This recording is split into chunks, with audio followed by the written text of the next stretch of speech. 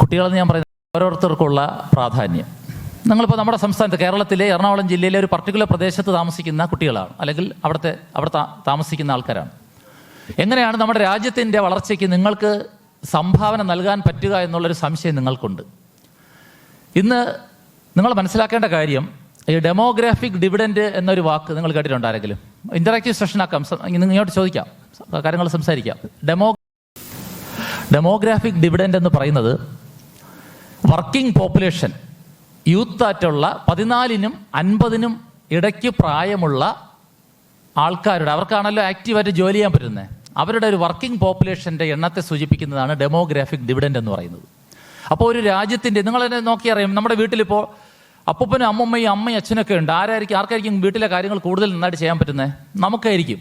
കാരണം ആ പ്രായത്തിൻ്റെ പ്രത്യേകത ഒരു 20 മുതൽ 40 അല്ലെങ്കിൽ 45 വയസ്സിനിടയ്ക്ക് ചെറുപ്പം, വളരെ യങ്ങും വൈബ്രൻറ്റും ആയിട്ടുള്ളൊരു കാലഘട്ടമാണ്. നമ്മൾ ചെയ്യുന്ന അത്രയും സ്പീഡോട് കൂടിയോ ഫാസ്റ്റായിട്ടോ അല്ലെങ്കിൽ സ്മാർട്ടായോ കുറച്ച് പ്രായം കൂടിയവർക്ക് വർക്ക് ചെയ്യാൻ പറ്റിയെന്ന് വരില്ല.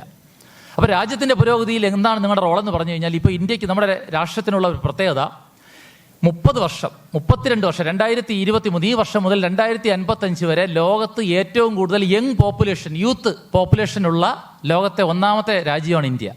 ആ യൂത്ത് പോപ്പുലേഷനിൽ പെട്ടവരാണ് ഈ എൻ്റെ ഫ്രണ്ടിലിരിക്കുന്ന നിങ്ങളെല്ലാവരും. ഇവിടെ 50 വയസ്സിന് മേളിലുള്ള ആൾക്കാരുണ്ടെന്ന് ഞാൻ കരുതുന്നില്ല.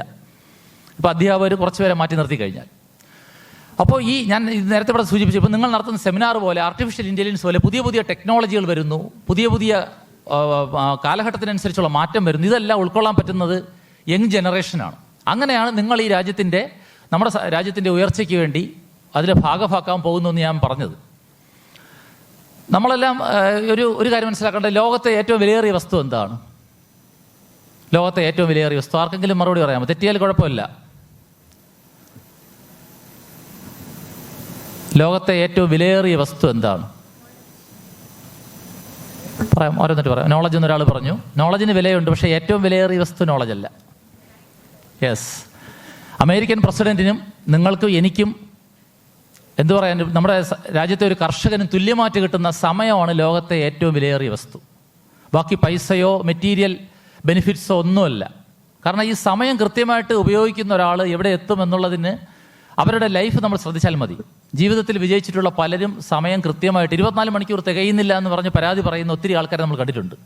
ടൈം മാനേജ്മെൻറ്റ് എന്ന് പറയുന്നത് ഒരു വലിയ പ്രക്രിയയാണ്. ഇപ്പോൾ ഇവിടെ തന്നെ 9:30 മീറ്റിംഗ് തുടങ്ങുമെന്ന് പറഞ്ഞാൽ 9:30 തന്നെ തുടങ്ങിയാൽ മാത്രം, കാരണം ഇവിടെ വന്നിട്ടുള്ള പലർക്കും പലതരം തിരക്കുകളാണ്.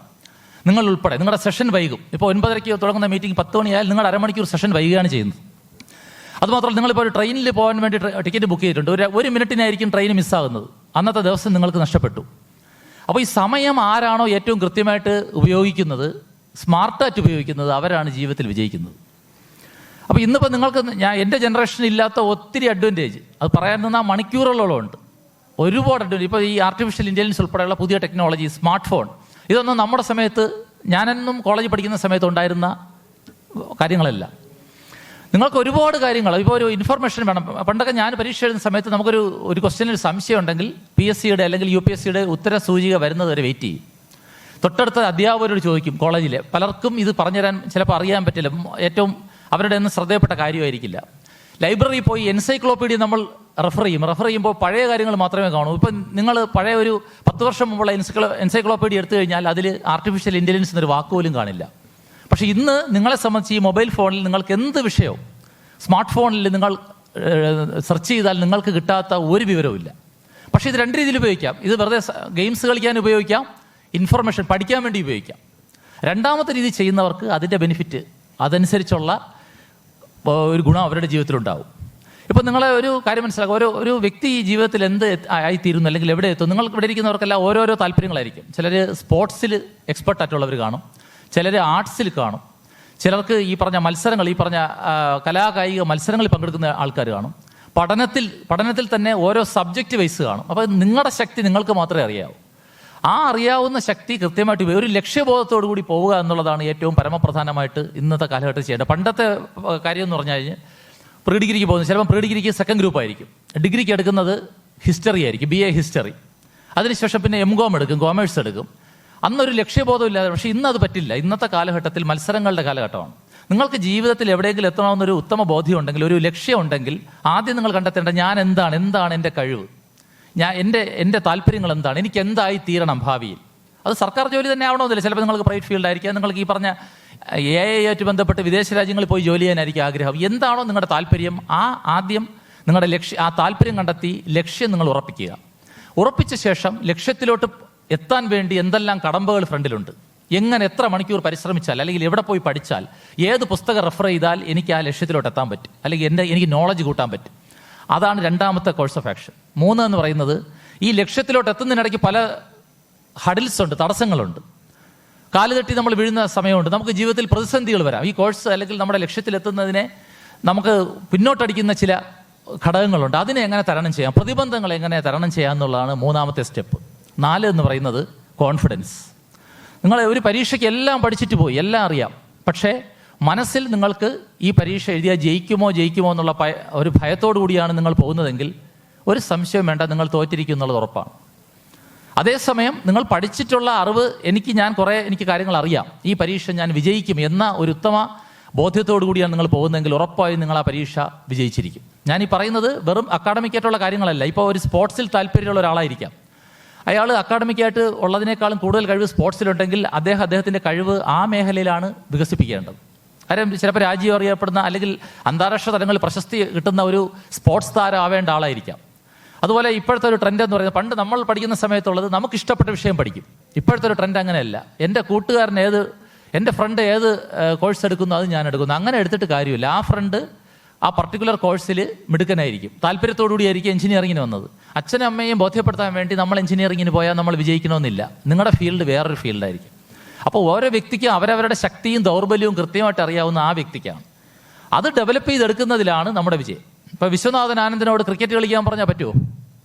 ടെണ്ടുൽക്കറിന് ടെന്നീസ് കളിക്കാൻ പറ്റുമോ? ഇല്ല. ഓരോരുത്തർക്കും ഓരോ ഫീൽഡുണ്ട്. അപ്പം നിങ്ങൾ ഇവിടെ ഇരിക്കുന്ന ഓരോരുത്തർക്കും ഓരോ ഇൻട്രസ്റ്റ് ഉണ്ട്. ഇപ്പോൾ സിവിൽ സർവീസസ് ആണ് നിങ്ങൾക്ക് ലക്ഷ്യം, നിങ്ങൾ ഇപ്പോഴേ തുടങ്ങണം അതിനുള്ള മുന്നൊരുക്കം. അല്ലാതെ ഡിഗ്രി കഴിഞ്ഞിട്ട് കോഴ്സ് കഴിഞ്ഞിട്ട് ഒരു 3 വർഷം കോച്ചിങ്ങിന് പോയിട്ട് തുടങ്ങാം, അങ്ങനെയല്ല. അതിൻ്റെ പ്രിലിമിനറി സ്റ്റെപ്സ് ഇപ്പോഴേ നിങ്ങൾക്ക് കെട്ടിപ്പൊക്കി വേണം.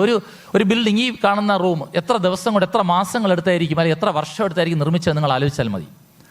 ഇതിനെന്തെല്ലാം മെറ്റീരിയൽസ് ഉപയോഗിച്ചു, ബ്രിക്ക്, മറ്റ് മോർട്ടാർ, ഒത്തിരി കാര്യം, മെറ്റീരിയൽസ്, വുഡ്, സ്റ്റീല്. അപ്പോൾ ഇത്രയും ഒരുപാട് കമ്പോണൻസ് ഒരുപാട് സമയമെടുത്ത് പലതരം ആൾക്കാർ മോൾഡ് ചെയ്താണ് ഈ ഒരു മനോഹരമായ ഒരു കോൺഫറൻസ് ഹാൾ ഉണ്ടാക്കിയത്. ഇതുപോലെ തന്നെയാണ് നിങ്ങളിപ്പോൾ ഒരു പൊസിഷനിലെത്തുന്നു, നിങ്ങളൊരു ഡോക്ടർ ആവുന്നു, അല്ലെങ്കിൽ എഞ്ചിനീയർ ആവുന്നു, അല്ലെങ്കിൽ AI ഒരു രാജ്യം അറിയപ്പെടുന്ന ഒരു വ്യക്തിയായി മാറുന്നു എന്ന് കരുതുക. ഒരു സുപ്രഭാതത്തിൽ നിങ്ങൾക്ക് അങ്ങോട്ട് എത്തിച്ചേരാൻ പറ്റില്ല. ഇതിനു വേണ്ടി ഒരുപാട് നിങ്ങളുടെ അധ്യാപകർ, പലതരം പുസ്തകങ്ങൾ, നിങ്ങളുടെ സുഹൃത്തുക്കൾ, ഇതുപോലുള്ള സെമിനാറുകൾ, ഇങ്ങനെ പല മേഖലകളിൽ കൂടി, അല്ലെങ്കിൽ ഒരുപാട് സമയം ഒരുപാട് പേരുടെ എഫർട്ട് കൊണ്ടും അല്ലെങ്കിൽ അവരുടെയൊക്കെ പ്രയത്നത്തിൻ്റെയൊക്കെ ഫലമായിട്ടാണ് നമ്മളൊരു പൊസിഷനിൽ എത്തിച്ചേരുന്നത്. ഞാനൊരു സർക്കാർ സ്കൂളിൽ പഠിച്ച ഒരു വ്യക്തിയാണ്. നിങ്ങൾക്കിന്നുള്ള ഒരു ഫെസിലിറ്റി അന്ന് ഞാൻ പഠിക്കുന്ന സമയത്ത് ആ സ്കൂളുകളിൽ ഇല്ലായിരുന്നു. പക്ഷേ ഇന്ന് അവിടെ നിന്നിട്ടും എനിക്ക് എൻ്റെ ഉള്ളിൽ ജീവിതത്തിൽ ഉയരങ്ങളിലെത്തണം, അല്ലെങ്കിൽ ഒരു പൊസിഷനിലെത്തണം എന്നുള്ള ഒരു അടങ്ങാത്തൊരു ആഗ്രഹം കൊണ്ട് മാത്രമാണ് ഞാൻ ഇതുവരെ എത്തിച്ചേർന്നത്. ഇത് വലിയ കാര്യമൊന്നുമില്ല, ഒരു മനുഷ്യ പ്രയത്നം കൊണ്ട് നമുക്ക് നേടാൻ പറ്റുന്നതേ ഉള്ളൂ. കാര്യം ഇത് പണ്ടത്തെ പോലെ നമുക്കിപ്പോൾ വലിയ കുടുംബത്തിൽ ജനിക്കണം, അല്ലെങ്കിൽ ഒരുപാട് പൈസയുള്ള കുടുംബത്തിൽ ജനിച്ചാൽ മാത്രമേ നമുക്ക് ഉയരങ്ങളിലെത്താൻ പറ്റൂ എന്നുള്ളതൊക്കെ വെറും തെറ്റിദ്ധാരണയാണ്. വേണ്ടതൊന്നാണ്, ഏറ്റവും പരമപ്രധാനം നിങ്ങൾക്ക് വേണ്ടത് ആത്മവിശ്വാസം എന്നുള്ള ഒരു കാര്യമാണ്. ഞാൻ ഇപ്പം ഇവിടെ കുറച്ച് ബോയ്സൊക്കെ ഇരിപ്പുണ്ടല്ലോ, കുറച്ച് കാര്യം പറയാം. 2000 ഗെയിംസൊക്കെ ഇഷ്ടമുള്ള ആൾക്കാർ കാണുമല്ലോ. 2018 വേൾഡ് കപ്പ് ഫൈനൽ, 2018 2012, അതായത് അർജന്റീന ജർമ്മനിയോട് തോറ്റ ഒരു ഫൈനൽ മാത്രം നിങ്ങൾ ആലോചിച്ചാൽ മതി. അന്ന് ഗ്രൗണ്ടിൽ കിടന്ന് കരയുന്ന ഒരാളുണ്ടായിരുന്നു, മെസ്സി.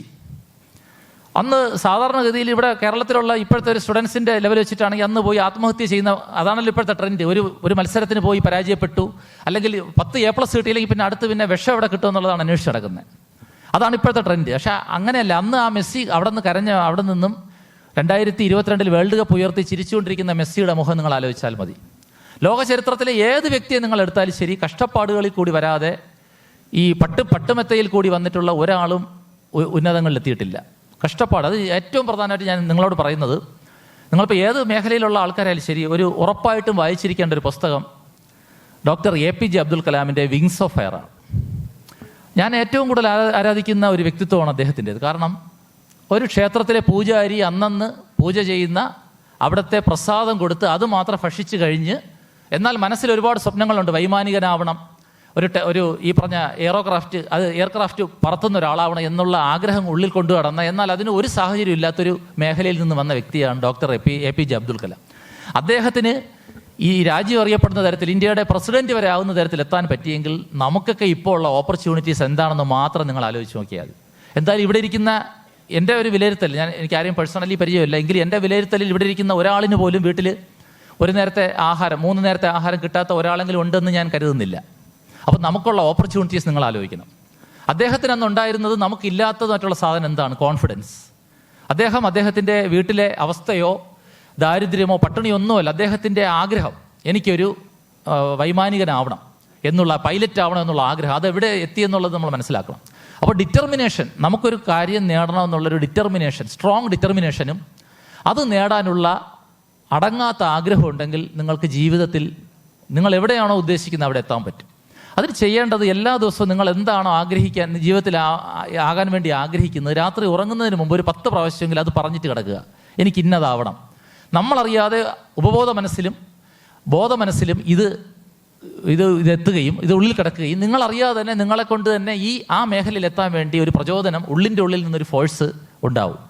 ഞാനിത് പറയാൻ കാരണം, 3 വർഷം സിവിൽ സർവീസസ് പ്രിലിമിനറി പരീക്ഷ തുടർച്ചയായി പാസ്സായിട്ട് മെയിൻ പരീക്ഷ വിജയിക്കാത്ത ഒരാളായിരുന്നു ഞാൻ. 2004 മുതൽ 6 വരെയുള്ള 3 വർഷം. അന്ന് ഇത്രയും സൗകര്യങ്ങളോ അല്ലെങ്കിൽ കോച്ചിങ് സെൻ്ററുകളോ ഒന്നും ഇല്ലാത്തൊരു സമയമായിരുന്നു. പക്ഷേ എനിക്ക് സിവിൽ സർവീസസ് നേടണമെന്നുള്ളൊരു വലിയൊരു ആഗ്രഹം ഉണ്ടായിരുന്നു. അതിനുവേണ്ടി കുറേ പരിശ്രമിച്ചു. പക്ഷേ എൻ്റെ പരിശ്രമം പോരായിരുന്നു, കുറച്ചുകൂടി പരിശ്രമം വേണമായിരുന്നു. അതുകൊണ്ടാണ് ഞാൻ അവിടെ പരാജയപ്പെട്ടു പോയത്. കാരണം മറ്റുള്ളവർ എന്നെക്കാളും മികച്ചവരായതുകൊണ്ട് ഞാൻ പരാജയപ്പെട്ടു. പക്ഷേ ആ ഉള്ളിൻ്റെ ഉള്ളിലുണ്ടായിരുന്ന ആഗ്രഹം, കേരള അഡ്മിനിസ്ട്രേറ്റീവ് സർവീസിൻ്റെ ഫസ്റ്റ് ബാച്ച് വിളിച്ചപ്പോൾ വീണ്ടും അത് പൊടിതട്ടിയെടുക്കുകയും പഴയ കാര്യങ്ങൾ ഞാൻ വീണ്ടും ഒന്നുകൂടി വർഷങ്ങൾക്ക് മുമ്പുള്ള വ്യക്തിയാവുകയും കുറച്ചുകൂടി ഹാർഡ് വർക്ക് ചെയ്യുകയും, അത് ഈ ജോലി കിട്ടിയതിന് ശേഷമാണ്, സർവീസ് കയറിയതിന് ശേഷം. അത് ആ ഒരു ആഗ്രഹം സ്ട്രോങ് ആയതുകൊണ്ടാണ് ഒരു 15-20 വർഷം കഴിഞ്ഞിട്ട്, 15 വർഷത്തിന് ശേഷം എനിക്കിപ്പോൾ കേരള അഡ്മിനിസ്ട്രേറ്റീവ് സർവീസ് പരീക്ഷയിൽ 3ാം റാങ്ക് നേടാൻ സാധിച്ചത്. അപ്പോൾ നമ്മുടെ ഉള്ളിലുള്ള ഒരു ആഗ്രഹം, അത് നമ്മൾ എന്തായി തീരണം, ജീവിതത്തിൽ എന്തായി തീരണം എന്നുള്ള ഒരു ആഗ്രഹം നമ്മൾ എത്രമാത്രം സ്വാധീനിക്കുന്നു എന്നുള്ളത് നിങ്ങൾ മനസ്സിലാക്കണം. നിങ്ങളുടെ ഉള്ളിൽ ഒരു ജീവിതത്തിൽ എവിടെ എത്തണം എന്നുള്ളൊരു ലക്ഷ്യബോധം കൃത്യമാണെങ്കിൽ, ആ ട്രാക്ക് കറക്റ്റ് ആണെങ്കിൽ, വെറുതെ നമ്മൾ ആഗ്രഹിച്ചിട്ട് കാര്യമില്ല. ഇപ്പം മറ്റുള്ളവർക്ക് താല്പര്യമുള്ളൊരു ഫീൽഡ് നമ്മൾ ആഗ്രഹിച്ചാൽ പറ്റില്ല. നിങ്ങളെ മനസ്സിനോട് ചോദിക്കണം, എനിക്ക് എന്താവണം? ടീച്ചറാവണോ, അല്ലെങ്കിൽ എനിക്ക് ഈ പറഞ്ഞ ഒരു പ്രൈവറ്റ് മേഖലയിൽ ജോലി ചെയ്യണോ, സിവിൽ സർവൻ്റ് ആവണോ, പോലീസ് ഓഫീസർ ആവണോ, പൈലറ്റ് ആവണം, ഇഷ്ടംപോലെ ഫീൽഡുണ്ട്, അഡ്വക്കേറ്റ് ആവണോ, ഏത് ഫീൽഡിൽ പോയാലും അവിടെ ശോഭിക്കണമെങ്കിൽ ആ മേഖലയായിട്ട് ബന്ധപ്പെട്ട് അവിടെ വിജയിക്കാൻ വേണ്ടിയുള്ള പ്രവർത്തനങ്ങൾ, അത് നിങ്ങൾ കഠിനാധ്വാനം ചെയ്തേ പറ്റൂ. ഒരു പ്രയോഗമുണ്ട്, ഏർലി ബേർഡ് ക്യാച്ചസ് മോർ വേം എന്നൊരു പ്രയോഗമുണ്ട്. ടെണ്ടുൽക്കർ എത്രാമത്തെ വയസ്സിൽ കളി തുടങ്ങിയത് നിങ്ങൾക്കറിയാം. അദ്ദേഹം നേടിയ റെക്കോർഡുകൾ നിങ്ങൾക്കറിയാം. അപ്പോൾ നിങ്ങൾ ഒരു 25ാമത്തെ വയസ്സിലാവേണ്ട കാര്യം 23-ൽ തുടങ്ങിയിട്ട് കാര്യമില്ല. നിങ്ങൾ ടെൻഡർ ഏജിൽ എന്താണ്, എനിക്ക് എവിടെ എത്തണം, അങ്ങനെ ഒരു ഉറച്ച ലക്ഷ്യബോധത്തോടുകൂടി വേണം പോകാൻ. അല്ലാതെ എല്ലാവരും സിവിൽ സർവീസസിന് പോകുന്നു, ഞാനും പോകുന്നു, എല്ലാവരും ബിടെക് പഠിക്കാൻ പോകുന്നു, ഞാനും പോകുന്നു, അങ്ങനെ പോയാൽ ഒരിക്കലും നിങ്ങൾ എന്താണെന്ന് നിങ്ങൾക്കേ അറിയാവൂ. നിങ്ങളുടെ അച്ഛനും അമ്മയ്ക്ക് പോലും നിങ്ങളുടെ താല്പര്യം കൃത്യമായിട്ട് അറിയാൻ പറ്റില്ല. ഞാൻ എന്താണ്, എൻ്റെ ശക്തി എന്താണ്, എൻ്റെ ദൗർബല്യം എന്താണ്. ഞാൻ സ്കൂളിൽ പഠിക്കുന്ന സമയത്ത് എനിക്ക് ഏറ്റവും ബുദ്ധിമുട്ടുള്ള വിഷയം മാത്സ് ആയിരുന്നു. ഞാൻ BSc മാത്സ് എടുത്തെങ്കിൽ എന്തായിരുന്നു എൻ്റെ അവസ്ഥ? 8 നിലയിൽ പൊട്ടു എന്ന് പറഞ്ഞാൽ മതി. അത് ഒഴിവാക്കാൻ വേണ്ടി മാത്രമാണ് ഞാൻ BSc സുവോളജി എടുത്തത്, മാത്സ് പഠിക്കാതിരിക്കാൻ വേണ്ടി മാത്രം. അപ്പോൾ എന്ന് കരുതിയിട്ട് അപ്പം നിങ്ങൾ വിചാരിക്കും മാത്സ് അറിയാവുന്നവർ മാത്രമാണ് ബുദ്ധിയുള്ളവർ. ഒരിക്കലും അല്ല. മാത്സുകാരുടെ ഇംഗ്ലീഷിൻ്റെ മാർക്ക് എടുത്ത് നിങ്ങൾ നോക്കിയാൽ മതി, മിനിമം മാർക്കായിരിക്കും. മാത്സ്, ഇംഗ്ലീഷ് 2 കോൺട്രഡിക്ടറി സബ്ജക്ട്സ് ആണ്. അപ്പോൾ ഞാൻ സ്കൂളിൽ പഠിക്കുന്ന സമയത്ത് അപ്പോൾ അമ്മ എന്നോട് ഒരിക്കൽ ഇതുപോലെ കണക്ക് ടീച്ചർ, ഞാൻ ഒരിക്കലും മറക്കാത്തൊരു പേരാണ് സീതാലക്ഷ്മി എന്നൊരു ടീച്ചർ. അപ്പോൾ ടീച്ചർ പറഞ്ഞുകൊണ്ടല്ല, എനിക്ക് ഏറ്റവും കൂടുതൽ അടി തന്നിട്ടുള്ള ടീച്ചറാണ് സീതാലക്ഷ്മി ടീച്ചർ. അതാണ് ഞാൻ ഒരിക്കലും മറക്കാത്ത കാര്യം. എന്തുകൊണ്ട് അടി തന്നെന്ന് പറഞ്ഞാൽ, ടീച്ചർ പറയുന്നത് ബാക്കി എല്ലാ വിഷയവും നീ പഠിക്കും, നിനക്ക് കണക്കിന് എന്താണ് പ്രശ്നം, ഇതാണ് ചോദിക്കുന്നത്. ബുദ്ധിയില്ലാത്തതോ ഓർമ്മക്കുറവോ ഒന്നുമില്ല, മനഃപൂർവ്വം നീ ഉഴപ്പുന്നതാണ്, വിഷയം അതല്ല. ഈ ബാക്കിയെല്ലാ വിഷയങ്ങൾ വായിച്ച് പഠിച്ചാൽ മതി, മാത്സ് മാത്രമാണ് ഒറ്റ വിഷയമുള്ളൂ ചെയ്ത് പഠിക്കേണ്ടത്. അതായത് ഫോർമുല അത് വച്ചിട്ട് ചെയ്ത് പഠിക്കേണ്ട വിഷയം മാത്സാണ്. നാച്ചുറലി എനിക്ക് മെനക്കെട്ടിരുന്ന് എഴുതി ചെയ്യാനുള്ള മടി, അതാണ് സത്യം. അപ്പോൾ ഒരിക്കൽ ഇങ്ങനെ നമ്മുടെ PTA മീറ്റിങ്ങിന് അമ്മ വന്ന സമയത്ത് അച്ഛൻ സ്ഥലത്തില്ലായിരുന്നു, അച്ഛൻ CRPFിലാണ്. അപ്പോൾ അമ്മ ഇങ്ങനെ പ്രോഗ്രസ് അവിടെ ഒപ്പിടാൻ വേണ്ടി വന്നപ്പോൾ ടീച്ചർ വളരെ പരാതി പറഞ്ഞു, എല്ലാ വിഷയവും പഠിക്കും, ഇവന് ഒരു കണക്ക് മാത്രമേ ഇവന് ഒട്ടും താല്പര്യമില്ല, ഞാൻ ക്ലാസ്സിൽ വന്ന് കയറി എങ്ങനെയെങ്കിലും ടീച്ചർ ഒന്ന് ഇവിടുന്ന് പോയാൽ മതി എന്നുള്ള രീതിയിലാണ് ഇരിക്കുന്നത്. അപ്പോൾ അമ്മ എന്നോട് വീട്ടിൽ വന്നിട്ട് പറഞ്ഞു, നീ ഇങ്ങനെയാണെങ്കിൽ നിനക്ക് നാളെ ഒരു കടയിൽ പോയിട്ട് സാധനം വാങ്ങിയിട്ട് ബാലൻസ് തന്നില്ലെങ്കിൽ, തെറ്റിച്ച് തന്നാൽ നീ എന്ത് ചെയ്യും, നിനക്ക് കണക്കറിയില്ലെങ്കിൽ. അമ്മ എന്നെ അങ്ങനെ ശരിക്കും വിഷമത്തോട് പറഞ്ഞു. അപ്പോൾ ഞാൻ പറഞ്ഞു, അങ്ങനെയൊന്നും പ്രശ്നമില്ല, ബേസായിട്ട് അറിയാം, പക്ഷേ ഭയങ്കര താല്പര്യമില്ല എന്നേ ഉള്ളൂ. അപ്പോൾ പിന്നീട് വർഷങ്ങൾക്ക് ശേഷം പുസ്തകം വായിച്ചപ്പോഴാണ് എനിക്കൊരു കാര്യം മനസ്സിലായത്. ഇതിനിടയ്ക്ക് ഞാൻ ഡിഗ്രി കഴിഞ്ഞു, കോഴ്സൊക്കെ കഴിഞ്ഞു, വായിച്ച് മനസ്സിലായി വരുന്നില്ല. നമ്മുടെ ബ്രെയിനിന് 2 പോർഷനുണ്ട്, ഫ്രണ്ടൽ പോർഷനും പരേറ്റൽ പോർഷനും. അപ്പോൾ ഒരു പോർഷനാണ് ഈ സയൻസിൻ്റെ കാര്യങ്ങൾ നിയന്ത്രിക്കുന്നത്, ഒരു പോർഷനും ആർട്സ് ലിറ്ററേച്ചർ നിയന്ത്രിക്കുന്നത് മറ്റു പോർഷനുമാണ്. അത് ഇങ്ങനെ ചിന്തിച്ചാൽ മതി. ഈ ഫാക്റ്റും ഫിക്ഷനും, അതായത് എന്ത് പറയാൻ, ഒന്നും കൂട്ടുമ്പോൾ 2 എന്നുള്ളത് ശാസ്ത്രം, സയൻസ്, മാത്സ്. ഒന്നും കൂട്ടുമ്പോൾ വലിയ എന്നുള്ളത് ഭാവന, ഇമാജിനേഷൻ, ലിറ്ററേച്ചർ, ലാംഗ്വേജ്. അപ്പോൾ ഈ 2 പോർഷൻ കൂടി ഒരിക്കലും ഒരു തുല്യമാറ്റി വരില്ല. ഒരു വ്യക്തിയെ സംബന്ധിച്ച് മാത്സും ഇംഗ്ലീഷും അല്ലെങ്കിൽ ഈ ഭാവനയും ഈ പറഞ്ഞ റിയാലിറ്റിയും ഈക്വലായിട്ട് വരില്ല. 2 പോർഷനിൽ ഏതെങ്കിലും ഒരെണ്ണമായിരിക്കും സ്ട്രോങ്. അങ്ങനെ ലോക ചരിത്രത്തിൽ ഒരേ ഒരാളേ ഉള്ളൂ മാത്സും ഇംഗ്ലീഷും ഈക്വലായിട്ട് കൈകാര്യം ചെയ്ത്. ആർക്കെങ്കിലും അറിയാമോ ആളിൻ്റെ പേര്? മാത്സിനും ഇംഗ്ലീഷും തുല്യമായിട്ട് കൈകാര്യം, എമിനന്റ് മാത്തമാറ്റീഷ്യനായിരുന്നു, സാഹിത്യത്തിന് നോബൽ സമ്മാനവും കിട്ടിയിട്ടുണ്ട്. ബെർട്രാൻഡ് റസൽ എന്ന് പറയും. എപ്പോഴെങ്കിലും ഗൂഗിളിൽ സെർച്ച് ചെയ്ത് നോക്കണം, ബെർട്രാൻഡ് റസൽ. പുള്ളിക്ക് അത് അൺനാച്ചുറലായിട്ട് പറ്റിയാണ്, സാധാരണ അങ്ങനെ പറ്റാറില്ല. അപ്പം ഞാൻ ഡിഗ്രിക്ക് പോയപ്പോഴാണ് ഒരു കാര്യം മനസ്സിലാക്കിയത്, എനിക്ക് മാത്സ് എത്രമാത്രം ബുദ്ധിമുട്ടുണ്ടോ അതുപോലെയാണ് മാത്സുകാർക്ക് ഇംഗ്ലീഷ് ബുദ്ധിമുട്ട്. അവർ ജസ്റ്റ് പാസ്സാണ്. ഞാനിതൊരു എക്സാമ്പിൾ പറഞ്ഞതേ ഉള്ളൂ. ഇത് പറഞ്ഞത് നിങ്ങളുടെ ഇൻട്രസ്റ്റ് എന്തെന്ന് മനസ്സിലാക്കാൻ വേണ്ടിയാണ്. അപ്പോൾ ഈ നിങ്ങളുടെ പൊട്ടൻഷ്യൽ എന്താണ്, നിങ്ങൾക്ക് ഇഷ്ടപ്പെട്ട വിഷയം ഏതാണ്, അത് നോക്കി അത് സെലക്ട് ചെയ്ത് എവിടെ എത്തണം എന്നുള്ള ലക്ഷ്യബോധം അത് മനസ്സിലാക്കാൻ വേണ്ടിയാണ് ഞാൻ ഈ കാര്യം പറഞ്ഞത്. പിന്നെ അതുപോലെ തന്നെ ഈ നമ്മുടെ പണ്ടത്തെ ആൾക്കാർ പറയും പോലെ ഈ മാതാപിതാ ഗുരു ദൈവം എന്ന് പറയുന്നൊരു വചനമുണ്ട്. നമ്മുടെ ഏറ്റവും കൂടുതൽ നമ്മൾ പ്രാധാന്യം കൊടുക്കേണ്ടത് നമ്മുടെ അമ്മയ്ക്കാണ്, നമുക്ക് ജന്മം തന്ന അമ്മ. അത് കഴിഞ്ഞ് ഇതൊക്കെ ഞാനിപ്പോൾ പറയാൻ കാരണം എന്ന് പറഞ്ഞാൽ ഇപ്പോഴത്തെ ജനറേഷൻ ഇത് സംബന്ധിച്ചൊക്കെ കുറേ കാര്യങ്ങൾ, നമ്മളെ ജനറേഷനല്ല, ജനറേഷൻ ഗ്യാപ്പാണ്. ഞാനൊരു 20 വർഷം മുമ്പ് നിൽക്കുന്ന ഒരാളായിട്ടും നിങ്ങളൊരു 20 വർഷം കഴിഞ്ഞ് നിൽക്കുന്ന ആളായിട്ടാണ് നിൽക്കുന്നത്. അതുകൊണ്ടാണ് കുറച്ച് കാര്യങ്ങൾ നിങ്ങളാരും സംവദിക്കുന്നത്. അപ്പോൾ അമ്മ കഴിഞ്ഞിട്ട് അച്ഛൻ, അമ്മ കഴിഞ്ഞിട്ടേ ഉള്ളൂ അച്ഛന് പ്രാധാന്യം. ഒരിക്കൽ ശ്രീരാമകൃഷ്ണ പരമഹംസനോട് ഒരാൾ ചോദിച്ചു, അമ്മയ്ക്കാണോ അച്ഛനാണോ പ്രാധാന്യം കൂടുതൽ? ഭയങ്കര തർക്കം. അച്ഛനെയും അമ്മയെയും ഇയാൾക്ക് ഇഷ്ടമുണ്ട്, എങ്കിലും സ്കൂളിൽ ഒരു ചോദ്യം വന്നു, അച്ഛനെയാണോ അമ്മയാണോ കൂടുതൽ സ്നേഹിക്കുന്നത്? അപ്പോൾ ശ്രീരാമകൃഷ്ണ പരമഹംസൻ്റെ അടുത്ത് പോയിട്ട് ചോദിച്ചു, അമ്മയ്ക്കാണോ അച്ഛനാണോ പ്രാധാന്യം? പുള്ളി പറഞ്ഞു, 5 കിലോ വെയിറ്റുള്ള ഒരു കല്ലെടുത്ത് ഒരു ചരടി കെട്ടി വയറ്റിൻ്റെ സൈഡിൽ തൂക്കാൻ പറഞ്ഞു. ഒരാഴ്ച കഴിഞ്ഞിട്ട് വരാൻ പറഞ്ഞു. അപ്പോൾ ഒരാഴ്ച കഴിഞ്ഞ് വന്നു എന്ന് പറഞ്ഞു, ഇനി 2 ആഴ്ച കൂടി ഇത് തൂക്കണം. അയ്യോ എന്നെ കൊണ്ട് പറ്റില്ല, 5 ഇത് ഭയങ്കര ബുദ്ധിമുട്ടാണ്, അപ്പോഴപ്പോഴായിട്ട് അങ്ങോട്ടും ഇങ്ങോട്ടും എനിക്ക് ഫ്രീ ആയിട്ട് മൂവ്മെൻറ്റ് നടക്കുന്നില്ല എന്ന് പറഞ്ഞു. അപ്പോൾ അദ്ദേഹം പറഞ്ഞു, നിങ്ങളുടെ ചോദ്യത്തിനുള്ള ഉത്തരം ഇപ്പം തന്നെ കിട്ടി. 9 മാസമാണ് ഇതുപോലെ വെയിറ്റുള്ള ഒരാളിനെ ശരീരത്തിനകത്ത് കൊണ്ടു നടന്ന് ആ ഒരു എംബ്രിയോ സ്റ്റേജിലുള്ള ഒരു എംബ്രിയോയെ പിന്നീട് ഒരു കുട്ടിയായി ജന്മം നൽകുകയും വളർത്തി വലുതാക്കി ഒരു വലിയൊരു വൃക്ഷം പോലെ ആക്കുന്ന, ഫ്രൂട്ടും ഈ പറഞ്ഞ കായും എല്ലാം വരുന്ന തരത്തിലുള്ള ഒരു വൃക്ഷമാക്കുന്ന പ്രക്രിയ ചെയ്യുന്ന അമ്മയ്ക്കാണ് പ്രാധാന്യം കൂടുതൽ. ഈ പറഞ്ഞ ഒരു നാമ്പ് മുളയ്ക്കുന്ന പരിപാടി മാത്രമേ അച്ഛനുള്ള രീതിയിൽ പറഞ്ഞു. അങ്ങനെയാണ് അമ്മയ്ക്ക് ഇത്രയും പ്രാധാന്യം കൊടുത്തിട്ടുള്ളത്. അതാണ് മാതാപിതാ, അത് കഴിഞ്ഞ് ഗുരു, ടീച്ചേഴ്സും കഴിഞ്ഞിട്ടാണ് ദൈവത്തിന് പ്രാധാന്യം വരുന്നത്. ഇപ്പം ഞാനിവിടെ ഒരു സീതാലക്ഷ്മി ടീച്ചറിൻ്റെ കാര്യം ഓർത്ത്, 95-ലാണ് ടീച്ചർ എന്നെ പഠിപ്പിച്ചത്. ടീച്ചർ ഈ അടിയെല്ലാം തന്നതിന് ശേഷം വൈകിട്ട് എന്നെ വിളിച്ച് എൻ്റെ കൈ തടവി തരുമായിരുന്നു. അപ്പോൾ അതിൽ നിന്ന് മനസ്സിലാക്കാനുള്ളത്, ഒരു മോനെപ്പുറത്തൊരു വാത്സല്യമുണ്ട്, പക്ഷേ ഞാൻ പഠിക്കാൻ വേണ്ടിയാണ് ടീച്ചർ എനിക്ക് ഇത്രയും അടി തന്നത്. അപ്പോൾ ഇത് ഞാൻ പറഞ്ഞു വരുന്നില്ല, നിങ്ങളിപ്പോൾ ഏതെങ്കിലും അധ്യാപകരോ ടീച്ചേഴ്സ് ആരെങ്കിലും നിങ്ങളെ വഴക്ക് പറയുകയോ ഇമ്പോസിഷൻ ഇടുകയോ അടി തരുമെന്ന് എനിക്കറിയില്ല. ഇപ്പോൾ അടി കൊടുക്കാൻ പാടില്ലല്ലോ. ബാലാവകാശ കമ്മീഷൻ, മനുഷ്യാവകാശ കമ്മീഷനൊക്കെ ഉള്ളതുകൊണ്ട് അടി കൊടുക്കാൻ പാടില്ല. നമ്മുടെ സമയത്തൊക്കെ 2 അടി തന്നു കഴിഞ്ഞാൽ വീട്ടിൽ ചെന്ന് പറഞ്ഞാൽ പറയാം 2 കിട്ടിയുള്ളൂ, 10 തരണമായിരുന്നു എന്ന് പറയും. അതായിരുന്നു അന്നത്തെ അച്ഛനും. കാരണം നമ്മൾ ഒരു അധ്യാപകനും അല്ലെങ്കിൽ ഒരു അധ്യാപികയും ഒരു കുട്ടിയെ വെറുതെ അടിക്കില്ല. നിങ്ങളെ ഏറ്റവും കൂടുതൽ ശകാരിക്കുന്ന, ഞാൻ ഒരു കാര്യം പറഞ്ഞ് നിങ്ങൾ ശ്രദ്ധിക്കുക, നിങ്ങളെ ഏറ്റവും കൂടുതൽ ശകാരിക്കുന്ന, വഴക്ക് പറയുന്ന, നിങ്ങൾക്ക് പണിഷ്മെൻറ്റ് തരുന്ന അധ്യാപകനാണ് നിങ്ങളെ ഏറ്റവും കൂടുതൽ ഇഷ്ടം. നിങ്ങൾ നന്നാവണമെന്ന് ആഗ്രഹിക്കുന്ന ടീച്ചേഴ്സ് മാത്രമേ അല്ലെങ്കിൽ അവർക്ക് വെറുതെ പഠിപ്പിച്ചിട്ട് പോയാൽ മതിയല്ലോ. അതുകൊണ്ടാണ് ഞാൻ ഇപ്പോഴും, എനിക്ക് ഇത്രയും അടി തന്നിട്ടും സീത ടീച്ചറിൻ്റെ പേര് ഇപ്പോഴും ഞാൻ ഓർക്കുന്നത് അതുകൊണ്ടാണ്. കാരണം ഞാൻ എന്തെങ്കിലും ജീവിതത്തിൽ എവിടെയെങ്കിലും, ടീച്ചർ പറഞ്ഞൊരു പോയിന്റ് ഉണ്ട്, ബാക്കി എല്ലാ വിഷയവും നീ പഠിക്കുന്നുണ്ട്, നിനക്കൊരു വിഷയം മാത്രം നീ മനഃപൂർവ്വം ഉഴപ്പുന്നു. അപ്പോൾ എന്നെ ടീച്ചർ ശ്രദ്ധിച്ചതാണ് അവിടെ. ഞാൻ അങ്ങനെ ബാക്കിലോട്ട് പോകാൻ പാടില്ല, എല്ലാ വിഷയവും ഈക്വലായിട്ട് ഞാൻ പഠിക്കണമെന്ന രീതി. അപ്പോൾ അത് നിങ്ങൾ പ്രത്യേകിച്ച് ശ്രദ്ധിക്കണം. അത് ഈ പറഞ്ഞ ടീച്ചേഴ്സിനെ ഇന്നത്തെ ഒരു സമൂഹത്തിന് ടീച്ചേഴ്സിനോടുള്ള സ്നേഹവും ബഹുമാനവും കുറഞ്ഞവരാണ്. ഞാൻ ആ ഒരു ഇൻസിഡൻറ്റ് കൂടി ജസ്റ്റ് ഒന്ന് പറഞ്ഞു പോവാം. ഇവിടെ എറണാകുളം ജില്ലയിൽ തന്നെയാണ്, എനിക്ക് തോന്നുന്നു മഹാരാജാസ് കോളേജാണെന്നാണ് തോന്നുന്നത്. ഒരു ഭിന്നശേഷിക്കാരനായ അധ്യാപകൻ ക്ലാസ് എടുത്തുകൊണ്ടിരുന്നപ്പം കുട്ടികൾ കാണിച്ച കാര്യങ്ങളൊക്കെ നിങ്ങൾ കണ്ടുകാണ്. നിങ്ങൾ ദയവ് ചെയ്ത് നിങ്ങൾ അങ്ങനെയുള്ള ഒരു പ്രവൃത്തിയും ചെയ്യരുത്. നമ്മളൊക്കെ പഠിക്കുന്ന സമയത്ത് ഈ ടീച്ചേഴ്സിനെ വളരെ വളരെ ബഹുമാനത്തിൽ അച്ഛനും അമ്മയും എങ്ങനെ കാണുന്ന ആ രീതിയിലാണ് ഞാനെന്നല്ല നമ്മളോട് പഠിച്ച് എല്ലാവരും കണ്ടിരുന്നത്. പരീക്ഷയ്ക്ക് മുമ്പ് ടീച്ചേഴ്സിൻ്റെ കാല് തൊട്ട് തൊഴിലിട്ടാണ് പോകുന്നത്.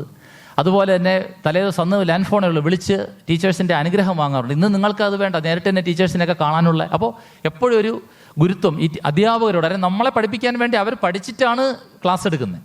പിന്നെ നിങ്ങളെ വഴക്ക് പറയുന്നത് നിങ്ങളെ നശിക്കാൻ വേണ്ടിയല്ല, നിങ്ങൾ നശിക്കാൻ വേണ്ടി, നിങ്ങൾ നന്നാവാൻ വേണ്ടിയാണ് വഴക്ക് പറയുന്നത്. എത്രത്തോളം പണിഷ്മെന്റ് തരുന്നു അത്രത്തോളം നിങ്ങളെ സ്നേഹിക്കുന്നു. നിങ്ങളൊരു നാളെ നല്ല ഒരു പൊസിഷനിൽ എത്തണം, ഞാൻ പഠിപ്പിച്ച കുട്ടി ഇന്നടത്തിരിക്കുകയാണ് അല്ലെങ്കിൽ ഇന്ന പൊസിഷനിലാണ് എന്ന് കേൾക്കാൻ ആഗ്രഹിച്ചിട്ടാണ് അവർ നിങ്ങളെ വഴക്ക് പറയുന്നത്. അതുകൊണ്ട് ഒരിക്കലും ഈ ഒരു ടീച്ചർ ഇങ്ങനെ പറഞ്ഞു അതിൻ്റെ പേരിൽ എന്തെങ്കിലും ചെയ്തു കളയാം, അല്ലെങ്കിൽ ടീച്ചറിനെതിരെ പരാതി, അങ്ങനെയൊന്നും ഒരിക്കലും ചെയ്യരുത്. അതൊക്കെ ഇപ്പോഴത്തെ പുതിയ ട്രെൻഡായിട്ട് വരുന്ന കാര്യങ്ങളാണ്. ഞാൻ ഈ KS റിസൾട്ട് വന്ന സമയത്ത് എന്നെ പഠിപ്പിച്ച ഒരു അധ്യാപിക ജയലക്ഷ്മി എന്നാണ് ആ ടീച്ചറിൻ്റെ പേര്. ടീച്ചറിനെ ഞാൻ വിളിച്ചിട്ട് ഞാൻ പറഞ്ഞു, ടീച്ചർ ഇങ്ങനെ എനിക്ക് KS എക്സാമിന് ഞാൻ നമ്പരൊന്നും ഇല്ലായിരുന്നു, വേറെ പലയിടത്തു നിന്നും പാടുപെട്ടാണ് ടീച്ചറിനെ നമ്പർ സംഘടിപ്പിച്ച് വിളിച്ചത്. ഇങ്ങനെ KS പരീക്ഷയ്ക്ക് 3ാം റാങ്ക് കിട്ടിയെന്ന് പറഞ്ഞു. അപ്പോൾ ടീച്ചറിൻ്റെ, ഞാനന്ന് വിളിച്ചത് എൻ്റെ ലാൻഡ് ഫോണിൽ നിന്നാണ് വിളിച്ചത്. ടീച്ചറിൻ്റെ ആ ഒരു സന്തോഷം ശരിക്കും പറഞ്ഞാൽ എനിക്ക് ഫോണിൽ കൂടി എനിക്ക് മുഖം കാണാൻ പറ്റുന്ന തരത്തിലുള്ള സന്തോഷമാണ്. ടീച്ചർ പറഞ്ഞത് എൻ്റെ മോന് ജോലി കിട്ടി, KS പരീക്ഷ പാസ്സായ ഒരു എഫക്റ്റാണ് എനിക്ക് തോന്നിയത്. അപ്പോൾ ആ അധ്യാപകരൊക്കെ എത്രമാത്രം നമ്മളെ സ്നേഹിക്കുന്നു എന്നത് നിങ്ങൾ മനസ്സിലാക്കണം. ഇവിടെ നടന്ന സംഭവങ്ങൾ പോലുള്ള കാര്യങ്ങൾ, ഇപ്പോൾ ഈ പറഞ്ഞ ഭിന്നശേഷിക്കാരനായ അധ്യാപകൻ, അദ്ദേഹം എന്താണ് പറഞ്ഞത്? കുട്ടികളെ വെറുതെ പണിഷ് ചെയ്യണ്ട, അവർക്ക് തെറ്റുപറ്റിയതാണ്, അങ്ങനെയാണ് അദ്ദേഹം പറഞ്ഞത്. അപ്പോൾ അങ്ങനെയുള്ള പ്രവൃത്തികൾ ഒരിക്കലും ചെയ്യരുത്. എപ്പോഴും ടീച്ചേഴ്സിനോട് വളരെ സ്നേഹത്തിലും ബഹുമാനത്തിലും തന്നെ വേണം പെരുമാറാൻ. പിന്നെ സമയം ഏകദേശം ആയി എന്ന് തോന്നുന്നു. എനിക്ക് അനുവദിക്കപ്പെട്ടിട്ടുള്ള 1-2 കാര്യങ്ങളൂടി പറയാം. അതുകൂടി പറയാൻ വേണ്ടിയാണ് പ്രത്യേകിച്ച് ഞാനിങ്ങനെ ഇവിടെ ഒരു ക്ലാസ് ഞാൻ തന്നെ എടുക്കാമെന്ന് പറഞ്ഞത്. നമ്മുടെ സമയത്തൊന്നും ഇതൊന്നും പറയേണ്ടിയിരുന്നില്ല. നമ്മുടെ സമയത്ത് ഞാനൊക്കെ പഠിക്കുന്ന സമയത്ത് ഈ മദ്യം, മയക്കുമരുന്ന് അതൊക്കെ നമ്മൾ കേട്ടിട്ടേ ഉള്ളൂ.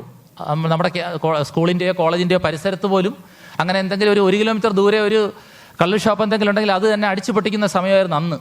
അപ്പോൾ ഇന്ന് പ്രത്യേകിച്ച് എറണാകുളം ജില്ലയായിട്ട് ഞാൻ പറയുന്നുണ്ട്, നിങ്ങൾ നേരിട്ട് മദ്യവും മയക്കുമരുന്ന് ഉപയോഗിക്കും എന്ന് ഞാൻ കരുതുന്നില്ല. പക്ഷേ ഇൻഡയറക്റ്റായിട്ട് ഫുഡിൽ കൂടിയോ ചില സുഹൃത്തുക്കളെ വിളിച്ച് നിങ്ങളെ ഇതിൻ്റെ ട്രാപ്പിലാക്കാൻ വേണ്ടിയുള്ള ശ്രമം നടത്തും. ഒരു കാരണവശാലും ഈ രണ്ടിൻ്റെയും, നിങ്ങൾ പഠിച്ച് പൊസിഷനിലൊന്നും ആയില്ലെങ്കിലും കുഴപ്പമില്ല, സമൂഹത്തിന് ബാധ്യതയാകുന്ന വ്യക്തികളായി ഒരിക്കലും ജീവിക്കാതിരിക്കുക. ഈ പറഞ്ഞ പഠിപ്പിച്ച ടീച്ചേഴ്സിനും കോളേജിനും അതുപോലെ തന്നെ അച്ഛനമ്മമാർക്കും നാണക്കേടുണ്ടാക്കുന്ന തരത്തിലുള്ള ഒന്നിനും പോകാതിരിക്കുക. പ്രത്യേകിച്ച് ഇപ്പോൾ ചെയ്യുന്നത് പല സ്ഥലങ്ങളിലെയും ഈ ഫുഡ് മെറ്റീരിയൽസ്, ജ്യൂസ് അതുപോലുള്ള ഫുഡ് മെറ്റീരിയൽസ് നിങ്ങളറിയാതെ ഈ പറഞ്ഞ മെറ്റീരിയൽസ് തരും. നിങ്ങളുടെ ശ്രദ്ധയിൽ ഒരു കാരണവശാലും നിങ്ങളത് കഴിക്കരുത്, നിങ്ങൾ ആ പരിസരത്ത് പോകരുത്. ഇങ്ങനെ എന്തെങ്കിലും ഇൻഫർമേഷൻ ഉണ്ടെങ്കിൽ നിങ്ങൾ എക്സൈസ് വകുപ്പിനെയോ കോളേജിലെ അധ്യാപകരെയോ അറിയിക്കുക. കാരണം ഞാനൊരു എക്സാമ്പിളോട് പറഞ്ഞു നിർത്താം. അതായത് ഈ മദ്യപാനം തുടങ്ങിക്കഴിഞ്ഞാൽ രണ്ടും പ്രശ്നമാണ്, മദ്യവും മയക്കുമരുന്നും പ്രശ്നമാണ്. മദ്യപാനമാണെങ്കിൽ നമുക്ക് ഇടയ്ക്ക് വെച്ച് നിർത്താം. പക്ഷേ മയക്കുമരുന്ന് ഒരിക്കലും ഉപയോഗിച്ച് കഴിഞ്ഞാൽ പിന്നെ നിങ്ങളുടെ ജീവിതം തീർന്നു എന്ന് മാത്രം കരുതിയാൽ മതി. രണ്ടാമത് റീടേക്ക് ഇല്ല, റിവേഴ്സ് പ്രോസസ് ഇല്ല. ഞാനിത് പറയാൻ കാരണം, നമുക്ക് KSന് ട്രെയിനിങ് എടുത്ത സമയത്ത് മെഡിക്കൽ കോളേജ്, തിരുവനന്തപുരം മെഡിക്കൽ കോളേജിലെ സൈക്യാട്രിസ്റ്റിലെ പ്രശസ്തരായ ഡോക്ടർ, നിങ്ങൾ TV യിലൊക്കെ കണ്ടിട്ടുണ്ടായിരിക്കും, ഡോക്ടർ അരുൺ B. നായർ. അപ്പോൾ സാറ് പറഞ്ഞ ഒരു കാര്യമുണ്ട്. ഇവരുടെ ഒരു ഗെറ്റ് ടുഗദർ നടക്കുകയാണ്. 1990 സാറ് MBBS അഡ്മിഷൻ കിട്ടി. 90s ബാച്ചിൽപ്പെട്ട കുട്ടികളെല്ലാം കൂടി ഒരു 2001 കാലഘട്ടത്തിൽ ഒരു ഗെറ്റ് ടുഗദർ നടത്തിയപ്പോഴേക്കും അന്നത്തെ ക്ലാസ്സിൽ ഏറ്റവും മിടുക്കനായ ഒരു കുട്ടി എഞ്ചിനീയറിംഗ് ആണ് കിട്ടിയത്. പുള്ളി ദുബായിൽ സിവിൽ എഞ്ചിനീയറായി ദുബായിൽ വർക്ക് ചെയ്യുന്നു. അപ്പോൾ ഇവർ ആ ഒരു പ്രീ ഡിഗ്രി, എനിക്ക് തോന്നുന്നു സാർ പറഞ്ഞ പ്രീ ഡിഗ്രി ആണെന്നുണ്ടായത്, പ്രീ ഡിഗ്രിയുടെ ബാച്ചാണ് ഗെറ്റ് ടുഗദർ നടത്തിയത്. അപ്പോൾ അതിലൊരു പെൺകുട്ടി, ആ കുട്ടി ഡോക്ടറാണ്, എവിടുന്ന് ആരോ ഒരാൾ കൊണ്ടുവന്ന, ഡോക്ടേഴ്സിന് മയക്കുമരുന്ന് കിട്ടുമല്ലോ, കൊണ്ടുവന്നിട്ട് പറയുന്നു ഇത് ആർക്കെങ്കിലും ഉപയോഗിക്കാൻ പറ്റുമെന്ന് ചോദിച്ചു. അപ്പോൾ ആരും ഒന്നും മിണ്ടിയില്ല. തമാശയ്ക്ക് ചോദിക്കുന്നതിൽ എന്നിട്ട് ആരും ഒന്നും മിണ്ടിയില്ല. അപ്പോഴങ്ങനെ ഈ പെൺകുട്ടി തന്നെ അടുത്ത സെൻറ്റൻസും പറയാൻ തുടങ്ങി, ഇത് ഉപയോഗിക്കണമെങ്കിൽ അങ്ങനെ എല്ലാവർക്കും ഉപയോഗിക്കാൻ പറ്റില്ല, പുരുഷന്മാർക്ക് മാത്രമേ ഉപയോഗിക്കാൻ പറ്റൂ, ആണുങ്ങൾക്ക് മാത്രമേ ഇത് ഉപയോഗിക്കാൻ പറ്റുമെന്ന് പറഞ്ഞു. അപ്പോൾ ആണത്വം തെളിയിക്കാൻ വേണ്ടി, പുരുഷത്വം തെളിയിക്കാൻ വേണ്ടി ഈ എഞ്ചിനീയറിംഗ് ടോപ്പ് റാങ്ക് വാങ്ങിച്ച പയ്യൻ ഫ്രണ്ടിൽ വന്ന് ഞാൻ ഉപയോഗിക്കാമെന്ന് പറഞ്ഞിട്ട് പുള്ളി അത് ടെസ്റ്റ് ചെയ്തു. പിറ്റേ ദിവസം കറക്റ്റ് 24 hours അതേ സമയമായപ്പോൾ ഇദ്ദേഹത്തിന് ഇത് കിട്ടാനുള്ള ടെൻഡൻസി, ഇതെവിടുന്നെങ്കിലും സംഘടിപ്പിച്ചേ പറ്റൂ. തേടിപ്പോയി കഴിച്ചു. അടുത്ത ദിവസമായി, മാസങ്ങളായി.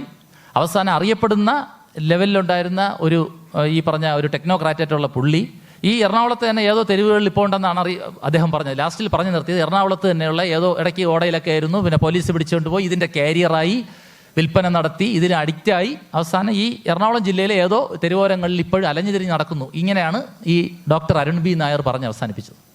അപ്പോൾ ഒരു കാരണവശാലും നിങ്ങൾ ഇതിൻ്റെ ബാക്കിൽ പോകരുത്. നിങ്ങൾ പഠിച്ച്, ഞാൻ പറഞ്ഞില്ലേ, നിങ്ങൾക്ക് ജോലി കിട്ടിയില്ലെങ്കിലും കുഴപ്പമില്ല, നിങ്ങളുടെ ആരോഗ്യവും സാമൂഹികമായിട്ടുള്ള നിങ്ങളുടെ സുരക്ഷിതത്വവും നിങ്ങൾ ഉറപ്പുവരുത്തുക. അത് പ്രത്യേകിച്ച് ലഹരിക്കെതിരെ നിങ്ങൾക്ക് എന്ത് ഇൻഫർമേഷൻ നിങ്ങൾ ഉപയോഗിക്കാത്ത മാത്രമല്ല, മറ്റുള്ള ആരെങ്കിലും ഉപയോഗിക്കുകയാണെങ്കിൽ ആ ഇൻഫർമേഷൻ കൃത്യമായിട്ട് കോളേജ് അധികൃതരെയോ പോലീസ് ഡിപ്പാർട്ട്മെൻറ്റിനെയോ നിങ്ങളുടെ അച്ഛനമ്മമാരെയോ ആരെങ്കിലും അറിയിക്കുക. തിരുവനന്തപുരത്ത് ഒരു പ്രശസ്തമായ സ്കൂളിൻ്റെ തൊട്ടടുത്ത് നിന്ന് ഒരു പെൺകുട്ടി എന്നല്ല, ഒരു ഗ്രൂപ്പ് ഓഫ് ഗേൾസ് അവിടെ നിന്ന് സ്ഥിരമായിട്ട് ഐസ്ക്രീം കഴിക്കും. അപ്പം ഇത് നടന്ന സംഭവമാണ്. എൻ്റെ സുഹൃത്തിൻ്റെ ചേട്ടൻ്റെ മോളാണ് എന്നോടൊപ്പം വർക്ക് ചെയ്തത്. അപ്പോൾ ഒരു ദിവസം ഇവർ ഫാമിലി ആയിട്ട് പോയപ്പം പറഞ്ഞു, അച്ഛാ അവിടുന്ന് ആ സ്കൂളിൻ്റെ പേരൊന്നും ഞാൻ പറയുന്നില്ല, ആ ഒരു പർട്ടിക്കുലർ ഐസ്ക്രീം പാർലറിൽ നിന്ന് ഐസ്ക്രീം കഴിക്കാമെന്ന് പറഞ്ഞു. അപ്പോൾ അച്ഛൻ ചോദിച്ചു, എന്താ മോളെ അവിടുത്തെ ഐസ്ക്രീമിന് പ്രത്യേകത? അത് ഭയങ്കര ടേസ്റ്റാണ് അച്ഛാ എന്ന് പറഞ്ഞു. അപ്പോൾ ഡൗട്ട് തോന്നി അച്ഛൻ എന്താ കഴിക്കാമെന്ന് പറഞ്ഞിട്ട് അച്ഛനും മക്കളുമായിട്ട് വേറെ ഒരു അനിയനും കൂടിയുണ്ട്, ഇവർ 4 പേരായിട്ട്, ഇവർ അച്ഛനമ്മ എംപ്ലോയിഡ് ആണ്, അവർ 4 സെൻട്രൽ ഗവൺമെൻറ് ഉദ്യോഗസ്ഥരാണ്. 4 പേരുമായിട്ട് ഐസ്ക്രീം കഴിച്ചിട്ട് ഇദ്ദേഹം ഒരു പാക്കറ്റ് പാഴ്സൽ വാങ്ങി, ബോക്സിൽ വാങ്ങി, നേരെ അന്ന് തന്നെ ലാബിൽ കൊണ്ടുകൊടുത്തു. ടെസ്റ്റ് ചെയ്തപ്പോൾ ഹൈ കണ്ടൻറ്റ് ഈ പറഞ്ഞ മയക്കുമരുന്നിൻ്റെ സാന്നിധ്യം. അന്ന് തന്നെ കട അടപ്പിച്ചു. തൊട്ടടുത്തുള്ള ഇതുപോലത്തെ ഒരു ക്രിസ്ത്യൻ മാനേജ്മെൻറ്റ് സ്കൂളായിരുന്നു, അവരുടെ അധികൃതരെയൊക്കെ അറിയിച്ചിട്ട് ഇങ്ങനെയാണ് ഇപ്പോൾ സെർവ് ചെയ്യുന്നത്. അല്ലാതെ ഡയറക്റ്റ് നിങ്ങളുടെ അടുത്ത് വന്നിട്ട് ഇതാ മയക്കുമരുന്നിരിക്കുന്നു കഴിക്കൂ എന്ന് പറഞ്ഞല്ല തരുന്നത്. അസ്വാഭാവികമായിട്ട് ഏതെങ്കിലും ഷോപ്പിൽ ആൾക്കാർ കുട്ടികൾ അമിതമായിട്ട് പോവുകയോ ഈ പറഞ്ഞ ചില പർട്ടിക്കുലർ മെറ്റീരിയൽ ഇത് കൊള്ളാം, ഇത് ഭയങ്കര ടേസ്റ്റാണെന്ന് പറയുകയോ ചെയ്യുമെങ്കിൽ നിങ്ങൾ ശ്രദ്ധിക്കുക, അതിൽ ഈ പറഞ്ഞ മയക്കുമരുന്നിൻ്റെ സാന്നിധ്യം ഉണ്ടായിരിക്കുന്നുള്ള ഉറപ്പാണ്. അപ്പോൾ അങ്ങനെയുള്ള കാര്യങ്ങളിലൊന്നും നിങ്ങൾ പോകാതിരിക്കുക, നല്ല രീതിയിൽ പഠിക്കുക. ഇപ്പം നിങ്ങളുടെ ജനറേഷൻ, ഞാൻ പറഞ്ഞില്ലേ, നമ്മുടെ ജനറേഷനുള്ള പ്രത്യേകതയല്ല, നിങ്ങൾക്ക് ഈ ലോകത്തിൻ്റെ ഏത് കോർണറിലും പോകാൻ പറ്റുന്നൊരു സമയമാണ് ഇപ്പോൾ. വിദ്യാഭ്യാസമായാലും ശരി, ജോലിയായാലും ശരി, ഓപ്പർച്യൂണിറ്റീസ് ഒത്തിരിയാണ്. പുതിയ പുതിയ കോഴ്സുകൾ വരുന്നു, പുതിയ പുതിയ ടെക്നോളജി വരുന്നു. ഇപ്പോൾ ആർട്ടിഫിഷ്യൽ ഇൻ്റലിജൻസ് തന്നെ പുതിയ ടെക്നോളജിയാണ്, ഒത്തിരി സ്കോപ്പായിരിക്കും ഭാവിയിൽ വരാൻ പോകുന്നത്. അതിനെ നെഗറ്റീവായിട്ട് പലരും പറയുന്നുണ്ടെങ്കിൽ അങ്ങനെ ആവാൻ സാധ്യതയില്ല. അപ്പോൾ നിങ്ങൾക്ക് കിട്ടുന്ന അവസരങ്ങൾ മാക്സിമം യൂട്ടിലൈസ് ചെയ്യുക. ഈ പറഞ്ഞ കുടുംബത്തിലെ അച്ഛനമ്മമാർ, അതുപോലെ തന്നെ നമ്മുടെ അധ്യാപകർ, നമുക്ക് വിദ്യ പകർന്നു തരുന്ന അധ്യാപകർ, അവരെ ബഹുമാനിക്കുക, സ്നേഹിക്കുക.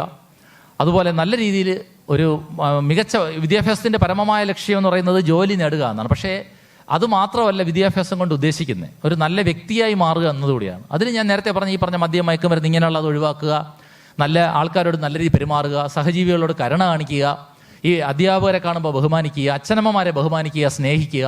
അതുപോലെ ജീവിതത്തിൽ വിജയിക്കുക. അതൊരു വാശിയും വേണം. ജീവിതത്തിൽ എനിക്ക് എന്തെങ്കിലും ആവണം, അതൊരു വാശി തന്നെ ആയിരിക്കണം.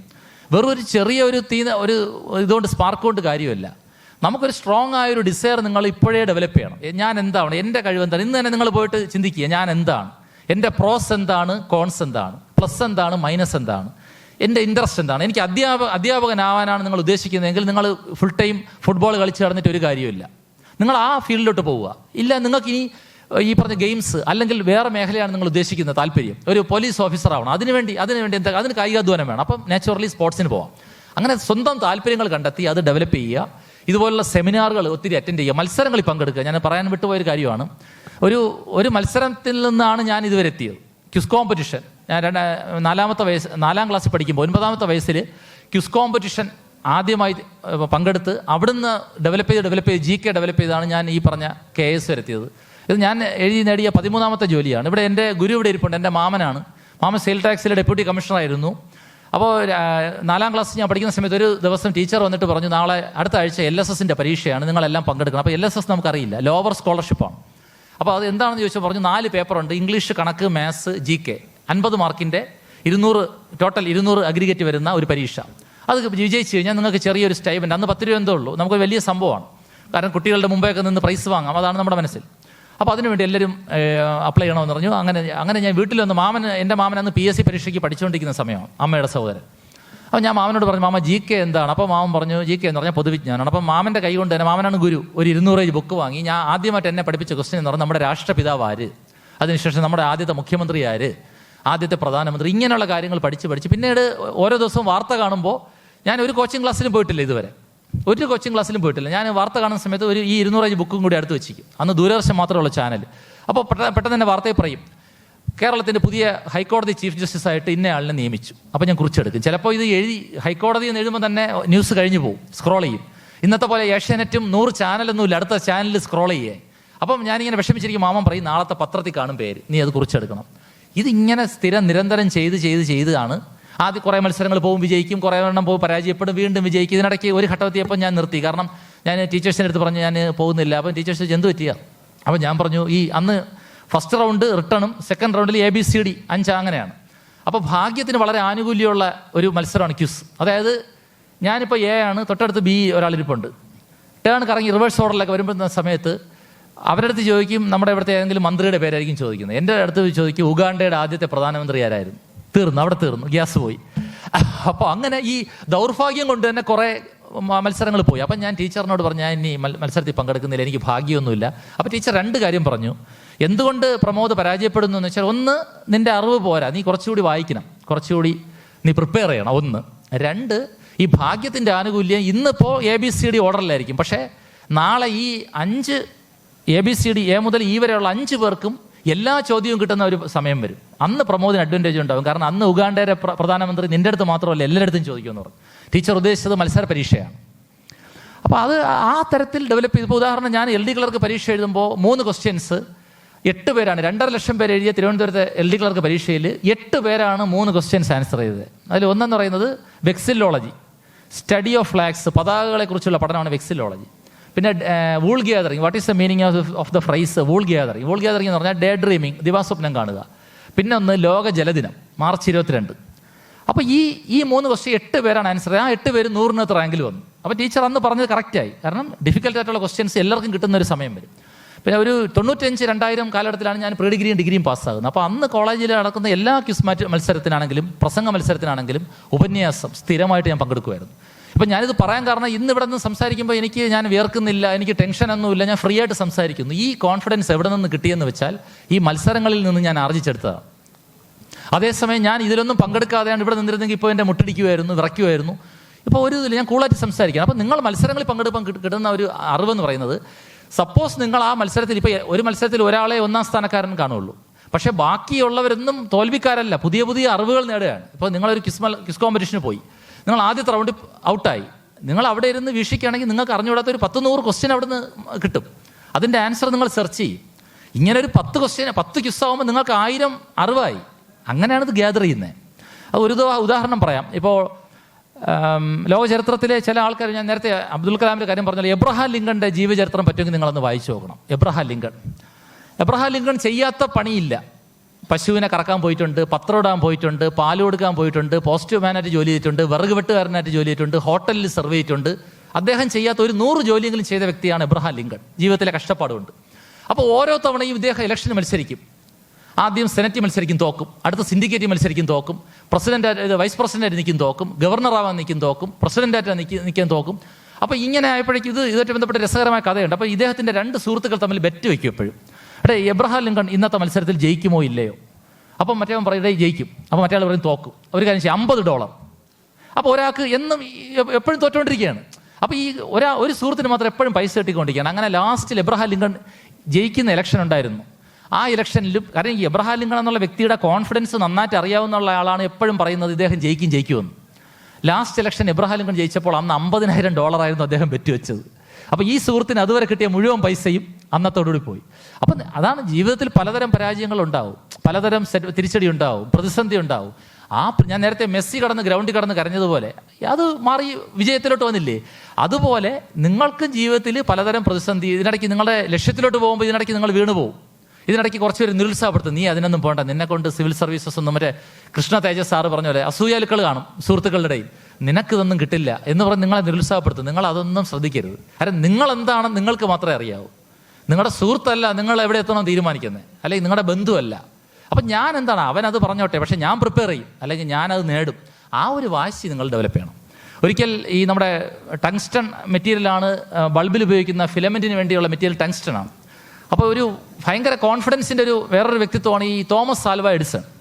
അപ്പോൾ 2 സംഭവങ്ങൾ പറഞ്ഞുതരാം. ഒന്ന് എന്ന് പറയുന്നത്, ഇദ്ദേഹത്തിന് ഒരു ഫാക്ടറി ഉണ്ട്. ഫാക്ടറിയിൽ കുറേ ജോലിക്കാരുണ്ട്. ഒരു ദിവസം ഫാക്ടറിയിലെ ജോലിക്കാരെല്ലാം ഓടി പുറത്തോട്ട് വന്നിട്ട് പറഞ്ഞു, എല്ലാം പോയി സാറേ, എല്ലാം നഷ്ടപ്പെട്ടു. അവർ എന്ത് പറ്റി? അത് ഫാക്ടറി തീപിടിച്ചു, മുഴുവൻ സാധനങ്ങൾ, എല്ലാ മെറ്റീരിയൽസും കത്തി നശിച്ചു എന്ന് പറഞ്ഞു.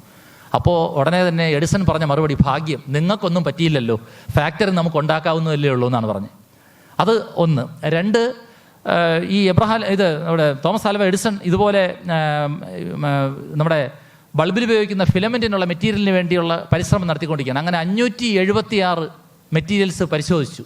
അപ്പോഴൊന്നും കണ്ടുപിടിക്കുക, എല്ലാം ഫെയിലറാണ്.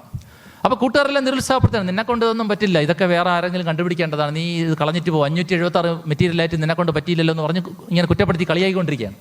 ഇദ്ദേഹം പിന്മാറിയില്ല. അവസാനം ടങ്സ്റ്റൺ ആ മെറ്റീരിയൽ ഉപയോഗിച്ചാണ് ഈ ഫിലമെൻറ്റ് നിർമ്മിക്കുന്നത് കണ്ടുപിടിച്ചു. അപ്പോൾ കൂട്ടുകാരെല്ലാം അപ്പോഴും കളിയാക്കി പറഞ്ഞു, പിന്നെ നീ ഒരു 6 മാസം കൊണ്ടിരുന്ന് 576 മെറ്റീരിയൽ കളഞ്ഞിട്ടാണ് നീ ഇപ്പോൾ ഇത് കണ്ടുപിടിച്ച വലിയ സംഭവം തന്നെ എന്ന് പറഞ്ഞ് കളിയാക്കുകയാണ്. അപ്പോൾ അദ്ദേഹം പറഞ്ഞ മറുപടി, എൻ്റെ 576 പരീക്ഷണങ്ങൾ വേസ്റ്റായില്ല. കാരണം ഫിലമെൻറ്റ് ഉണ്ടാക്കാൻ പറ്റാത്ത 576 മൂലകങ്ങളെ ഞാൻ കണ്ടുപിടിച്ചു, മെറ്റീരിയൽസ് ഞാൻ കണ്ട് മനസ്സിലാക്കി എന്നാണ് അദ്ദേഹം പറഞ്ഞത്. ഇത്ര പോസിറ്റീവായിട്ട് ചിന്തിക്കാൻ നമ്മളെ കൊണ്ട് പറ്റുമോ? നമ്മളിപ്പോൾ റോഡിലൂടെ നടന്നു പോകുമ്പോൾ ഒന്ന് വീണ് കയ്യോ കാലോ ഒടിയുന്നു. അപ്പോൾ എല്ലാവരും പറയുമോ കഷ്ടകാലം, കൈ ഒടിഞ്ഞ് കാലൊടിഞ്ഞ്. നമ്മൾ തിരിച്ചാണ് ചിന്തിക്കേണ്ടത്, കൈ മാത്രമല്ലേ ഒടിഞ്ഞുള്ളൂ, വേറെ ജീവനൊന്നും സംഭവിച്ചില്ലല്ലോ എന്ന് വേണം ചിന്തിക്കാൻ. അങ്ങനെ പോസിറ്റീവായിട്ട് എടുക്കും. അല്ലാതെ ഇന്നത്തെ കാലഘട്ടത്തിലുള്ളതുപോലെ രണ്ടുപേര് തമ്മിൽ വീട്ടിൽ അനിയനും ചേച്ചിയും കൂടി കളിച്ചുകൊണ്ടിരിക്കുന്നു, ചാനൽ മാറ്റി വയ്ക്കാൻ വേണ്ടി റിമോട്ടിന് വേണ്ടി അടി നടക്കുന്നു, അടുത്ത സെക്കൻഡിൽ ചേച്ചി പോയി തൂങ്ങി മരിക്കുന്നു. അങ്ങനെയുള്ള കാര്യങ്ങൾക്കൊന്നും പോകില്ല. ഇതൊക്കെ കേൾക്കുമ്പോൾ ചിരിയാണ് നമുക്ക് വരുന്നത്. കാരണം ഇങ്ങനെയൊക്കെ തൂങ്ങി മരിക്കാനായിരുന്നെങ്കിൽ ഈ ലോകത്ത് ആരെങ്കിലും ഉണ്ടാവുമായിരുന്നു. ഈ മഹാന്മാരായിട്ടുള്ള ഈ ബിൽഗേറ്റ്സിൻ്റെ കാര്യം അറിയാമല്ലോ. ബിൽഗേറ്റ്സിനൊക്കെ കോളേജിൽ നിന്ന് ഇറക്കി വിട്ടത്. ബിൽഗേറ്റ്സിനെ കോളേജിൽ നിന്നും ഡ്രോപ്പ് ഔട്ട് ആയിരുന്നതാണ്. നിന്നെക്കൊണ്ട് പഠിക്കാനും കൊള്ളില്ല, ഒന്നിനും കൊള്ളില്ലെന്ന് പറഞ്ഞ് കളിയാക്കി വിട്ട ബിൽഗേറ്റ്സ് അവസാനം എവിടെ എത്തിയെന്ന് അറിയാമല്ലോ. അതുകൊണ്ട് എല്ലാ പരീക്ഷയ്ക്കും ഫുൾ A+ കിട്ടിയാൽ മാത്രമേ ജീവിതം വിജയിച്ചു എന്ന് ഒരിക്കലും കരുതരുത്. A+ കിട്ടാൻ വേണ്ടി ശ്രമിക്കണം. പക്ഷേ ഒരു B+ ആയി എന്ന് കരുതിയിട്ട് നിങ്ങൾ അതിൽ ഡിസപ്പോയിൻറ്റഡ് ആയി മൊത്തം ലോകം മുഴുവൻ നശിച്ചു, ഇനി എന്നെ ആൾക്കാർ എങ്ങനെ കാണും, അങ്ങനെ ചിന്തിക്കേണ്ട ഒരു കാര്യമില്ല. കാരണം ലോക ചരിത്രത്തിൽ വിജയം നേടിയ നല്ലൊരു ശതമാനം പേരും പരാജയത്തിൽ നിന്നാണ് തിരിച്ചു വന്നത്. ചിലപ്പം നിങ്ങളുടെ ഫ്രണ്ടിൽ ഫുൾ A+ നേടിയ ആൾക്കാരെക്കാളും വിജയത്തിലെത്താൻ പോകുന്നത് നിങ്ങളായിരിക്കും. കാരണം അവർക്കില്ലാത്ത കുറേ ക്വാളിറ്റീസ് നിങ്ങൾക്കുണ്ട്.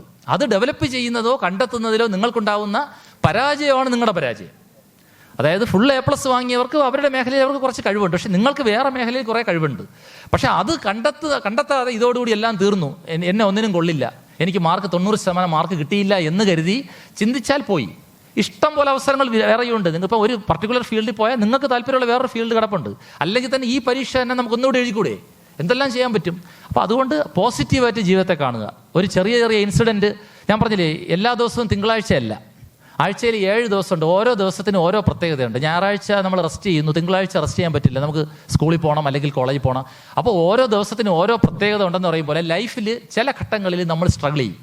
അത് നിങ്ങൾ ചിന്തിച്ചാൽ മതി, ആരായാലും മതി. ലൈഫിൽ ഏതെങ്കിലും ഒരു ഘട്ടത്തിൽ, അത് സാമ്പത്തികമായിട്ടായിരിക്കാം, ശാരീരികമായിട്ടാ, മാനസികമായിട്ടായിരിക്കും. ഇപ്പം നിങ്ങൾ വളരെ സുഖലോലുപതയുള്ള ഒരു കുടുംബത്തിൽ നിന്നാണ് ജനിച്ച് വളർന്നത്. അതായത് ഈ അച്ഛനും അമ്മയും സ്പൂൺ ഫീഡിങ് നടത്തുന്ന എന്താ പറയുക പട്ട് മെത്തയിൽ ജീവിക്കുന്ന ആൾക്കാരാണെങ്കിൽ നിങ്ങൾക്ക് ലൈഫിൽ ചെറിയ സ്ട്രഗിൾ വരുമ്പോൾ നിങ്ങൾ പെട്ടെന്ന് തളർന്നു പോകും. അതേസമയം നിങ്ങൾ കല്ലും മുള്ളും ചവിട്ടിയാണ് നിങ്ങൾ വരുന്നതെങ്കിൽ നിങ്ങൾക്ക് ലൈഫിൽ വരുന്ന ഒരു പ്രശ്നവും, ഭാവിയിൽ വരുന്ന നിങ്ങളുടെ പേഴ്സണൽ വരുന്ന വിഷയമോ ഒഫീഷ്യൽ വരുന്ന വിഷയമോ നിങ്ങൾക്ക് തരണം ചെയ്യാൻ ഈസി ആയിട്ട് പറ്റും. അത് പണ്ടത്തെ ജനറേഷൻ എന്ന് പറഞ്ഞാൽ ഇന്ന് നിങ്ങൾ അനുഭവിക്കുന്ന സൗഭാഗ്യങ്ങളൊന്നും ഇല്ലാതെയാണ് നമ്മളൊക്കെ വന്നത്. അതുകൊണ്ട് തന്നെ നമുക്കിപ്പോൾ ഒരു ചെറിയൊരു വിഷയം വന്നു കഴിഞ്ഞാൽ നമുക്കത് ചെറുതല്ല, ഒരു വലിയ പ്രശ്നം വന്നാലും ഇത് ജീവിതം കളഞ്ഞിട്ട് പോകേണ്ട ആവശ്യമില്ല, ഇത് നേരിടാൻ പറ്റും എന്നൊരു കോൺഫിഡൻസ് ഉണ്ട്. പക്ഷേ ഇന്നത്തെ തലമുറയ്ക്ക് അങ്ങനെയല്ല. ഒന്നാമത് മക്കളുടെ എണ്ണം കുറവാണ്, 1-2 കുട്ടികളെ കാണുകയുള്ളൂ. അച്ഛനമ്മമാർ അമിതമായിട്ട് ഓവർ കെയറിങ് തരുന്നുണ്ട്. അമിതമായ പ്രൊട്ടക്ഷൻ കുട്ടികളുടെ നാശത്തിലോട്ടേ പോവുള്ളൂ. ഈ spare the road and spoil the child എന്നൊരു പ്രയോഗമുണ്ട്. അടി കൊടുക്കേണ്ട സമയത്ത് അടി കൊടുക്കുക തന്നെ വേണം. അത് കൊച്ചുകുട്ടിയായാലും വലിയ കുട്ടിയായാലും. ഉപദേശിക്കേണ്ട സമയത്ത് ഉപദേശിക്കുക തന്നെ വേണം. അതല്ല എങ്കിൽ ഈ പറഞ്ഞ ഇവർ ചെയ്യുന്ന എല്ലാ കാര്യങ്ങൾക്കും ഇവരുടെ താളത്തിനകത്ത് തുള്ളാൻ നിന്ന് കഴിഞ്ഞാൽ ആ കുട്ടികൾ വഴിതെറ്റാനാണ് സാധ്യത. നാളെ ജീവിതത്തിൽ ഒരു പ്രശ്നം വരുമ്പോൾ ഫോൺ വിളിച്ച് ചോദിക്കാൻ അച്ഛനും അമ്മയും അന്ന് കാണില്ല. അച്ഛാ ഇങ്ങനെ ഒരു ക്രൈസിസ് ഉണ്ട്, ഞാൻ എന്ത് ചെയ്യും? അത് ഡീൽ ചെയ്യാനുള്ള ഒരു മനോബലം നിങ്ങൾ അതിന് നല്ല നല്ല പുസ്തകങ്ങൾ, ഞാൻ നേരത്തെ പറഞ്ഞതുപോലെ ഈ Abraham Lincoln, Thomas Alva Edison, Einstein, കുറേ മഹത് വ്യക്തികൾ, നമ്മുടെ APJ അബ്ദുൽ കലാം, സ്ട്രഗിൾ ചെയ്ത് വന്ന കുറേ ആൾക്കാരുണ്ട്. അവരുടെ ലൈഫ് നിങ്ങൾ കണ്ടു കഴിഞ്ഞാൽ നിങ്ങൾക്ക് മനസ്സിലാവും. കാര്യം അവർ എത്രമാത്രം അപ്പോഴാണ് മനസ്സിലാവുന്നത്, അയ്യോ നമ്മളൊക്കെ ജീവിതത്തിൽ എന്താണ് അനുഭവിച്ചത്, ഒന്നും അനുഭവിച്ചില്ല. എന്നാൽ ഈ പറഞ്ഞ നമ്മുടെ ഡോക്ടർ APJ അബ്ദുൽ കലാമിൻ്റെ ഓട്ടോബയോഗ്രഫി മാത്രം നിങ്ങൾ നോക്കിയാൽ മതി. അദ്ദേഹം എന്തെല്ലാം ഹാർഡ്ഷിപ്പ്, ഇഷ്ടപ്പെട്ട കോഴ്സ് പൈസ ഇല്ലാത്തതുകൊണ്ട് മാത്രം പുള്ളിക്ക് പഠിക്കാൻ പറ്റിയില്ല. ഇഷ്ടപ്പെട്ട കോഴ്സ് മാർക്കുണ്ടായിരുന്നു, പൈസ ഇല്ല. അങ്ങനെ മാറി പഠിച്ചതാണ്. എയറോനോട്ടിക്കൽ ഇത് വിട്ടിട്ടാണ് പുള്ളി നമ്മുടെ ഇതുണ്ടല്ലോ മിസൈൽ രംഗത്തേക്ക് വന്നത്. അപ്പോൾ അത് നമുക്ക് കിട്ടിയ അവസരങ്ങൾ നോക്കുക. നമ്മുടെ നെഗറ്റീവ്സ്, കിട്ടാത്ത സാധനങ്ങളെക്കുറിച്ച് പരാതി പറയുന്നതിന് വരെ ഉള്ള ഭാഗ്യങ്ങൾ നോക്കുക, അവസരങ്ങൾ മാക്സിമം. നിങ്ങൾക്കിപ്പോൾ ഒരുപാട് അവസരങ്ങൾ ഉണ്ട്, പണ്ടത്തെ പോലെയല്ല. BA MA അങ്ങനെ ഒരു പർട്ടിക്കുലർ കോഴ്സൊന്നുമില്ല, ഒരു റെലോ ഇല്ല. ഇപ്പോൾ ഒരു പർട്ടിക്കുലർ ഏരിയ ഇല്ല, ലോകം മുഴുവൻ ഓപ്പണാണ്. നിങ്ങൾക്ക് ഇഷ്ടപ്പെട്ട കോഴ്സ് പഠിക്കാം, ഇഷ്ടപ്പെട്ട സ്ഥലത്ത് പോകാം. ഈ പറഞ്ഞ എഡ്യൂക്കേഷൻ ലോണൊന്നും നമ്മുടെ സമയത്തൊന്നുമില്ല. ഇപ്പോൾ എഡ്യൂക്കേഷൻ ലോൺ വരെയുണ്ട്, ആരെ ആശ്രയിക്കേണ്ട. അപ്പോൾ ആ കിട്ടുന്ന ഓപ്പർച്യൂണിറ്റീസ് മാക്സിമം നിങ്ങൾ യൂട്ടിലൈസ് ചെയ്യുക. ഞാൻ നേരത്തെ പറഞ്ഞ പോലെ ലക്ഷ്യം കണ്ടെത്തുക. നിങ്ങൾക്ക് ജീവിതത്തിൽ എന്തായിത്തീരണം എന്നുള്ള ലക്ഷ്യം, ആ ലക്ഷ്യത്തിന് മുന്നിലോട്ടുള്ള പ്രയാണം, ഏതെല്ലാം മേഖല വഴി എത്തിയാൽ അവിടെ എത്തിച്ചേരാൻ പറ്റും. ഇനി അടുത്ത മൂന്നാമത്തെ കോഴ്സ് എന്ന് പറഞ്ഞാൽ ഹഡിൽസ്. കുറേ തടസ്സങ്ങളുണ്ട് ഇതിനിടയ്ക്ക്. ആ തടസ്സങ്ങൾ എങ്ങനെ ഓവർകം ചെയ്യാം. 4 കോൺഫിഡൻസ്, ഹാർഡ് വർക്ക്, അതിനേക്കാളേറെ സ്മാർട്ട് വർക്ക്. സമയം കൂടുതലിരുന്ന് പഠിക്കുന്നതിലല്ല, കുറച്ച് സമയം കൂടുതൽ നന്നായിട്ട് ഉപയോഗിക്കുന്നതിലാണ് കാര്യം. അതുപോലെ പഠിക്കുന്ന സമയത്തും ഈ രാത്രി കൂടുതലിരുന്ന് നിങ്ങളുടെ സമയം കളയുന്നതിന്, രാത്രി ഒരു 10 മണിക്ക് ശേഷമൊക്കെ പലരും ഇപ്പം മൊബൈലൊക്കെ നോക്കിയിട്ട് കിടക്കുന്ന 12 മണി 1 മണിക്കായിരിക്കും. അത്രയും സമയമൊന്നും ഇരിക്കരുത്. രാത്രി ഒരു 10 അല്ലെങ്കിൽ 11 മണി മാക്സിമം ഉറങ്ങുക. വെളുപ്പാങ്കാലത്ത് പറ്റുമെങ്കിൽ 4 മണിക്ക് എണീറ്റ് കുളിച്ചിട്ടിരുന്ന് നിങ്ങൾ പഠിക്കുക. അങ്ങനെ നിങ്ങൾ ഒരാഴ്ച ചെയ്ത് നോക്കിയാൽ മതി. ഇത് ഞാൻ പറയുമ്പോൾ സിറ്റി പ്രദേശത്തുള്ള, ഇവിടെ ഇപ്പോൾ സിറ്റി പ്രദേശമാണല്ലോ, സിറ്റി പ്രദേശത്തുള്ള കുട്ടികളൊക്കെ എൻ്റെ അടുത്ത് ചോദിച്ചിട്ടുണ്ട് എങ്ങനെയാണ് ഈ വെളുപ്പാങ്കാലത്ത് എണീറ്റിരുന്ന് പഠിക്കാൻ പറ്റുന്നത്. കാരണം അവരെല്ലാം 8 മണിക്ക് 9 മണിക്കൊക്കെ എണീക്കുന്ന ആൾക്കാരാണ്. ഗ്രാമപ്രദേശത്തുള്ളവർ കുറച്ചുകൂടി നേരത്തെ, ഞാനൊക്കെ ഗ്രാമപ്രദേശത്ത് നിന്ന് വെളുപ്പാങ്കാലത്ത് എണീക്കാൻ പറ്റും. പക്ഷേ നിങ്ങൾ ഒരു കാര്യം ചെയ്യാനുള്ളത്, എണീറ്റ ഉടനെ മുഖം കഴിയിട്ടിരിക്കരുത്, കുളിച്ചിട്ടിരിക്കുക. ഒരാഴ്ച നിങ്ങൾ പഠിച്ചു നോക്കുക. 4 മണിക്കോ 3 മണിക്കോ എണീറ്റ് നിങ്ങൾ ഒരാഴ്ച നിങ്ങൾ പഠിക്കുമ്പോൾ നിങ്ങൾക്ക് വ്യത്യാസം ഫീൽ ചെയ്യും. കാരണം ഞാനിത് പറയാൻ കാരണം, നമ്മുടെ ഹ്യൂമൻ ബ്രെയിനിന് ഒരു കാര്യങ്ങൾ മനസ്സിലാക്കുന്നതിന് ഒരു സമയത്തിൻ്റെ ഒരു പ്രശ്നമുണ്ട്. അതായത് ഇന്ന് രാവിലെ 7 മണിക്ക് എണീറ്റു, വൈകിട്ട് 7 മണിയാകുമ്പോൾ 12 മണിക്കൂറായി, 10 മണിയാകുമ്പോൾ 15 മണിക്കൂറായി. ഈ 12 മണിക്കൂർ കഴിഞ്ഞ് പിന്നീട് നിങ്ങൾ വായിക്കുന്ന, നമ്മളിങ്ങനെ ഉണർന്നിരിക്കുന്നെങ്കിൽ നമ്മുടെ ഉള്ളിലോട്ട് കയറുന്നത് അല്ലെങ്കിൽ നമ്മുടെ ബ്രെയിനിലോട്ട് ഇംബൈബ് ചെയ്യാൻ പറ്റുന്ന ഇത് വളരെ കുറവായിരിക്കും, കപ്പാസിറ്റി കുറയും. അതൊന്നുമില്ല, ഒരു ലോങ് ഡ്രൈവ് വണ്ടി നമ്മളെടുത്ത് പോവുകയാണ്, കണ്ടിന്യൂസ് ആയിട്ട് തിരുവനന്തപുരത്ത് നിന്ന് കാസർഗോഡ് വരെ പോയി കഴിഞ്ഞാൽ പോവില്ല, തൃശ്ശൂരൊക്കെ എത്തുമ്പോൾ വണ്ടി ബ്രേക്ക് ഡൗൺ ആവും. ഇതിനിടയ്ക്ക് നമ്മൾ നിർത്തും, വണ്ടി ഒന്ന് ഓഫാക്കും, നമ്മൾ പോയി ചായ കുടിക്കും, നമ്മുടെ ഉറക്കം മാറും, നമ്മൾ ഫ്രഷ് ആവും. അതുപോലെ അങ്ങനെ നിർത്തി പോകുമ്പോൾ വണ്ടി പോകുന്നത് പോലെ, അതായത് ആ വണ്ടിക്ക് ഇത് കൊടുക്കുകയാണ്, ഒരു കണ്ടിന്യൂസ് ആയിട്ട് അതിനായിട്ട് ഓടിക്കാതെ. വീട്ടിൽ അമ്മമാർക്കറിയാം, മിക്സി കണ്ടിന്യൂസ് ആയിട്ട് ഉപയോഗിക്കുമ്പോൾ എന്താണ് സംഭവിക്കുന്നത്, പെട്ടെന്ന് കേടാവും. ഒരു ഗ്യാപ്പ് എടുത്ത് ചെയ്യുന്നത് പോലെ. അപ്പോൾ അതുപോലെ നിങ്ങൾ ഈ രാത്രി കൂടുതൽ സമയം ഇരിക്കരുത്. രാത്രി ഒരു 10 11 മണി കഴിഞ്ഞ് ഇരിക്കുന്നത് പിന്നെ വായിക്കുന്നതുകൊണ്ട് ഒരു അർത്ഥമില്ലെന്നാണ് വിദഗ്ധർ പറയുന്നത്, ഡോക്ടേഴ്സ് പോലും പറയുന്നത്. അപ്പോൾ റെസ്റ്റ് കൊടുക്കുക. ഹ്യൂമൻ ബ്രെയിൻ ആ റെസ്റ്റ് എടുത്തിട്ട് നിങ്ങൾ വെളുപ്പാങ്കാലത്ത് ഫ്രഷ് ആയിട്ട് സ്റ്റാർട്ട് ചെയ്ത് നോക്ക്. തൊട്ടടുത്ത് TV-യുടെ ശബ്ദമില്ല, വണ്ടിയുടെ വെഹിക്കിൾ പോപ്പുലേഷൻ ഇല്ല, പൊല്യൂഷൻ ഇല്ല, കിളികളുടെ ശബ്ദം മാത്രം. ആ സമയത്ത് നിങ്ങൾ ജനലിൽ തുറന്നിട്ട് കുളിച്ചിട്ട് ഫ്രഷ് ആയിട്ടിരുന്ന് നിങ്ങൾ പഠിച്ചു നോക്കുക. ഏറ്റവും ബ്രഹ്മമുഹൂർത്തം എന്നാണ് പറയുന്നത്. നിങ്ങൾക്ക് ഏറ്റവും ബുദ്ധിമുട്ടുള്ള വിഷയം പഠിക്കേണ്ട സമയം വെളുപ്പാങ്കാലത്താണ്. ഇത് ഈ ഞാൻ പറഞ്ഞതുപോലെ ജസ്റ്റ് മുഖം കഴിച്ചിരുന്ന് ഞാൻ ഉറക്കം വരും, പക്ഷേ കുളിച്ചിട്ട് നമ്മൾ ഫ്രഷ് ആയിട്ടിരുന്ന് നമുക്ക് ഏറ്റവും ബുദ്ധിമുട്ടുള്ള സമയം. നിങ്ങൾ അങ്ങനെ ഒരാഴ്ച പ്രാക്ടീസ് ചെയ്താൽ നിങ്ങൾക്ക് ജീവിതത്തിൽ ഒരു ദിവസത്തിൽ നിങ്ങൾക്ക് ഏറ്റവും പഠിക്കാൻ സൗകര്യം തോന്നുന്ന സമയം ഈ വെളുപ്പാങ്കാലം. ആരുടെയും ശബ്ദമല്ല, സൈലൻ്റ് ആണ്, പെർഫെക്റ്റ് സൈലൻസാണ്. അപ്പോൾ അതൊന്ന് പ്രാക്ടീസ് ചെയ്യുക. ഞാനത് എൻ്റെ ഒരു ഇത് വെച്ച് ഞാൻ പറഞ്ഞതാണ്. അത് കണ്ടിന്യൂസ് ആയിട്ട് ഇരുന്ന് കഴിഞ്ഞാൽ കിട്ടുന്ന പോലെ നമ്മുടെ ക്ഷീണം മാറിയിട്ട് ഈ പറഞ്ഞ വണ്ടി റീസ്റ്റാർട്ട് ചെയ്യുന്ന ഒരു എഫക്റ്റ് നമുക്ക് കിട്ടും. സമയം ഏകദേശം ആയി എന്ന് തോന്നുന്നു, 11:15 ആയിട്ടുണ്ട്. ഏകദേശം കാര്യങ്ങൾ പറഞ്ഞു എന്നാണ് ഞാൻ മനസ്സിലാക്കുന്നത്. ഇനി നിങ്ങൾക്ക് ഡൗട്ട്സ് ആയിട്ട് എന്തെങ്കിലും ചോദിക്കാനുണ്ടോ? 5 മിനിറ്റ്, അല്ലെങ്കിൽ പിന്നെ വൺ സൈഡഡ് ആയിപ്പോവും. ഇൻ്ററാക്ഷൻ ആയിട്ട് എന്തെങ്കിലും ഉണ്ടോ? നിങ്ങളുടെ ഡൗട്ട്സ് ക്ലിയർ ചെയ്യാൻ. എനിക്ക് അറിയാവുന്ന കാര്യങ്ങളാണെങ്കിൽ പറയാം. എൻ്റെ ലൈഫ് എക്സ്പീരിയൻസ് ആണ് ഞാൻ ഷെയർ ചെയ്തത്, അല്ലാതെ വലിയ ആളൊന്നുമല്ല ഞാൻ. എന്ത് ചോദിച്ചാലും മറുപടി പറയാൻ പറ്റുന്ന ആളൊന്നുമല്ല. അത്യാവശ്യം അറിയാവുന്ന കാര്യങ്ങളാണെങ്കിൽ ഷെയർ ചെയ്യാം. ഉണ്ടോ എന്തെങ്കിലും?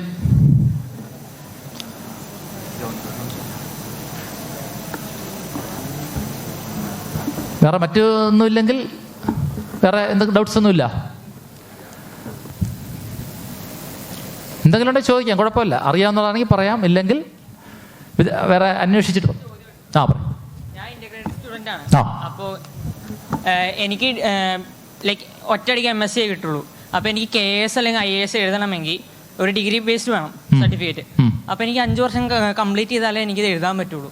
അതത്രേ ഉള്ളൂ. അപ്പോൾ ഞാൻ 3 years എങ്ങനെ എഴുതാൻ പറ്റുമെന്ന് വല്ല വഴിയുണ്ടോ? 3 years സാധാരണ ഗ്രാജുവേഷനാണ്. നല്ല ചോദ്യമാണ്. ഗ്രാജുവേഷനാണ് ഈ സിവിൽ സർവീസസിൻ്റെ ക്വാളിഫിക്കേഷൻ നിശ്ചയിച്ചിട്ടുള്ളത്. പക്ഷേ ഇത് 5 വർഷം ആയതുകൊണ്ട് എനിക്കൊന്നും അപ്പോഴല്ലേ സർട്ടിഫിക്കറ്റ് കിട്ടുള്ളൂ. സർട്ടിഫിക്കറ്റ് കിട്ടിയാൽ മാത്രമേ അപ്ലൈ ചെയ്യാൻ പറ്റുള്ളൂ. വേറെ വഴിയൊന്നും നമുക്കില്ല. ഈ കോഴ്സിന് ഇതിലോട്ട് വരാനാണോ താല്പര്യം? അങ്ങനെയാണെങ്കിൽ പേരെന്താണ്? അനിയൻ്റെ പേരെന്താണ്? അഭിരാം പി അശോക്. അഭിരാം നേരത്തെ ചെയ്യേണ്ടിരുന്ന 3 വർഷമുള്ള ഒരു ഡിഗ്രി കോഴ്സാണ് എടുക്കേണ്ടിയിരുന്നത്. ഇനി അതാണ് ഞാൻ നേരത്തെ പറഞ്ഞത്. ഈ പണ്ടത്തെ പോലെ പ്രീ ഡിഗ്രി, സെക്കൻഡ് ഗ്രൂപ്പ്, ഡിഗ്രിക്ക് ഹിസ്റ്ററി, അങ്ങനെ പോകരുത്. നമ്മൾ എന്താണോ ഇപ്പം ഈ ഫീൽഡാണ് താല്പര്യം, ഇതിൽ പോയാൽ മതി. ഇത് താല്പര്യമില്ലേ ഈ ഫീൽഡ്? താല്പര്യമുണ്ട്. അതേസമയം ഒന്ന് IAS കൂടി എഴുതണം. ഒരു കാര്യം ചെയ്യാം, 5 അല്ല 22 വയസ്സാവുന്നല്ലോ, 5 ഈ പരീക്ഷ കഴിഞ്ഞിട്ട് എഴുതാം. പക്ഷെ ഇപ്പോഴേ പ്രിപ്പയർ ചെയ്യാമല്ലോ. എന്തായാലും ഇപ്പോഴേ പ്രിപ്പയർ ചെയ്യാമല്ലോ. ഇത് താങ്കൾക്ക് അവിടെ ഒരു അഡ്വാൻറ്റേജ് ആയിരിക്കും. എൻ്റെ ഒരു വിലയിരുത്തലിൽ ഇൻ്റർവ്യൂ ബോർഡിൽ പോവുകയാണെങ്കിൽ ആർട്ടിഫിഷ്യൽ ഇൻ്റലിജൻസ് പഠിച്ച ഒരാൾ അവിടെ വരും. ചിലപ്പോൾ നിങ്ങൾ ഒരാളായിരിക്കും ഇൻ്റർവ്യൂവിനവിടെ കാണുന്നത്. ഞാൻ വെറുതെ പറഞ്ഞതല്ല, അതൊരു അഡ്വാൻറ്റേജ് ആയിട്ടാണ് വരാൻ പോകുന്നത്. അതായത് പരീക്ഷയ്ക്ക് അപ്ലൈ ചെയ്യുന്നത് 22 വയസ്സ് കോഴ്സ് പാസ്സായതിനു ശേഷം ചെയ്യാൻ പറ്റും. ഫൈനൽ ഇയർ ചെയ്യാം. UPSC സംബന്ധിച്ച് ജയിക്കണമെന്നില്ല, ഫൈനൽ ഇയർ തന്നെ അപ്ലൈ ചെയ്യാം. പക്ഷേ അതിനുള്ള പ്രിപ്പറേഷൻ ഇപ്പോഴേ ചെയ്യാം. സിവിൽ സർവീസസിന് ഇപ്പോഴേ പ്രിപ്പയർ ചെയ്യാം. അത് അങ്ങനെ ചെയ്യാം, വേറെ കുഴപ്പമില്ല. 2 വർഷം നഷ്ടപ്പെടുമെന്ന് മാത്രമേ ഉള്ളൂ. Okay, thank you sir. Okay. വേറെ എന്തെങ്കിലും ഉണ്ടോ? നിങ്ങൾ ഇവിടെ തന്നെ ഈ ഓരോരുത്തരുടെ ഫീൽഡ് അനുസരിച്ചുള്ള കാര്യങ്ങൾ ചെയ്യുന്നുണ്ടല്ലോ അല്ലേ? സ്പോർട്സ് അങ്ങനെയൊക്കെ ക്ലബ്ബുകളുണ്ടല്ലോ, സയൻസ് ക്ലബ്ബ്, ഇംഗ്ലീഷ് ക്ലബ്ബൊക്കെ ഉണ്ടല്ലോ. ഇടയ്ക്ക് ക്വിസ് കോമ്പറ്റീഷൻ, പ്രധാനപ്പെട്ട വിഷയങ്ങളെ സംബന്ധിച്ച് എന്തെങ്കിലും എലക്യൂഷൻ, അതുപോലെ എസ്സേ റൈറ്റിംഗ് ഒക്കെ മത്സരങ്ങൾ സംഘടിപ്പിക്കണം. അപ്പം നമ്മളറിയാം നമ്മുടെ പൊട്ടൻഷ്യൽ മാറും.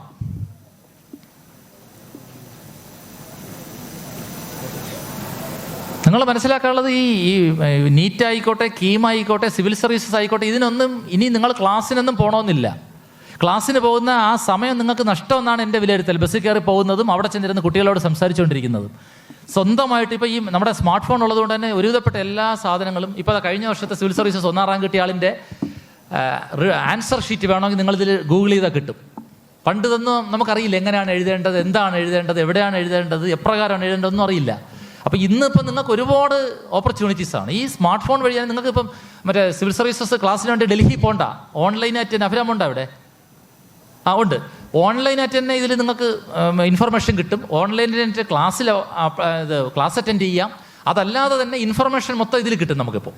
അപ്പോൾ പണ്ടത്തെ പോലെ അവിടെ ക്ലാസ് റൂമിൽ തന്നെ ഡൽഹി പോയി അവിടെ റൂം എടുത്ത് താമസിച്ച് അങ്ങനെയൊന്നും വേണ്ട. അതിപ്പോൾ നീറ്റായിക്കോട്ടെ, കീമായിക്കോട്ടെ, എന്തും നോട്ട്സൊക്കെ ഒത്തിരി ഡൗൺലോഡ് ചെയ്യാൻ പറ്റും. പഴയ ആൾക്കാരുടെ പ്രാക്ടീഷണേഴ്സ് ടോക്ക് ഉണ്ട്, അവരുടെ പേപ്പർ നമുക്ക് വെരിഫൈ ചെയ്യാൻ പറ്റും. ഒരുപാട് കാര്യങ്ങളുണ്ട്. ഉണ്ട് ഇനി എന്തെങ്കിലും ആർക്കെങ്കിലും? ഫ്രീ ആയിട്ട് സംസാരിക്കാം, വേറെ പ്രശ്നമൊന്നുമില്ല. ചോദിക്കുന്നത് മണ്ടത്തരമാണ് അങ്ങനെയൊന്നും കരുതണ്ട. മണ്ടത്തരങ്ങളിൽ നിന്നാണ് ശരിയായ ഉത്തരത്തിലോട്ട് നമ്മൾ എത്തുന്നത് എപ്പോഴും. ഉണ്ടോ? എന്തെങ്കിലും ഉണ്ടോ? ഇല്ലെങ്കിൽ നമുക്ക് വൈൻഡപ്പ് ചെയ്യാമോ? അപ്പോൾ എല്ലാവർക്കും ഈ സെമിനാറിന് വിജയം ആശംസിക്കുന്നതോടൊപ്പം നിങ്ങൾക്കെല്ലാം നിങ്ങളുടെ ജീവിതത്തിലും കരിയറിലും ഒരു നല്ല വിജയം ഉണ്ടാകട്ടെ എന്ന് ആശംസിക്കുകയാണ്. നിങ്ങളെല്ലാം ഉദ്ദേശിക്കുന്ന ഫീൽഡിൽ തന്നെ എത്തണമെന്ന് ഞാൻ ഒരിക്കൽ കൂടി ഹൃദയത്തിൽ നിന്ന് തന്നെ ഞാൻ ആശംസിക്കുകയാണ്. അതുപോലെ ഞാൻ നേരത്തെ പറഞ്ഞ പോലുള്ള ഒരു നല്ല ഈ കോളേജിനോ സ്കൂളിനോ ഒന്നും പ്രശ്നം ഉണ്ടാക്കാത്ത തരത്തിൽ, അല്ലെങ്കിൽ മദ്യം, മയക്കുമരുന്ന് മുതലായ വിപത്തുകളുടെ കെണിയിൽ പെടാതിരിക്കുക, ആ വാക്കിനാണ് ഉപയോഗിക്കുന്നത്, കെണിയിൽ പെടാതിരിക്കുക, നല്ല രീതിയിൽ ജീവിക്കുക. ഈ ചില അധ്യാപകർ പറയില്ല, ഞാൻ പഠിപ്പിച്ച സ്റ്റുഡൻ്റാണ് ഇന്നയാളെന്ന് പറഞ്ഞ് അവർ അഭിമാനം കൊള്ളുന്ന ഒരു അവസ്ഥയിലോട്ട് നിങ്ങൾ എത്തണം. അല്ലാതെ വെളിയിൽ പോയിട്ട് നീ ആരടുത്തും പറയരുത് ഞാൻ നിന്നെ പഠിപ്പിച്ചിട്ടുണ്ടെന്ന് അങ്ങനെ പറയാനുള്ള ഒരു അവസരം ഉണ്ടാക്കാതെ ഇരിക്കുക. എല്ലാവരും ജീവിതത്തിൽ വിജയിക്കട്ടെ. എല്ലാവിധ ആശംസകളും. All the best to everyone. Thank U.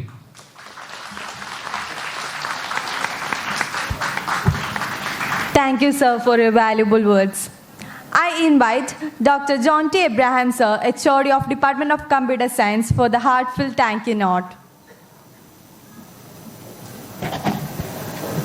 നമ്മുടെ നാഷണൽ സെമിനാർ ആൻഡ് വർക്ക്ഷോപ്പിനെ പറ്റി നമ്മൾ ആലോചിച്ചപ്പോൾ ഇതിൻ്റെ ഉദ്ഘാടനം ആര് നിർവഹിക്കുമെന്ന് ഇങ്ങനെ ആലോചിച്ചിരുന്നു.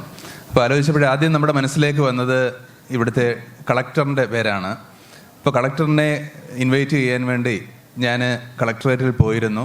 ഇപ്പോൾ കളക്ടറേറ്റിൽ പോയപ്പോൾ കളക്ടറിൻ്റെ സെക്രട്ടറി എന്നോട് പറഞ്ഞത്, അത് ശരിക്കും എനിക്ക് തോന്നുന്നു സെപ്റ്റംബർ മാസത്തിലായിരുന്നു തോന്നുന്നു. ഇപ്പോൾ നവംബർ മാസത്തിലെ ഇവൻ്റ് ആണല്ലോ, അതുകൊണ്ട് ഒരു ഒക്ടോബർ ആകുമ്പോഴേക്ക് കളക്ടർ തീർച്ചയായിട്ടും വരും, ഒക്ടോബർ ആകുമ്പോഴേക്ക് വന്നാൽ മതി എന്ന് പറഞ്ഞ് അങ്ങനെ ഒരു സാഹചര്യമായിരുന്നു. ഓക്കെ, അങ്ങനെ കളക്ടറെ ഇൻവൈറ്റ് ചെയ്യാം എന്ന് നമ്മൾ പ്രതീക്ഷിച്ച് അല്ലെങ്കിൽ നമ്മൾ ഫിക്സ് ചെയ്തിരിക്കുകയായിരുന്നു. പക്ഷേ അതിനുശേഷം പെട്ടെന്ന് ഒരു തോന്നലുണ്ടായി, IT സെക്രട്ടറി, കേരളത്തിലെ IT സെക്രട്ടറിയെ വിളിക്കാം എന്നുള്ള. പക്ഷേ അപ്പോഴും ചില സാങ്കേതികമായ ചില തടസ്സങ്ങൾ അതിനുണ്ടായി. ആ അവസരത്തിലാണ് കായംകുളത്ത് വെച്ച് തികച്ചും യാദൃശ്ചികമായിട്ട് ഞാൻ എൻ്റെ മകളുടെ കൂടെ ഒരു ക്ലാസ്, സാറിൻ്റെ ക്ലാസ് അറ്റൻഡ് ചെയ്യുന്നതിന് വേണ്ടി ഇടയായത്. ആ ക്ലാസ് അറ്റൻഡ് ചെയ്തതോടുകൂടി പിന്നീട് വേറൊരു ചോദ്യം മനസ്സിലില്ല. നമ്മുടെ നാഷണൽ കോൺഫറൻസിൻ്റെ നാഷണൽ സെമിനാർ ആൻഡ് വർക്ക്ഷോപ്പിന് സാറിൻ്റെ ക്ലാസ് എങ്ങനെയെങ്കിലും ഉണ്ടായിരിക്കണം എന്നൊരു മനസ്സിലൊരു അതിയായ ആഗ്രഹം എനിക്ക് തോന്നി. ശരിക്കും ഒരു മോട്ടിവേഷണൽ ക്ലാസ്സാണ് സാറിൻ്റെതെന്ന് മനസ്സിലാക്കാം. എങ്കിലും നമ്മുടെ conference artificial intelligence and machine learning ആണ്. അപ്പോൾ അതുമായിട്ട് എങ്ങനെ ബന്ധപ്പെടുത്താം എന്ന് മനസ്സിലൊരു ചോദ്യചിഹ്നം ഉണ്ടായിരുന്നു. എങ്കിലും നമുക്കറിയാവുന്നതുപോലെ artificial intelligence and machine learning ആണെങ്കിലും കമ്പ്യൂട്ടർ സയൻസ് ആണെങ്കിലും ടെക്നോളജി ആണെങ്കിലും സയൻസ് ആണെങ്കിലും മോർ ദാൻ ദാറ്റ് ഒരു ഹ്യൂമൻ ബീയിങ്, സാർ ഇവിടെ സൂചിപ്പിച്ചതുപോലെ വിദ്യാഭ്യാസത്തിൻ്റെ ലക്ഷ്യമെന്ന് പറയുമ്പോൾ അറിവ് നേടുക എന്നുള്ളത് മാത്രമല്ല, നല്ലൊരു വ്യക്തിയായി മാറുക എന്നുള്ളതാണ് ഏറ്റവും പ്രധാനമെന്ന് നമുക്കറിയാം. അതുകൊണ്ട് തന്നെ അത്തരമൊരു ക്ലാസ് അല്ലെങ്കിൽ മോട്ടിവേഷണൽ ക്ലാസ്സുകൾ മനുഷ്യ മനസ്സുകളെ സ്പർശിച്ചുകൊണ്ട് ആ മനസ്സുകളിലൂടെ പ്രചോദനം കൊടുത്തുകൊണ്ട് അവരെ യഥാർത്ഥ നല്ല വ്യക്തികളാക്കി മാറ്റുന്നതിന് എന്തെങ്കിലും നമ്മുടെ ഈ 3 ദിവസത്തെ സെമിനാർ മൂലം സാധ്യമായെങ്കിൽ അതിൽ പരം ഒരു വിജയം നമ്മുടെ സെമിനാറിനില്ല എന്നുള്ള ഒരു ഉത്തമ ബോധ്യത്തിന്റെ അടിസ്ഥാനത്തിലാണ് സാറിനെ പറ്റി സാറിന്റെ ക്ലാസ് ഒന്ന് വേണം, സാറിന്റെ ക്ലാസ് ഒന്നും ചിന്തിച്ചില്ല, സാറിനെ കൊണ്ട് ഇനാഗുറേറ്റ് ചെയ്യിപ്പിക്കണം എന്ന് മാത്രം ചിന്തിച്ചു. എന്നിട്ട് സാറിനെ വിളിച്ച സമയം തന്നെ സാറ് ക്ഷണം സ്വീകരിച്ചു. എന്നിട്ട് സാറ് തന്നെയാണ് ഇങ്ങോട്ട് പറഞ്ഞത് ഞാനൊരു ക്ലാസ് എടുക്കാം എന്ന് പറഞ്ഞു. ശരിക്കും ഒരു പൂവ് അന്വേഷിച്ച് പോയപ്പോഴൊരു പൂന്തോട്ടം കിട്ടിയ സന്തോഷത്തിലായിരുന്നു ഞങ്ങള്. കാരണം ക്ലാസ് എടുക്കാമെന്ന് തന്നെ സാറ് തന്നെ ഇങ്ങോട്ട് സമ്മതിച്ചു. അത് തന്നെയല്ല, അതിലുപരിയായിട്ട് നമുക്കറിയാം ഇന്നത്തെ ക്ലാസ് വളരെയധികം നല്ല രീതിയിൽ സാർ എടുത്തു. അതിലുപരിയായിട്ട് സാറ് സൂചിപ്പിച്ചതുപോലെ സാറിൻ്റെ ഗുരുനാഥനായിട്ടുള്ള ശശികുമാർ സാറിനെയും കൂട്ടിക്കൊണ്ടാണ് സാറിന്ന് ഇവിടെ എത്തിയത്. അപ്പോൾ നമ്മുടെ ഭാരതമാതാ കോളേജിൻ്റെ പേരിൽ ഈ സെമിനാറിൻ്റെ പേരിൽ ഇവിടെ കൂടിയിരിക്കുന്ന എല്ലാവരുടെയും പേരിൽ പ്രമോദ് സാറിന് വീണ്ടും ഒരിക്കൽ കൂടി പ്രമോദ് സാറിനും ഒപ്പം എത്തിയ ശശികുമാർ സാറിനും ഹൃദയംഗമമായ നന്ദി രേഖപ്പെടുത്തുന്നു.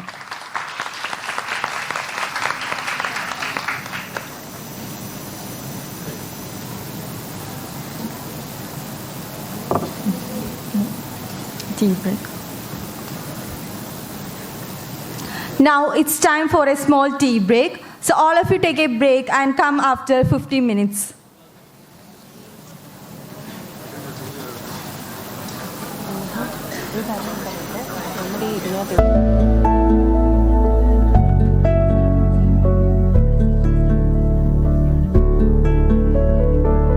അവസരങ്ങൾ ഒരുപാടുണ്ട്. കൺഫ്യൂഷൻസ് ഇല്ലാതെ നല്ലത് മാത്രം തിരഞ്ഞെടുക്കുക. IT ട്രെയിനിങ്ങിൽ confusions All.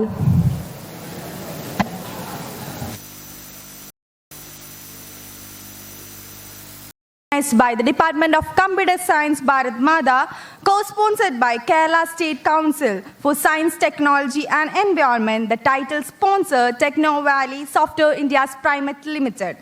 Without any further delay, we can move to our first session. Mr. Santosh Manavalan, Vice President, Client Delivery Smart City, is our distinguished speaker for the session and will be introducing artificial intelligence. To formally introduce Mr. Santosh Manavalan, I would like to welcome Mrs. Alfonsa Sini, Faculty of Department of Computer Science.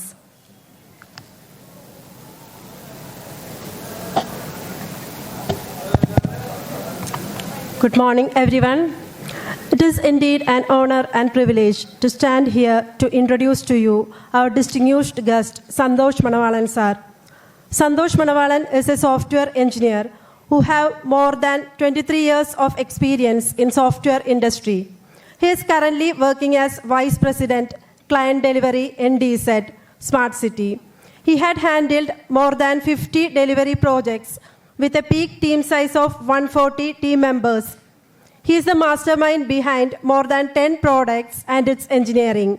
He is an expert in various technologies like cloud management, DevOps, AWS A2 hosting, Mainstack, JavaScript, mobile applications like Android, iOS, Flutter, Java Spring, databases such as Oracle, MySQL, MongoDB, and handled various industries like airline, airport, oil and gas, medical, and banking.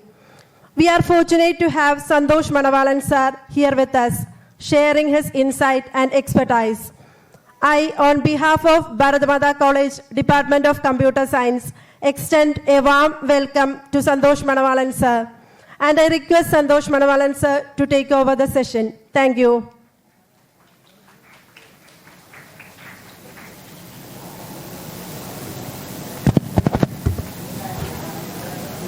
Good morning, all.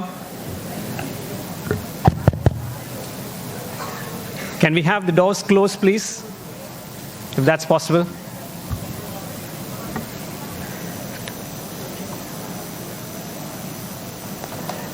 And I can see that the seats are too cozy for you to have a sleep as well.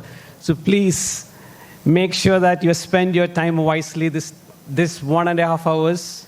Let's spend some quality time. Be vigilant. I would love and request you to be active by asking questions if possible. Mics are available here. Let's make this as an interactive session. So I'm still waiting for the doors to be closed so as to make sure that we are in a...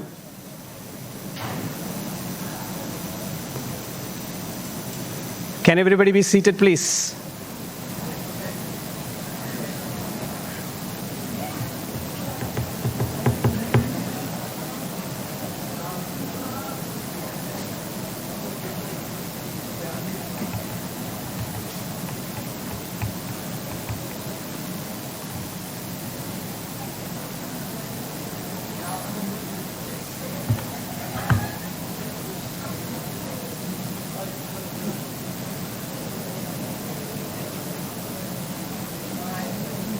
I think we are good to go.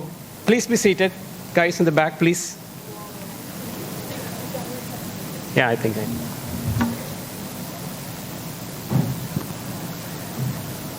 I'm not used to be a dais-friendly guy because I keep moving just to make sure that I can see you guys and make myself energized.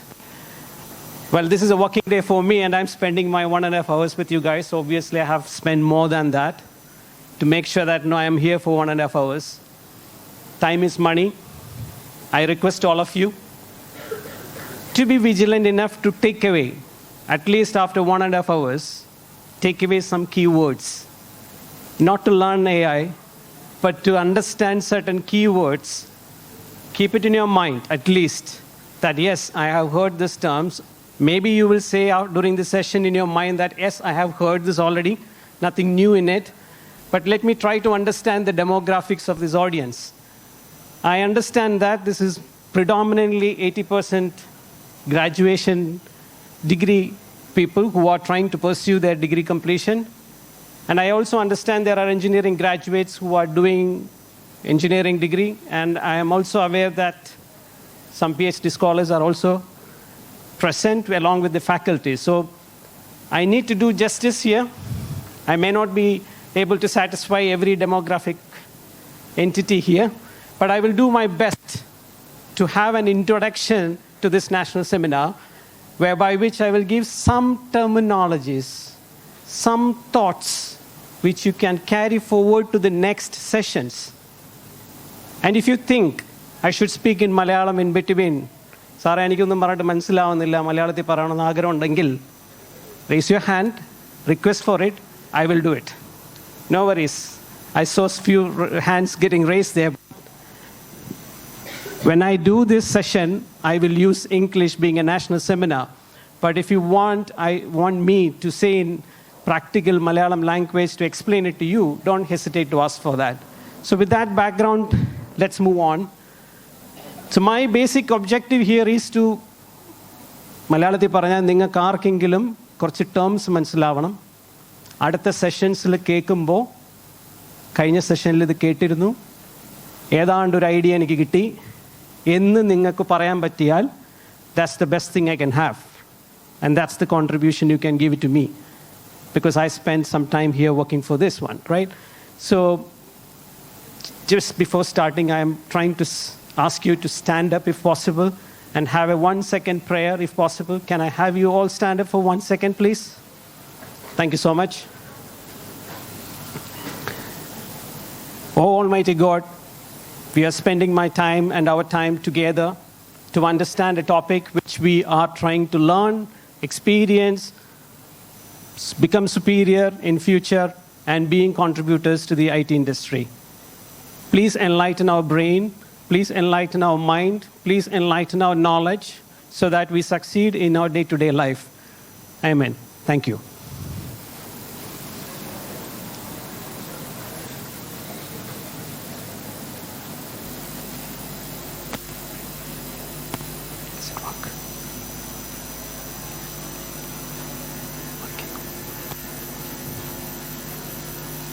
Okay, fine.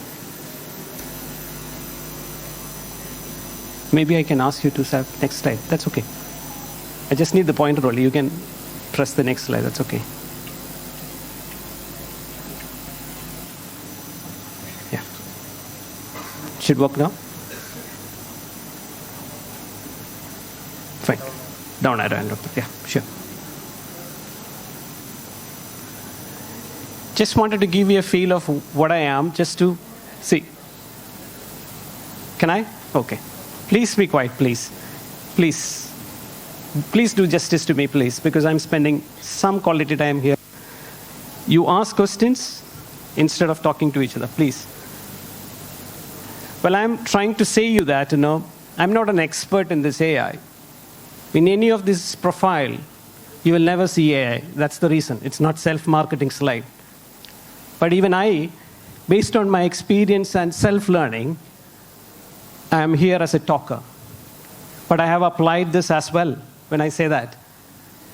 So as my career starts as a software engineer, compared to you guys going to start your career, I started not with AI, but you guys are going to start with AI. So I try to imagine that what I'm trying to say here is that the world is changing and it's not fixed. What you learn today is not what going to apply tomorrow. Be ready for this. My 23 years of life proven that there is no fixed knowledge I gained from my 4-year engineering graduation. I took my BTech from Cochin University in computer engineering, passed out in 1999, started my career in IBS, 14 years of service there, 1.5 years of service in Infosys. Then I took over the leadership roles in a company, US company called JTSI, and now I am a client delivery partner for Vice President for NDC. That's my career. And in my entire career, I have never stopped learning. If you stop learning, you can grow in the industry, but not in technological angle. You can grow as a salesperson. So all I'm trying to do with this slide is, every second counts if you choose IT industry. And that every second is to be aware, not to become expert. Understand this. To be aware, not to become an expert, because no one can become a superhero. No one. But anyone who knows this will be a smart player wherever they go. So be aware of the things happening around you. Contents looks pretty heavy, but these are simple things, simple terms. All I will go through is to make you get a feel of it. Okay, endani term, what is this term? Why it is so called? Why? And if you are smart enough, please ask questions. Be it stupid, because everything starts with stupid questions. Because if there is a slide which says early history of AI, it started off with a basic stupid question. And that question was, can machines have intelligence? Simple. It was not a question to say, can I replicate human? No. It was a question to say, can I make machines intelligent? And you will see the timeline. And the timeline speaks a lot. Oops. Okay. Let's put it in this fashion. Everywhere it's going to be automation. So whenever we speak about AI, obviously it's the hottest buzzword now. Has anyone tried to know what it actually talks about? Any guess, any wild idea what it is for? AI. Can anyone? Any guess? Malayalathilayalam kuഴപ്പമില്ല. Why this AI and what it means? It's the buzzword. It is for good reasons as well as bad reasons. Bad reasons you all know from this latest social media, right? Actress video in a lift.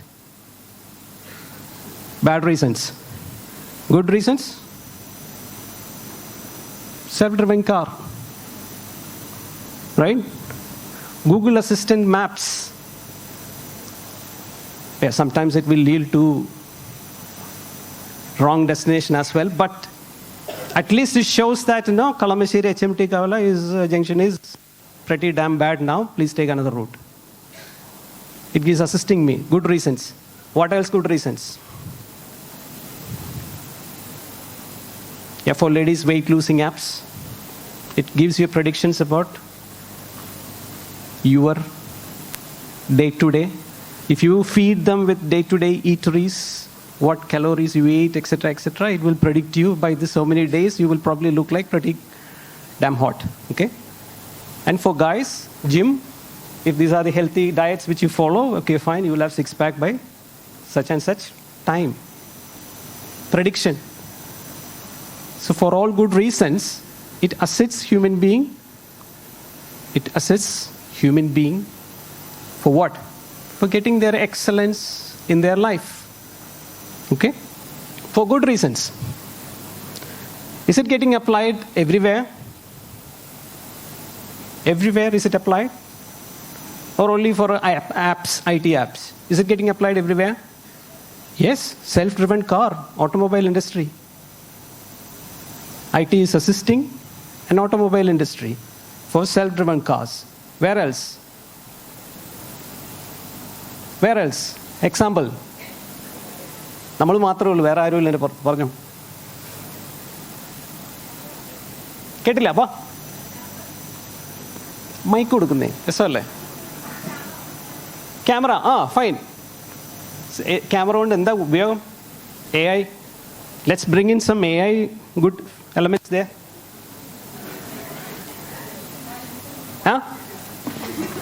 പറഞ്ഞോ രസമല്ലേ? നമ്മൾ മാത്രമേ ഉള്ളൂ. ആരോ എന്തോ പറഞ്ഞു കേട്ടില്ല, sorry. ഒന്ന് എണീറ്റെന്ന് പറഞ്ഞാൽ എനിക്ക് കത്തും. ഞാൻ പറയട്ടെ, ക്യാമറയിൽ in camera face recognition, which is the latest controversy as well, right? AI camera. But what it does, it detects face and the number and the person who wants that vehicle registration number. So it does that much work. It doesn't need a human being to go and search and find out who wants this, which is the address where it needs to be sent, sending the petty and the SMS, everything is done automatically. So, AI. Now, can I ask you, what is AI? Is it something like, somebody sitting there? No. What is it then? Can we all agree that is a software? Software? Or no? It is a software. So what does that mean? It's a program written by somebody to be run on specific high performance machines to achieve that much, because that makes it different from normal softwares. It is software. It is different from normal softwares. Why? Because it needs high capacity hardwares to complete the computations and then make some predictive models work and then give you the output. So it needs software. It needs high-end hardwares.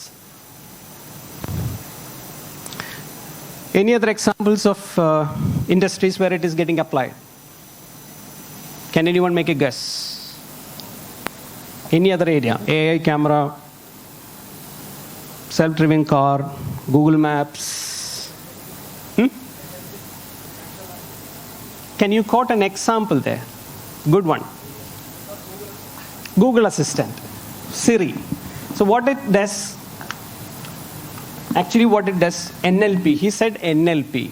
What is NLP? So I asked him to give me a practical example. He said Google Assistant, Siri, Alexa, Amazon Alexa.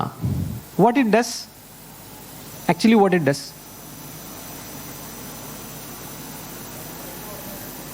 എന്ത് പറഞ്ഞാലും first നമുക്ക് എന്ത് പറഞ്ഞാലും എന്ന് പറയുന്നതിനേക്കാൾ മുമ്പ് what we said is picked. ആദ്യം നമ്മൾ പറഞ്ഞത് അത് പിക്ക് ചെയ്തു. What we said it picked, which means it is able to repeat what we said. പക്ഷെ നമ്മൾ കേൾക്കുന്നില്ല എന്നുള്ളൂ.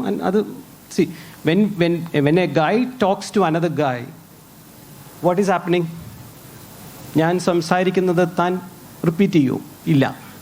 മനസ്സിൻ്റെ ഉള്ളിൽ കേൾക്കുവാണ്. You are listening, which means you are repeating that in your mind. Correct? So if we basically follow our human behavior, that's what I think we humans are trying to software. So what is like is repeating. repeat. First action is repeat. We automated repeated things. That's what I would say robotics or automatic, whatever jargons you use, that is the initial AI. We have to understand. That's what it is, repeating. Could be voice, it could be tasks, like sending SMS from AI camera software. That's a task which somebody else should have done.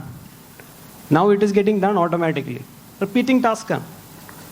So anything which is repetitive, it is getting automated using some software. So when to send, when to listen, when to respond, these are decision parameters. എപ്പോൾ കേൾക്കണം, എപ്പോൾ കേട്ടിട്ട് പ്രതികരിക്കണം, പ്രതികരിക്കാതിരിക്കണോ, should I respond, should I not respond? These are decision junctions in any repetitive tasks. Because based on conditions, humans behave differently. ഞാൻ സന്തോഷത്തിലിരിക്കുമ്പോഴുള്ള പ്രതികരണമല്ല അരിശപ്പെടുമ്പോഴുള്ള പ്രതികരണം. Those are, പക്ഷെ same ടോക്കായിരിക്കാം. See, I'm giving a lecture here, and if I am in a very bad mood, I may not even entertain you guys asking questions. I can do it. Why not? If I'm not enjoying the session, my response will be different, right? So these things, people couldn't software it in the beginning. So that's AI's deficiency probably in the earlier years. But now when we speak, if you see it, last bullet, if you read it, now when we speak, it's not only complex task repetitive automation, but now we have reached a point where they are able to predict. Certain softwares are written to detect these decision junctions, act like a human to predict. What all predictions you can expect now? Now you have, I don't know whether you have seen it or felt it, but I have felt it. In Middle East,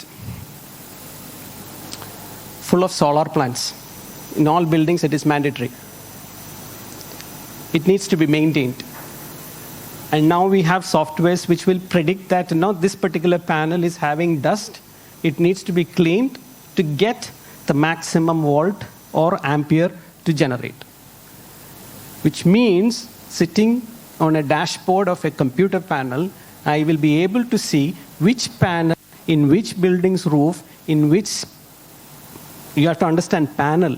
It's like multi-million panels being laid out on a high-rising building, and which panel is going wrong. So predicting, it also shows you that in 1 month time, certain panels, if you don't clean it, it will stop working. Even that prediction is also giving. So which means, so how is it possible? Any idea how is it possible? എങ്ങനെ prediction ചെയ്യാൻ പറ്റുന്നത്? Any idea? These are jargons we have already covered, but still I'm asking you, making it interactive. Any guess how that software is able to detect that decision junction and make a prediction? Based on what? One idea, one guess. Hey, software, right? How does that software come to know that, okay, this is the time to go for lunch? This is the time for my fellow human being to take a break. You have certain assistants, right? 1 hour break.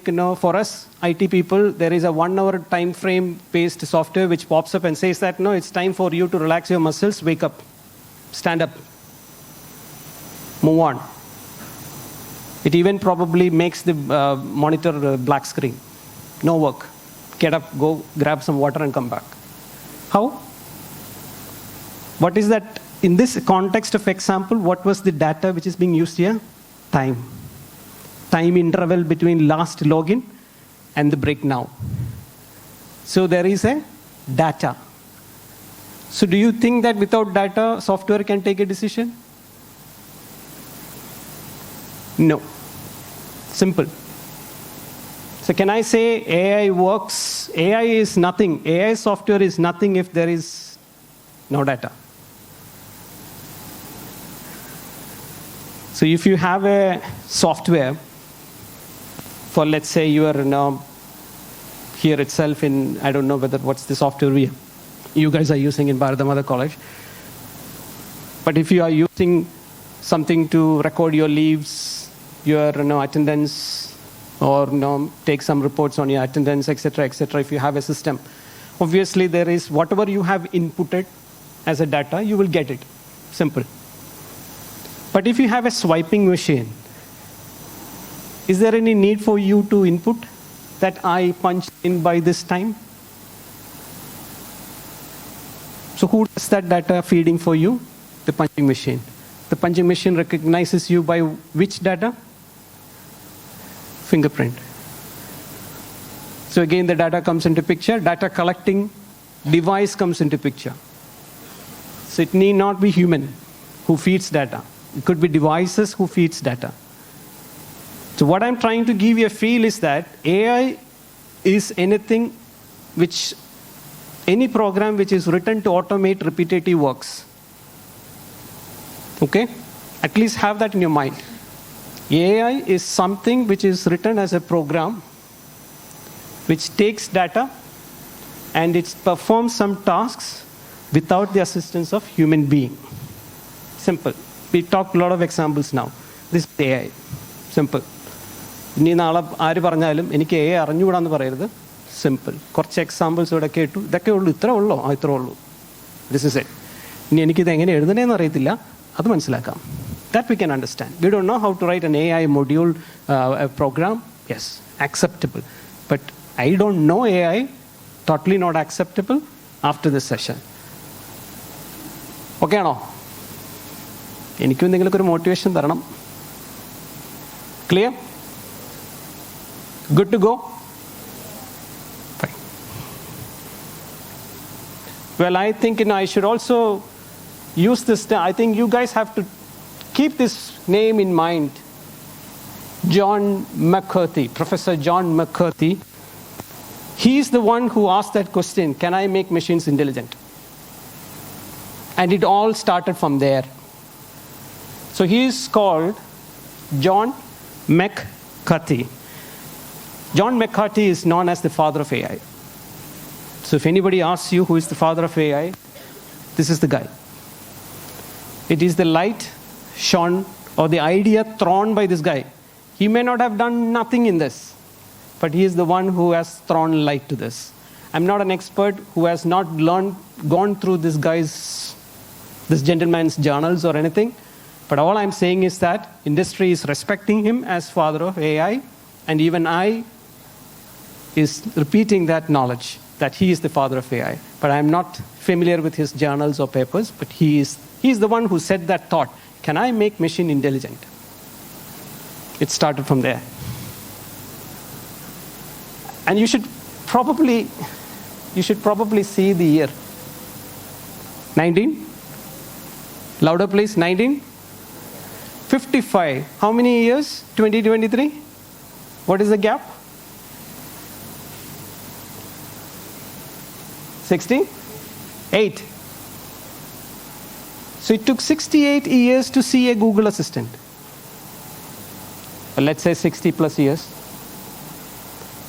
68 years to see a self-driven car. See the graduation in the timeline. From a thought to a reality. Till this 68 years, this was only possible to be seen in where? Movies like Terminator, Star Wars, what else? Science fiction movies, books, getting real. So what I'm trying to say here is, why it took that much time? Any idea? Sorry. Timeline. This is the timeline slide I'm trying to put. I'm not sure how far you can read it, but at least I will probably say this 1950s. It started with 1950s. And if you see the difference, see the guy can machines think? Sorry, I think, adding intelligence to machines is what Mr. McCarthy did, but the thought machine can think was put forward by Alan Turing in 1950. But that was just a concept paper. This is the guy who made and termed that, okay, we can build intelligence to machines. And he has proposed certain papers there in this conference, and hence he is known as the father of AI. It took 6 years from that initial thought to formalize a paper on how to make it happen. There was no proofs, no proof of concept, no testing, but that was simply a paper. And hence he is known as the father of AI. 1956 to 1967. See, why what I'm trying to throw here is not to repeat the slide terms, but to give you a feel that what is the gap between these years? So what will happen in the near future also? Is this gap going to be reducing like this? Yes.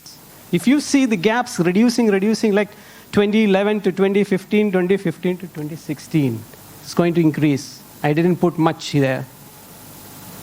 So within a year, many innovations are happening nowadays. Why? And how come this is possible?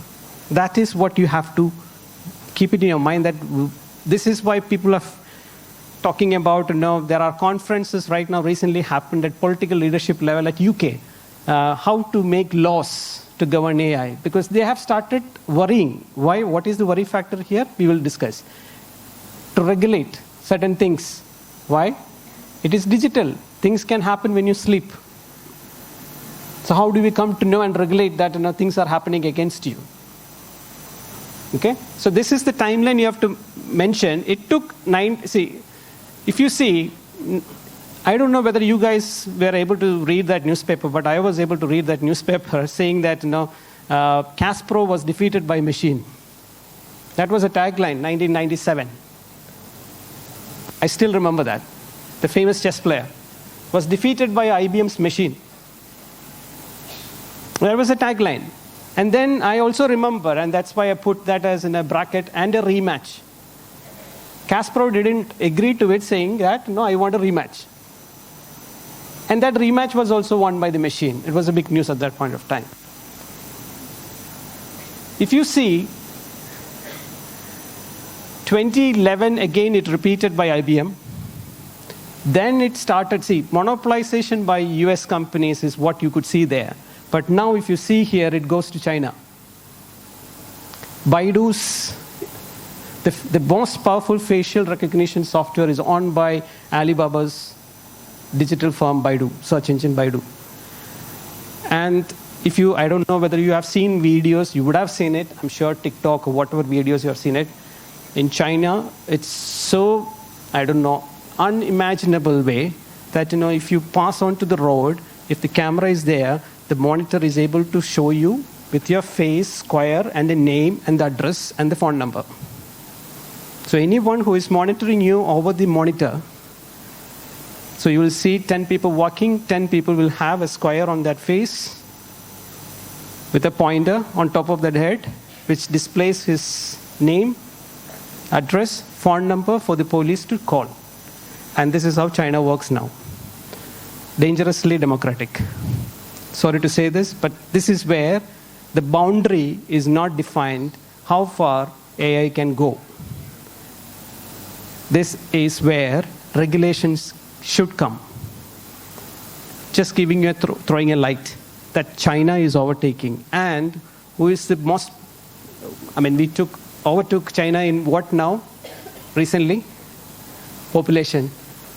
I think we should rule the world now, right? So wake up, guys. Invest your time. China is good in what? It was known to be good for what? Creating duplicates. What does that mean? It was, I would say, Malayalam jargon le. Malayalikku negative aanu parayan ishtam. Duplicate undagan medukana parayum. But I think, it's not creating duplicate. They were actually manufacturing, and they knew smartly how to produce it faster. Simple. Duplicate but they were not good in intelligence is what we thought, but no, sorry guys. The time has gone. So I think, we have to chase that timeline.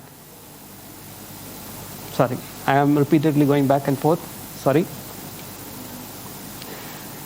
So I talked about, boundary, crossing the boundary. I think, there should be rules and regulations which should help us to probably define the goals of artificial intelligence, how much we should apply in our country, in our geography, in your institute, how far we can apply that. Those are some things which you should take in your mind, nothing much, simple things. All I have to do now is talk about an industry where it is getting, that's all what I will add here, please. This is a key area, medical diagnosis, because that's something which is really beneficial for a human being. Seeing an MRI scan to a much depth level. When I say depth level, നമുക്ക് മനസ്സിലാവുന്ന ഒരു ഭാഷ പറയാം. പുതിയ ഫോണാണല്ലേ, കൊള്ളാം. എത്ര പിക്സലാ camera? എന്താ ഈ പിക്സൽ പറയുന്നത്? Any idea what is that? You will say 50 megapixel, 100 megapixel, 200 megapixel. What does that mean? ഒരു ഗസ് പറ, പൊട്ടട്ടെ. നമ്മൾ കമ്പ്യൂട്ടറുകാർ അത് പറയാതിരിക്കാൻ മോശക്കേടാ. എന്താണ് മെഗാ പിക്സൽ കൊണ്ട് ഉദ്ദേശിച്ചത്? മെഗാ എന്ന് വെച്ചാൽ 10 എത്രയാ? Mega giga, terabyte, gigabyte, megabyte ഒക്കെ പറയണല്ലേ. എന്താണ് മെഗാ? 10 ചൈന തന്നെ മുമ്പോട്ട് പോകും. What is mega? Simple. All I have to ask you is that, what is megapixel? Fine. Camera output megapixel picture. എന്താണ് അതിൻ്റെ അർത്ഥം പറയാമോ? Can you make a guess? Resolution. What is resolution?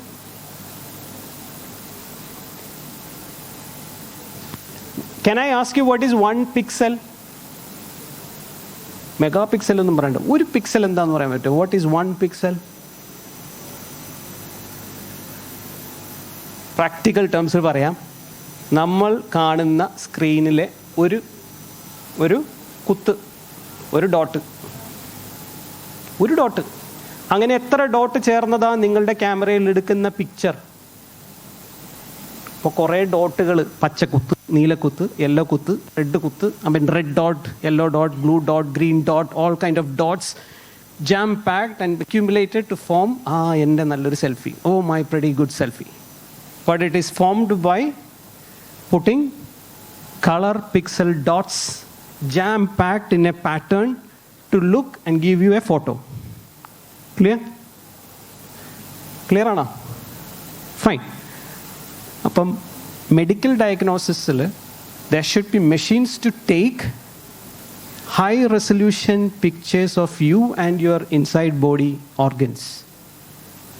And what should happen? Where should the AI should work on top of it? So this is the data for AI, and this industry, medical industry, is right now seeing revolutions. Aster Medicity is doing robotic surgery. Anybody knows that? Which means the surgery is done by robots, and it is more costlier than a doctor's surgery.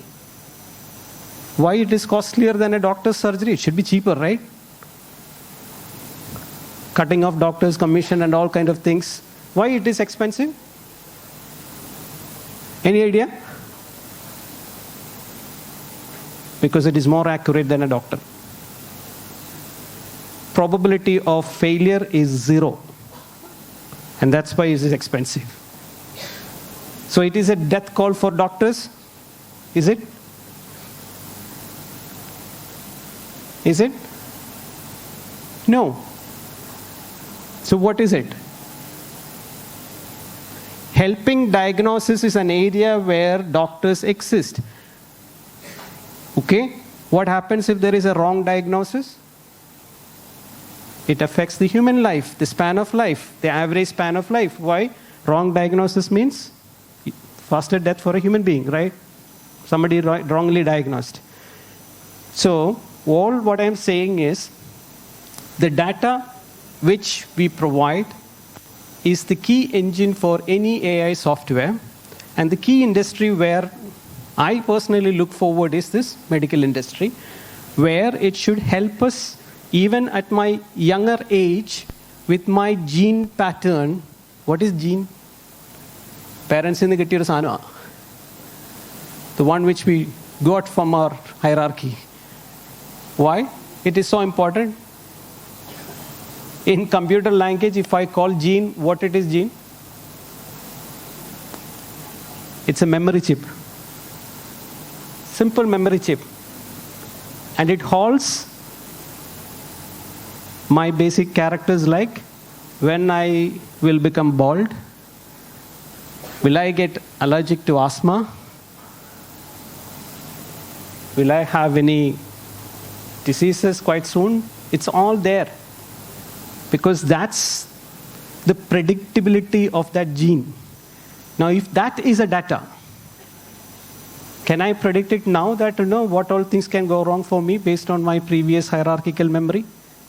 Because this memory is getting passed on. You have to understand, if you are a computer guy, this is a data. If I can probably put into a meaningful data, my gene portfolio can be put into a meaningful data, I can run the same AI software to predict. And that's what is happening. The major happenings are happening there. So please have some ideas which come. What I'm trying to trigger here is, think about any industry, be medical industry, be automobile industry. Think about any problem statement which you want to automate, which you want to solve. Make it as your idea. How to get it done is a different problem. All I'm trying to do here is keeping this as goals, as simple. This is it, AI. Why not? I'm just trying to trigger that pulse. Please, നിങ്ങൾക്ക് എല്ലാവർക്കും പറ്റും ഒരു idea കൊണ്ടുവരാൻ. ആ idea എങ്ങനെ പ്രാവർത്തികമാക്കണം, how to get it done is a different story. But think about a problem statement. That is what is lacking in this generation. Because everybody is looking for spoon-feed solution and apps. Think about problems. Have smart enough eyes to look into the world, real world. What's the problem we are facing? And why not you become a Elon Musk tomorrow? Why not? It should happen. It should happen here. 3 terms on top of this.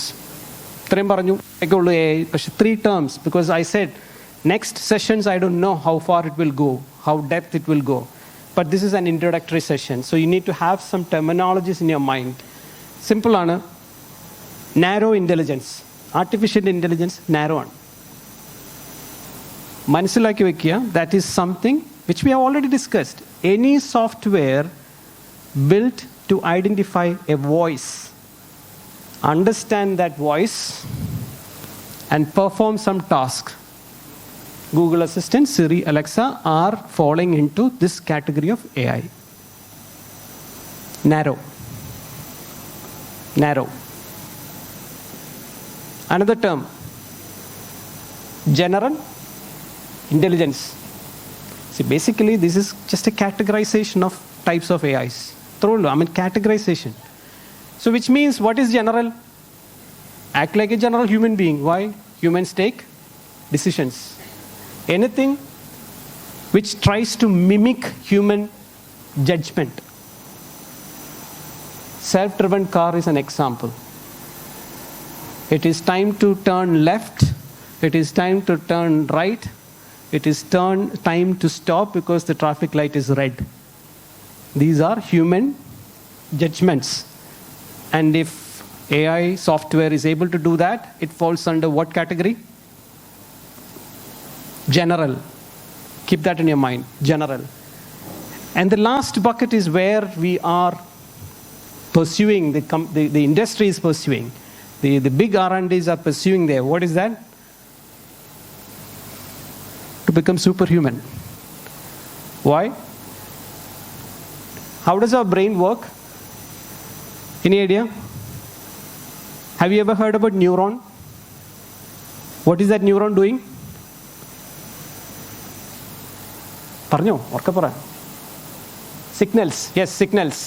എങ്ങോട്ടാ signal കൊടുക്കുന്നത്? From brain to parts of the body. So how does that signal reaches? How many neurons are there? Is it passed through one neuron? No. Millions of neurons. But how does it communicate? How does it communicate? Neurons.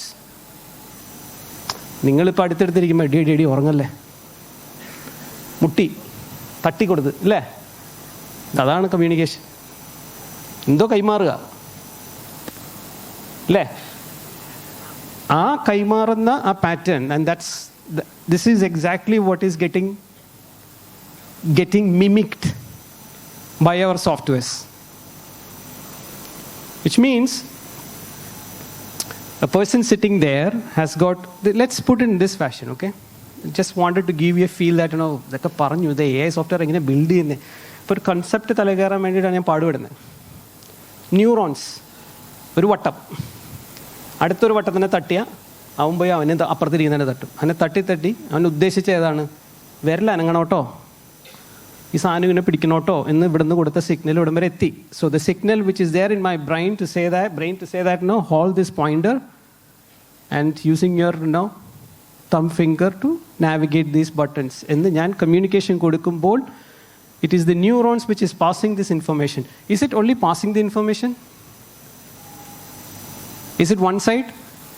Is it one-way communication? This is two-way. എന്താണെന്നറിയാമോ, ഞാൻ പൊക്കുമ്പം, if I am raising my hand, my brain is also giving a signal, and this is also giving a signal, the neuron back saying that no, hold it tight, it's going to fall. Gravity is coming into picture.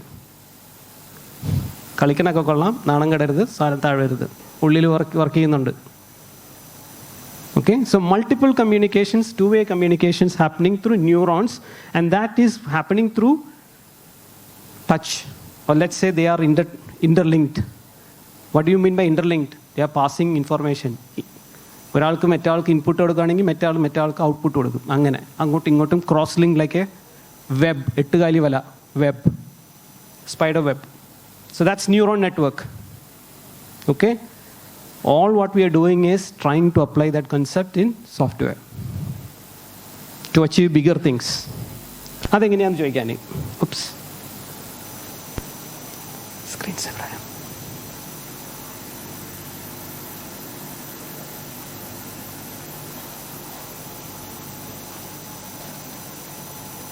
So what I'm saying here is neural networks, neural concept, and anything which is getting built to overcome, because you have so many neurons only in your brain and your whole body. Okay, you cannot have permutation combinations beyond what that neurons can think. You cannot. So super intelligence is something written to go beyond that permutation combinations, what a human being can even think. ഞാൻ ഈ പോഡിയത്തിൽ നിൽക്കുമ്പോൾ സൂക്ഷിച്ചോ, ഇല്ലെങ്കിൽ താഴെ കിടക്കും എന്ന് പറയുന്ന ആ കോമ്പിനേഷനേക്കാൾ കൂടുതൽ കുഴപ്പമൊന്നുമില്ല, ഇങ്ങറ്റം വരെ നിൽക്കാം, ഒരു കുഴപ്പമില്ല, ഇങ്ങനെ നിന്നാൽ മതി എന്ന് പറയുന്ന ഒരു ഇൻ്റലിജൻസും കൂടിയുണ്ട്. ഓക്കെ, ആ പറയുന്ന ഇൻ്റലിജൻസ് വർക്കൗട്ട് ചെയ്യാൻ പറ്റുമോ, അതിനപ്പുറവും വർക്കൗട്ട് ചെയ്യാൻ പറ്റുമോ, എനിക്ക് പറക്കണം, പക്ഷെ എന്തെന്ന് പറയണം, എനിക്ക് ചെറിയില്ല, I don't have my wings to fly. So think beyond what our human brains can think is what they are trying to call it as super intelligence. There is nothing achieved so far, so there is no example there. So if you ask me what is the future of AI, this is where we are marching in. Where are all the developments happening? This we have already crossed. This is an area where, yes, a lot of solutions are coming in. It's not a big news here now. Most of the things which becomes good news, innovations, hi-fi things happen here now. This is yet to see light. So somebody else is trying out here. Did you guys read any news during this week about something which can come in this? ഈ ഇടയ്ക്ക് എങ്ങാനും പത്രത്തിലോ വായിച്ചിരുന്നോ? റേഡിയോയിൽ വരെ പറഞ്ഞു. കൂട്ടത്തിൽ ഇപ്പം ലോകത്ത് there is a, what do you say, wacky guy, and the name of that guy is Elon Musk. അല്ലേ, നാട്ടിലെ പൊട്ടൻ, സാധാരണ എല്ലാം എന്ന് വിശ്വസിക്കുന്ന ഒരു മനുഷ്യൻ എലോൺ മസ്ക് ഒരു പരിപാടി ചെയ്തിട്ടുണ്ട്, ഇപ്പം ചെയ്യാൻ ശ്രമിക്കുന്നു. കേട്ടിട്ടുണ്ടോ? Have you ever heard during these days that what Elon Musk is up to? Have you heard? Yes or no? Yes or no പറയാൻ എത്ര പാടോ? No. പുള്ളി ചെയ്യുന്ന പരിപാടി എന്താണെന്നറിയോ? Human brainലെ ഒരു portion, which is a kind of set of cells, is all what I can say because I'm not an expert there. He's trying to remove it and place a chip there. And the experiment is happening on animals. Which means, if any genetical disorders are there, he's trying to make some innovations to correct it. Orangaleta. So that is what is happening. So which category it will come? Till date, no humans were able to even achieve this. So this is coming under super intelligence. If any innovation comes like that, where you can probably load version 1, like this hi-fi cinema 1.0, 2.0, Indiran is coming into picture. Is getting into reality now. And somebody has started investing there. So there is no hesitation in spending money there. That's why it is becoming faster now. എന്തുകൊണ്ടാണ് ഈ time ലൈനിൽ ഇപ്പം പെട്ടെന്ന് ഇത്ര ഒരു ശുഷ്കാന്തി എന്ന് ചോദിച്ചാൽ the reason is people are ready to invest anything to achieve that super power. People are crazy about powers. Simple. And that's what is happening now. കേൾക്കാനൊക്കെ രസമുണ്ട്. ഈ 4 terminology, I mean, you will, wherever you go, these terminologies, 4 words will be there. Always. I'm happy to see NLP coming from the audience. There is a term called machine learning. I spoke about artificial intelligence, which is the first term. Okay, it's there. Machine learning is another term. Deep learning is another term. Natural language processing, which is NLP, is another term. These 4 words, you will have to understand what it is. Simple one. You have to take away this understanding for sure from this session. And if you are able to, that's worth for me to spend time here. Okay? I'm going to explain it in my own possible simple ways. I think the best way to depict this is this particular picture. Can you see this picture and what is the last word which is here?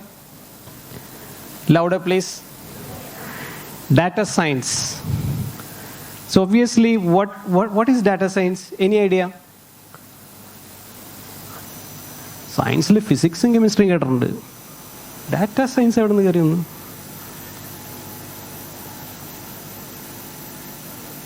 Can you make a guess? പൊട്ടക്കണ്ണൻ്റെ മാവിലേറി ചെയ്യാം. Mic കൊടുക്കാമോ ആരെങ്കിലും? Please. Thank you.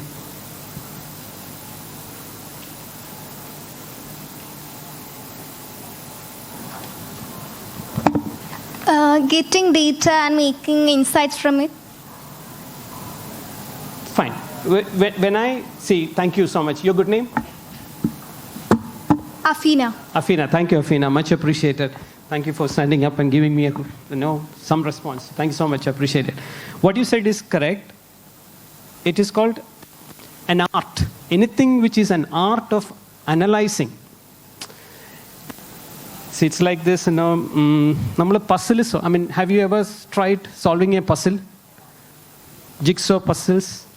What you will do first? Scrambled pieces of things are there and you will have a bigger picture which you have to create out of this puzzle. What will you do? Natural. These are data inputs on your table, right? A bigger picture and an assorted lot of pieces. This is data. Now, how do you participate in this game now? What is the first thing you will do? Make a guess. Mike കൊടുക്കാമോ? Afina, ചുമ്മാ പറഞ്ഞേ. നമുക്കൊന്ന് ഓളാക്കാം. ബാ. First, I will be looking on the pictures. Picture? And then analyzing it. What do you analyze there? The features of the picture, the outline, border. Outline, border, color. Yeah. Deep color, brighter color, lighter color, corner pieces. Connections. Corner pieces. Yeah, corner pieces. Right? And then if there are characters in the picture, the joining borders of those characters. Yeah. correct? Yeah. And you will try to find out those pieces now, correct? Yes. So these are analytics which you applied. Thank you. These analysis. So this is one way of analyzing. There are different ways of analyzing. How? Different ways of same exercise can be done by a different person differently. His thought process is different. So can I say that, no, that is a wrong analysis? No. As long as who wins it is the winner. So analysis has got different permutation, combinations, and possibilities of analysis to achieve the goal. Data remains the same. എൻ്റെ മുമ്പിൽ വെച്ചിരിക്കുന്ന data same ആണ്. ഇതിൽ നിന്ന് എനിക്ക് എത്തിച്ചേരേണ്ട രീതി, കണ്ടെത്തുന്ന മാർഗം, അതാണ് മാർഗം ഏതായാലും ലക്ഷ്യം സാധൂകരിച്ചാൽ മതി എന്ന് പറയുന്നത്. ഈ മാർഗങ്ങളാണ് analysis. Which path I should take, how I should take, prioritizing which step to be done first, ഇതെല്ലാം അനാലിസിസിൻ്റെ ഭാഗമാണ്. അപ്പം സ്റ്റിൽ ചേട്ടാ അതുകൊണ്ട് ഒരു സയൻസ് ആയോ അത്? So how did it became science? My view, it's my personal view. I am fortunate enough to start my IT career in 1999 by associating with a famous mathematician, statistical professor, who was the head of the Department of Mathematics in Trivandrum University, Kerala University. This was a guy who was actually giving national predictions to central government for the statistics data. And the way in which I approached and associated was with the firm called IBS. And our attempt, and I was fortunate to be part of that program, it was called operational research. There was no term called AI, machine learning at that point of time. It was only operational research. So you need to remember 1997, Kasparov lost to a machine. 1999, I started my career. And then there's an operational research. What is operational research? It's simply called how I can automate decision making at that point of time. And that was the operational research. What was the operational research we were looking at? We were trying to automate the entire staff scheduling of an airport. That was the task. Which means there will be different types of tasks required for each flight which comes on an airport. So based on the number of flights, these jobs will increase. So we know it. So why don't we automate those job creation, assign the person who is not on leave there, and if a person is on leave, send messages, that kind of automation. That's where I was associated with. And there were no language called Python at that point of time. Most of the libraries right now for AI, ML is in Python. So what we did at that point of time was to find, what I'm talking about is data science, okay? Operational research is a data science. What it tried to do was prediction. How do I predict was the biggest question at that point of time. How do I write a software to write a prediction model? Obviously, as a software firm, personnel, I would probably think about a lot of if else. Okay, ingane vanna angane chey. Ettugali vale pole spider web pole kore if else loop njan vattai. I was lost. So that's when we took a decision to approach a mathematician. You need to understand the fact that data science became a science because of mathematics involved there. And mathematics is a science. So if you guys hate maths now, please make sure that you start loving maths, because that's what's going to keep you alive in this industry if you want to be in this industry for artificial intelligence, if you choose AI. Data science is so tell me, what is the science there? Cheta, the science in there. What is that science? Fine.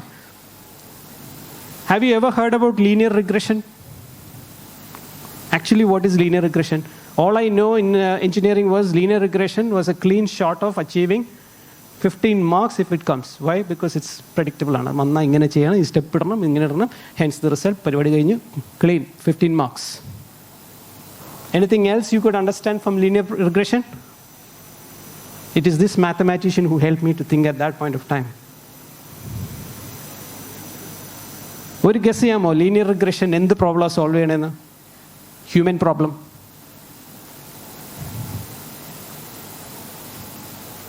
Any idea, linear regression, any human problem getting solved using linear regression. Linear regression actually ഒരു prediction മോഡലാണ്. അത് പറയുന്നത് എന്താണെന്ന് വെച്ച് കഴിഞ്ഞാൽ what it says is if my point is X comma Y on a graph, so many conditions are there which is constraints എന്ന് പറയും. x should be less than 10, y should be greater than 5. അങ്ങനെയാണെങ്കിൽ ഈ equation satisfy ചെയ്യാനുള്ള graph വരികയാണ്. Predict ചെയ്യുക points മുകളിലോട്ട്. So it was actually ഒരു linear progression നടക്കുവാണെങ്കിൽ, which means stable, no changes, it will progress like this ആണെങ്കിൽ there is a predictable point which you can predict every time it goes. That is linear progression. അപ്പോൾ അത് human പ്രോബ്ലംസിൽ linear ആയിട്ട് നിൽക്കുന്ന problems ഒക്കെ solve ചെയ്യാൻ പറ്റും, which means predictable. What is predictable? ഇങ്ങനെയൊക്കെയാണ് അവൻ ക്ലാസ്സിലിരിക്കുന്നത്, മാർക്കൊക്കെ ഇങ്ങനെയൊക്കെയാണ് പോണത്, അതിൽ ഒരു ലീനിയർ റിഗ്രഷൻ ഇട്ടാൽ അവൻ പാസ്സാകുമോ എന്താകുമോ എന്ന് ഉറപ്പാക്കാൻ പറ്റും. എനിക്കൊരു AI സോഫ്റ്റ്വെയർ ഉണ്ടാക്കാൻ ഒരു ലീനിയർ റിഗ്രഷൻ മതി. അതിലെ ഡാറ്റ എന്ന് പറയുന്നത് the only input which I want is his academic scores. Simple, I can do that if I have a software which is written to mimic linear regression solution. If I can have a software which solves linear regression mathematical problem, I can give you a prediction for a student whether he will pass if he goes like this at this point of time. Simple one. And that is the power of mathematical equations and problems. Travel salesman problem കേട്ടിട്ടുണ്ടോ? എന്ത് problem അത് solve ചെയ്യണേ? AI പറയുന്ന data സയൻസിൽ അതാണ്. That is what is getting used. But ഇത്രയേ ഉള്ളൂ, അതിൻ്റെ അകത്ത് കോംപ്ലക്സിറ്റീസ് കൂടുതലിടും, പാരാമീറ്റേഴ്സ് കൂടുതലിടുന്നു, അത്രേ ഉള്ളൂ. And that is why it is called a science. ഡാറ്റയാണ് മാത്തമാറ്റിക്കൽ പ്രോബ്ലത്തിൽ. If you see any maths equation problems, you start with an input x equal to 5, y is equal to 10. It starts with that, which means data coming in. Now you apply a mathematical equational statements and problem solving steps, which is processing. Finally, you get an output which could be a prediction. Simple. This is the basic logical unit of a data science. And if you see this picture, everything is revolving around data science. Every circle is using data science. The simple computer science is using it, artificial intelligence is using it, machine learning is using it, deep learning is using it. It's getting used by all types of AI. When I say these types of subfields of AI, you need to understand, okay, fine, sir, what is machine learning now? Tell me, what is machine learning? I heard about data science. I understood data science. It is mimicking mathematical problem-solving equations. It has got, I mean, if I could write a program for mimicking a data science or a mathematical equation, I think I can create a software to solve a problem. Fine. At least have this in your mind. This is it. This is the core base. So what is machine learning? Anything to automate is what we said AI. But can I improve my, see, നമ്മൾ മനുഷ്യന്മാരെ ആക്കുന്ന എന്താണ്? Intelligence. What is the intelligence? എല്ലാ മൺഡേയും HMT ജംഗ്ഷനിൽ ഞാൻ രാവിലെ വന്ന block ആയിരിക്കും. എല്ലാ വെള്ളിയാഴ്ചയും HMT ജംഗ്ഷനിൽ ഞാൻ തിരിച്ചു പോയ ബ്ലോക്ക് ആയിരിക്കും. കാര്യം എന്താ? എനിക്കറിയാം, Monday there is people coming into Ernakulam city for work after holiday, and after a holiday over the weekend there is heavy traffic going out of Ernakulam. This is intelligence. And if I apply it, so meaning Monday to Friday I have a common set of work, but on Monday and Friday I do a different type of executing the same work, which means I take alternative routes based on that experience of traffic jams on Mondays and Fridays. Our experience apply cheyyunnada. So can I apply that logic? Can I apply that experience to code? Software code, which itself learns. അതെങ്ങനെ itself learn ചെയ്യാൻ പറ്റും? Possible ആണോ? Possible ആണ്. So that's, maybe you will not be able to understand now. I agree. How does a program learn by itself? But that's the concept called machine learning. Now what do you call as deep learning? It's not only decision making, but trying to understand the speech, trying to understand the face recognition, the China, what I said. Yes, this is this person who's coming there. Fingerprint recognition. To a greater extent, deep learning is coming into picture there. Language translation.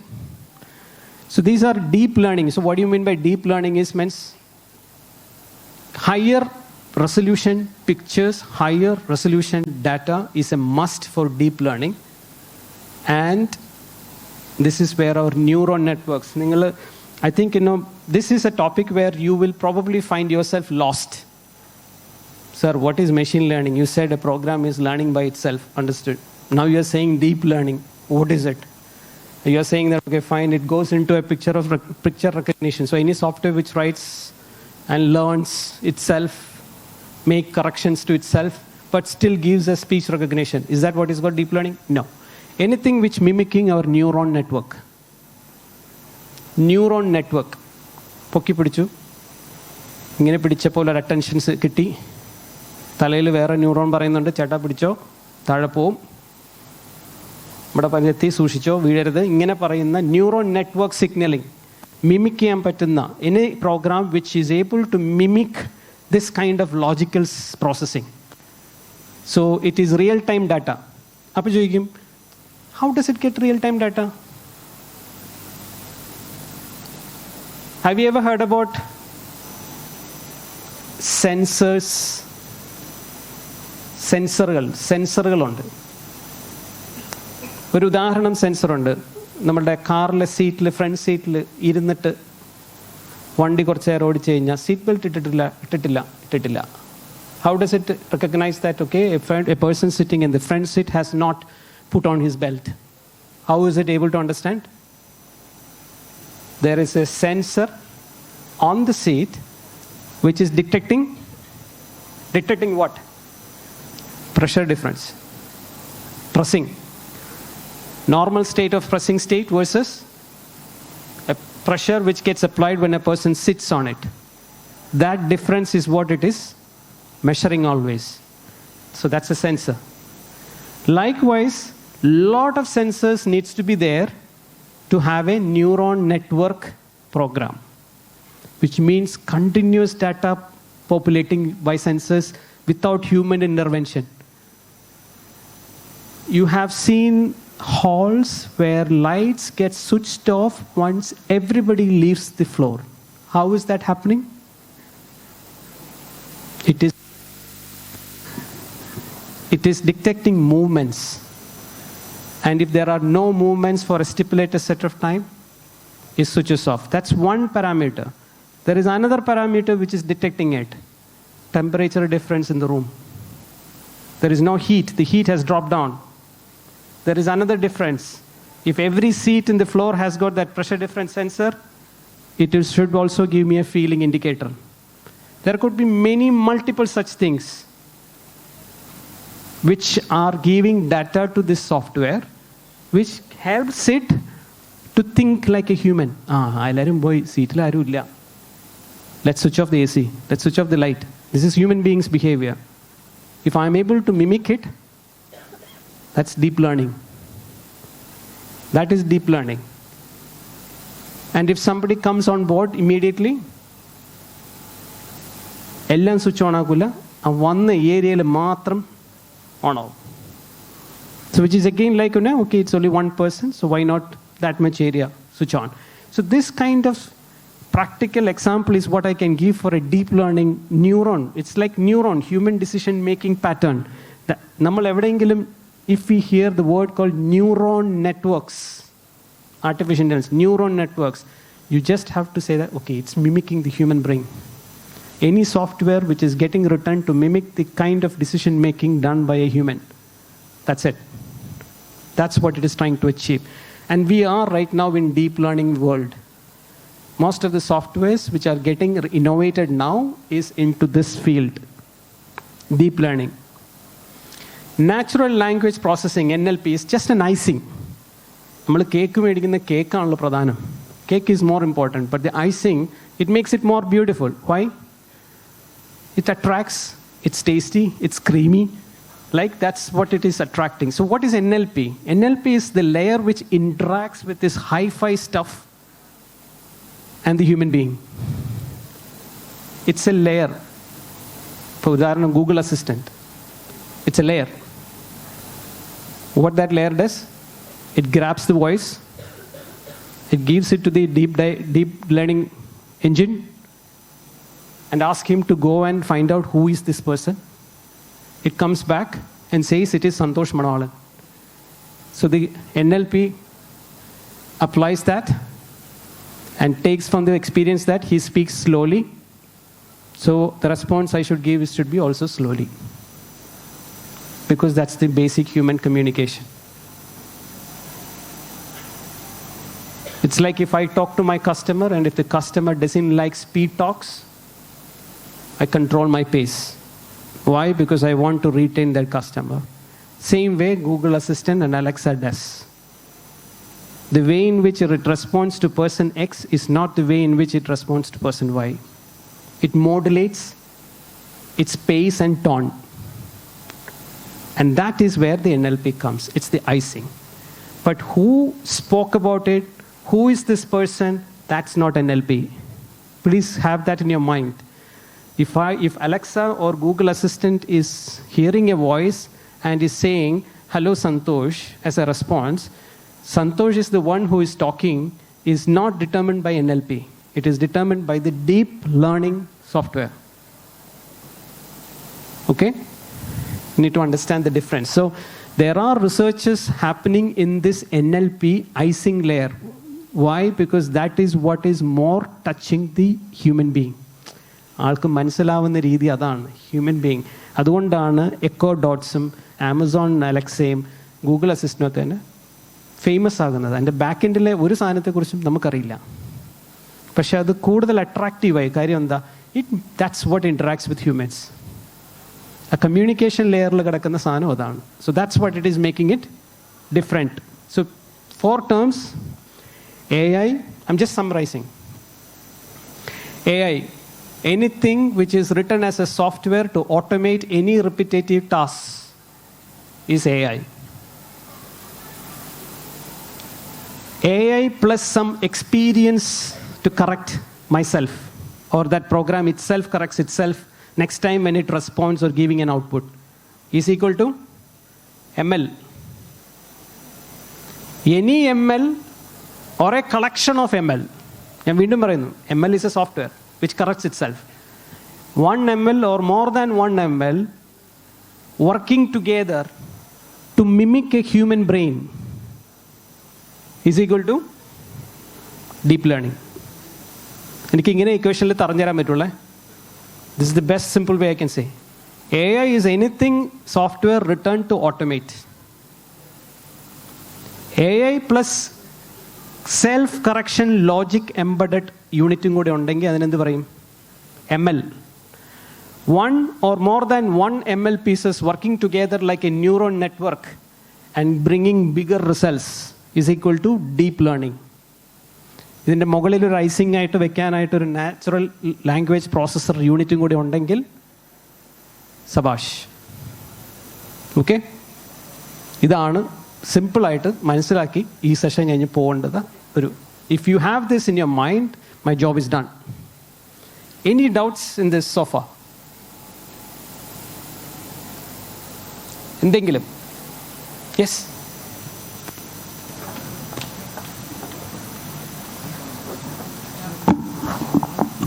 Since AI is the future, doesn't that make future generation dumb? No. Say that again. May I have to explain it? Like why No, just give an example why you said so. No, Okay. why? Because that will help me to understand that Okay. feeling.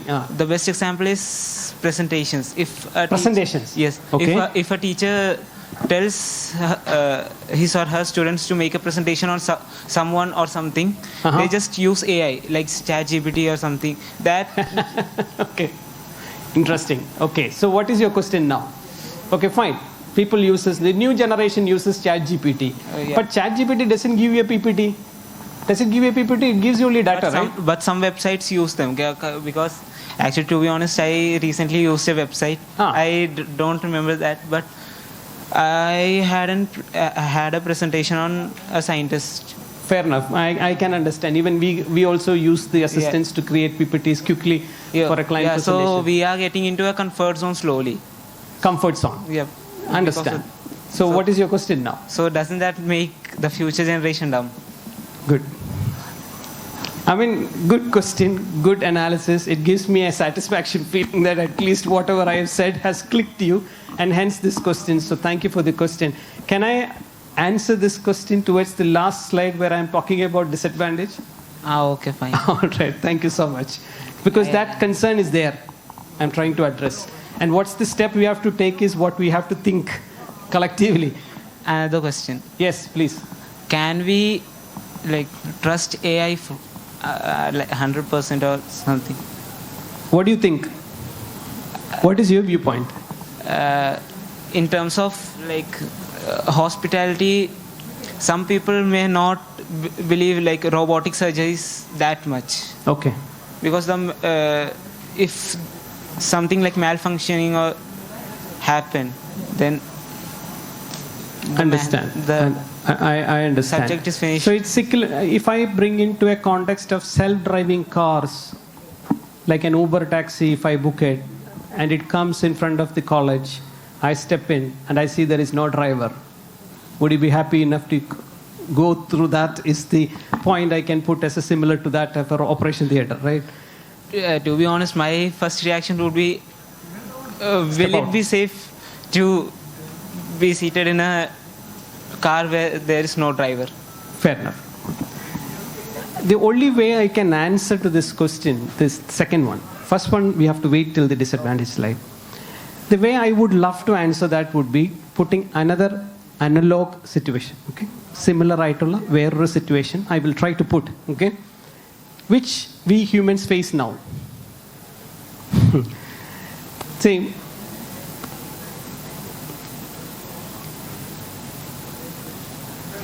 did you use that PPT generated by the ChatGPT? Actually, I have saved. You saved? Did you use it? No, I didn't even use it. But you corrected it and modified it and gave it. I just made it as yours. Actually, I just put input things like the scientist's name and what type of PPT I want. And it generated few slides. Yep. Did it came out with some good contents which you think is genuine? Actually, it was quite genuine. Should I? No. All I'm saying here is that no. Okay, fine. Have we ever come to a stage where we can completely rely on AI? Is the first question, if I understand you. Second thing is, even if I have a solution in front of me, shouldn't that affect the current generation to be lazy? Correct? I mean, this is what you have asked. Definite answer that your new generation, whether AI comes or not, if a person decides to sit idle, still can cause the same situation. See, my son, if he decides not to learn, not to be aggressive enough to understand what is the industries he wants to become or end up, doesn't have any dreams, doesn't have any goals in his life, he will end up the same situation even if there is an AI there or not, which is comfort zone. Why comfort zone? Because father and mother will work, will bring in everything for him until their parents die. After that, I don't know. Correct? So all I am trying to say here as an answer to that is, there is no screen for me as a person, there is no yes or no answer for that. Definitely, if it depends upon a person, even if AI is there or not, it is your willpower which decides your destiny. So I, as a human being, the decision to become what I am is in my hands. Now you are comparing that. If I give it to somebody else, that decision making, would I become lazy or successful? Obviously lazy. So the decision is in your hands. The steps taken to realize, this is my basic answer to the all generation. Dream is your first step. Dream of becoming lazy, Allah. Dream of becoming what you want to become. Daily dream ചെയ്യണം. Do the steps to realise it. റിസൾട്ടിനെ കുറിച്ച് ബോധേഡാകരുത്. ഇത് രണ്ടും ഉണ്ടെങ്കിൽ എത്ര AI വന്നാലും you will become what you have dreamed. That is reality. So that's my answer. Whether he is becoming lazy or not, it's your decision. If you want to become lazy, you become lazy. But if you want to become successful, or at least നിങ്ങൾ ചിന്തിക്കേണ്ടതാണ്. Your good name. I appreciate your point. Shiva, thank you for raising this point. This is generic to all generations. I mean, I don't call it as generation Z or X. It was there for us also when we were younger students. There were speakers who were saying to us to dream. And believe it or not, my dream is not equal to everybody's dream. And what is peculiar about my dream is only known to me and my parents. If they are willing to support, they will support. Even if they are not willing to support, it's my duty to pursue my dream when it is time to act. അല്ലാതെ അവർ പറഞ്ഞതുകൊണ്ട് ഞാൻ തല്ലിക്കെടുത്തി കളഞ്ഞു എന്ന് പറയല്ല. You have to find data points why they are saying it's negative. Overcome that negatives. Pursue that dream. I'm sure if your dream was positive, you will be a successful person. Classic example, Elon Musk. He was a mad person till everybody started recognizing it. Hold on to your dream. Do anything to realize it. നടക്കോ നടക്കാതിരിക്കോ അതൊക്കെ അവിടെ നടക്കട്ടെ. It is your destiny. It's in your hand. Second question, നമ്മൾ rely ചെയ്യാൻ പറ്റുമോ 100%? My answer, when I first booked my Uber stuff, no, I was reluctant to get into it, but I tried it. Why? Because I wanted to feel it. മനുഷ്യന്മാർക്ക് ഒരു കുഴപ്പമുണ്ട്. Human beings, that's what makes different from animals. Curiosity. Try. That as long as that curiosity is there in human traits, these solutions will succeed. Why? None of the solutions or softwares are built to get 100% of people. Even if it is 10%, that's okay. It's business. Even if it is 20% of Bharathamata College using my software app, it's business. As long as it is business and it is giving money, there is no question about whether 80% liked it or not. But as long as that 80% is there, it is my driving force to make sure that I do my sales and marketing to get that 80%. So I hope I addressed your question, Shiva. Okay. Yes. All right? Yeah. Thank you. Thank you, sir. Thank you. Oops. I think, you guys, I'm not showing this slide to confuse you, but this is a typical case of a neural network. I will not talk about much jargons here. I want you to have this picture in your mind. ഏത് picture ആണെന്നറിയാമോ? ഇതൊരു ML software ആണ്. അങ്ങനെയെങ്കിലും അതിന് just put it in your mind, please. We said multiple ML programs working together to achieve bigger objective is a deep learning. അപ്പോൾ അതെങ്ങനെയാണ് നടക്കുന്നതെന്നുള്ളൊരു picture തരാൻ വേണ്ടി മാത്രം ഉപയോഗിച്ച സ്ലൈഡാണ്. നിങ്ങളിത് പഠിച്ചു പോകാൻ ഞാൻ താല്പര്യപ്പെടുന്നില്ല. പക്ഷെ പിക്ചർ ചെയ്യുക. This is an ML software. Assume which takes inputs and it gives an output. Output is always a prediction. Because ML എന്ന് പറഞ്ഞാൽ പ്രഡിക്ഷനാണ്, ഹ്യൂമൻ ജഡ്ജ്മെൻറ്റ്. മറക്കരുത്. ML is a software which predicts human being. അല്ലാതെ automate task അല്ല. Automate task plus prediction is an ML software. അപ്പോൾ ഇതൊരു software ആണെന്ന് വിചാരിക്കുക, ML software. അങ്ങനത്തെ ML സോഫ്റ്റ്വെയർ, ഇതൊരു ML, ഇതടുത്ത ML, ഇതടുത്ത ML, ഇതടുത്ത ML, ഇത് എൻഡ് പോയിന്റിൽ റിസീവർ, ഔട്ട്പുട്ട്. ജോയിൻലി അങ്ങോട്ടും ഇങ്ങോട്ടും ഇൻപുട്ടും ഔട്ട്പുട്ടും പാസ് ചെയ്ത് ഒരു ബിഗർ ഔട്ട്പുട്ടിലേക്ക് എത്തുന്നു. ഇങ്ങനെ തുടങ്ങുന്ന this kind of interlinked machine learning program യൂണിറ്റ്സിനെ പറയുന്നതാണ് neuron network. Simple. Which is like mimicking our neuron networks. അതിൽ ഓരോ ന്യൂറോണിനെയും ഓരോ പ്രോഗ്രാം യൂണിറ്റ് ആക്കാൻ ശ്രമിച്ചു. It started to mimic each neuron a program unit, which is an ML unit. Multiple ML units working together to give a bigger objective as known as the entire solution. This entire solution is a deep learning software. This is ML. Because it gives a prediction decision applying mathematical solutions. Clear ആണോ? ഈ പടം മാത്രം തലവെച്ചാൽ മതി. ഒരു maths problem solve ചെയ്യുന്ന ഒരു programme, അങ്ങനത്തെ കുറേ പ്രോഗ്രാംസ് കണക്ട് ചെയ്ത് ടുഗെദർ വർക്ക് ചെയ്യുന്ന ഒരു ഡീപ്പ് ലേണിംഗ്. നമ്മുടെ സെൽഫ് ഡ്രിവൺ കാറും അത് തന്നെയാണ്. ക്ലിയർ? Doubts clear? പോരാ, കിളി പോയോ? Clear? All right. I'm not sure, but at least give this in your mind. It's the maths which is working out here. There's no other way. So learn maths, which is key.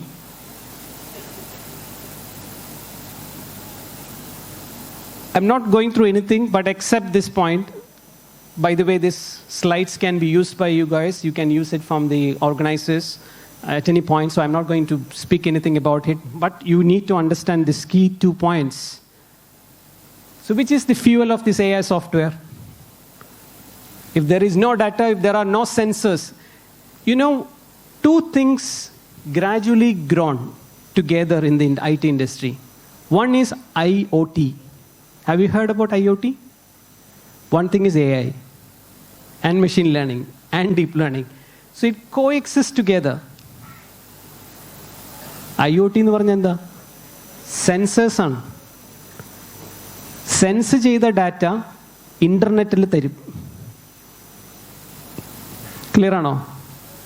Camera വെബിൽ connect ചെയ്തിട്ടുണ്ടെങ്കിൽ എനിക്ക് പോകുമ്പോൾ if I get that camera feed on my mobile wherever I go, IoT device is camera, and the software which gives me that signal is another software which is associated with AI if it gives a facial recognition. So sensor is important, which is IoT. So all I am saying here is IoT is giving data is the fuel of AI. If that is not there, AI is impossible. Simple. It ends. If you want to kill a software, stop giving its data.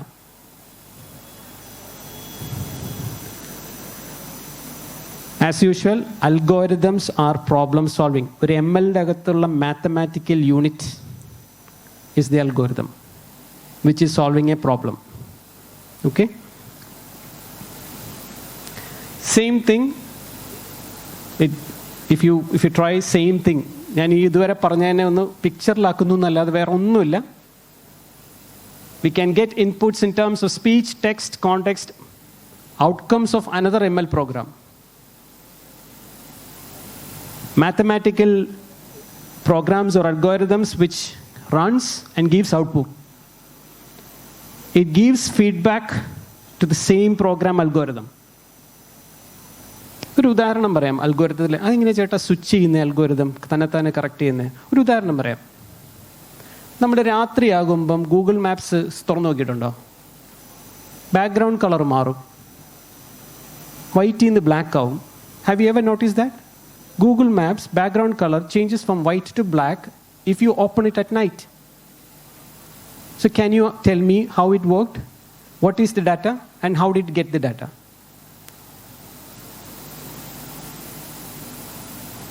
Weather information തരും Google. അത് capture ചെയ്യുന്ന വേറൊരു unit ഉണ്ട്. അതെങ്ങനെയാണ് unit ഇടുന്നത്? പറ. The mobile which you are using is using Android device. And the Android OS is giving back data to Google. And it is saying that it is 6 p.m. or a.m. Obviously, that gives the data saying that it is evening. So did it correct? The Google Maps program is simple program, but it corrected itself, saying that it is night. And it showed black color map. Correct? And there could be roads which you should not use during night. Google Maps will eliminate those roads when you ask for suggested routes, depending upon day or night. Understand? So this is how it corrects itself. So പറയുമ്പോൾ ഒരു practical ഉദാഹരണം പറയുകയാണ്. എങ്ങനെയാണ് ഒരു programme തന്നെ correct ചെയ്തത്? ഇങ്ങനെയാണ് correct ചെയ്തത്. പകൽ കാണിക്കുന്ന റൂട്ട് നൈറ്റിൽ കാണിക്കില്ല. especially when you go for high range roads. And this is how it works. So that type of things are called, machine learning. It is learning himself or themselves.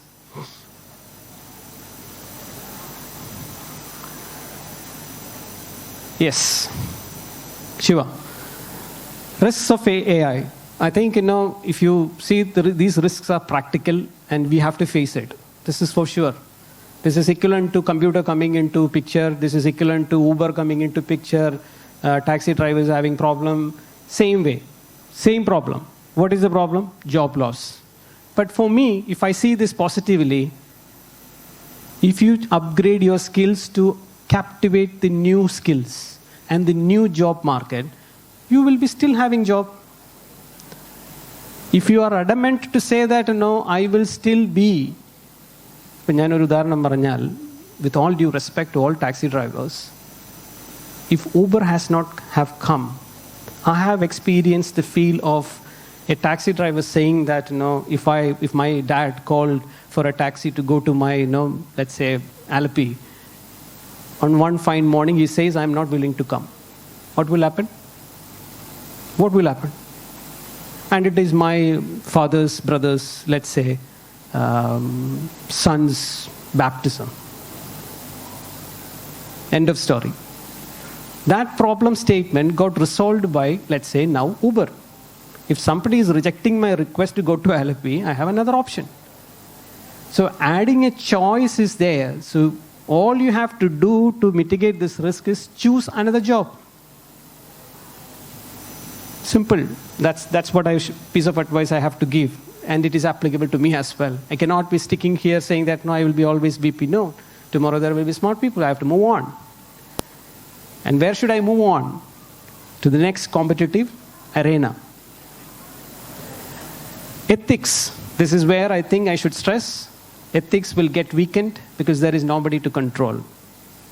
Similar case is the actress case. Deep fake video. Why it is called deep fake? Deep learning. What is the learning and what is the thing which is did? Human gestures. The way the other lady walked, moved, everything got mimicked with that face. Okay? I think,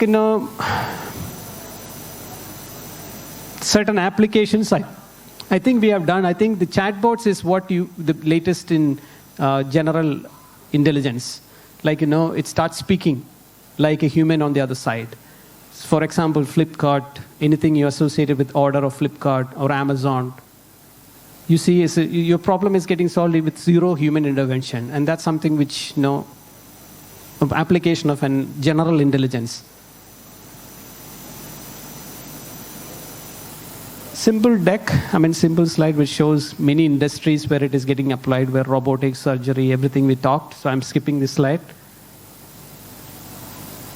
This is all what we said. We are talking about an arena where world is moving towards that super intelligence. With Elon Musk doing that kind of activities and R&D, super intelligence is the world we are talking about. So wake up, no more normal world. It's going to be a hi-fi, scientific fiction kind of thing. Prepared ourselves in terms of skills required for it. And the major skills is data science. And if you are willing to be in this field, data science, mathematics. I think you know the benefits. I'm not going to reiterate it. I want to stress the point that again, China versus India. You are having much younger energy. You don't have limitations in your thought process. That's the biggest advantage of you as a younger generation. So as you move on, you will have constraints in your thoughts. A constraint is veno, vende, edukano, vende. Now you are free bird. And the type of environment right now in this academics is that it supports you to become an entrepreneur. Lucky are you guys where government and infrastructure of the college is supporting you to become entrepreneurs. There are funding available for students.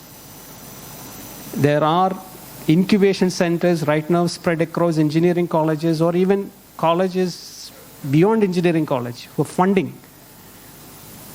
To use it, try it, and I'm sure, think about problems. That's all what I'm saying. Forget about the advantages of AI or whatever.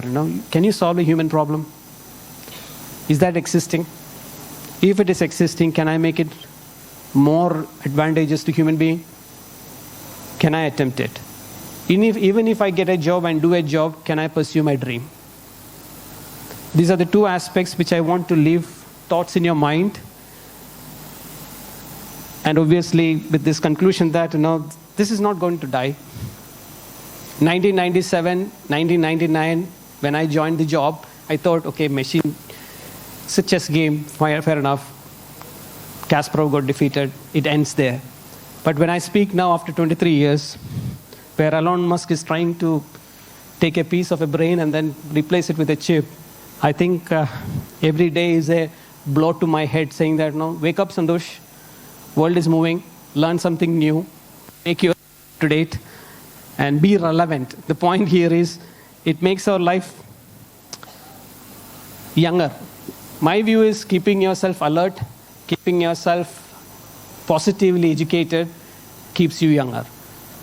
Which leads to the point that I myself awaken myself on a daily basis. So it's not lazy day for me. It's awakening what's new to me to learn, what's new to experience. So today, if somebody asks me, Mr. Santosh, did you enjoy taking this session or did you prefer to be in office doing the job? For me, the job is a monotonous job, or let's say there's nothing new to experience. Today, there is something new to experience, which is to see and feel the energy of the younger generation. Simple. I'm done.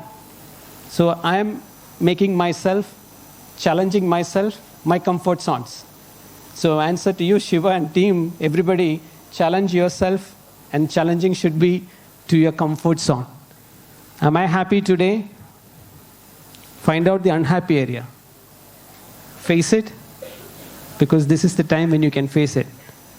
Believe it or not, once you are engaged into a job, once you are engaged into any of your life decision making, like marriage or anything, keep yourself challenging yourself. Hold on to your dream, realize your dream, and with all my heart, I wish you all the very best, and I believe it was helpful to you to understand the basic concepts. With last note, can I ask you if you have any doubts?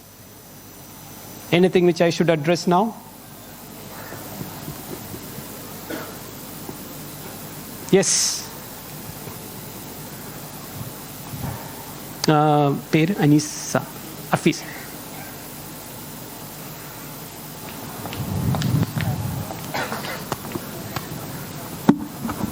I still do have confusion between machine learning and deep learning. Okay.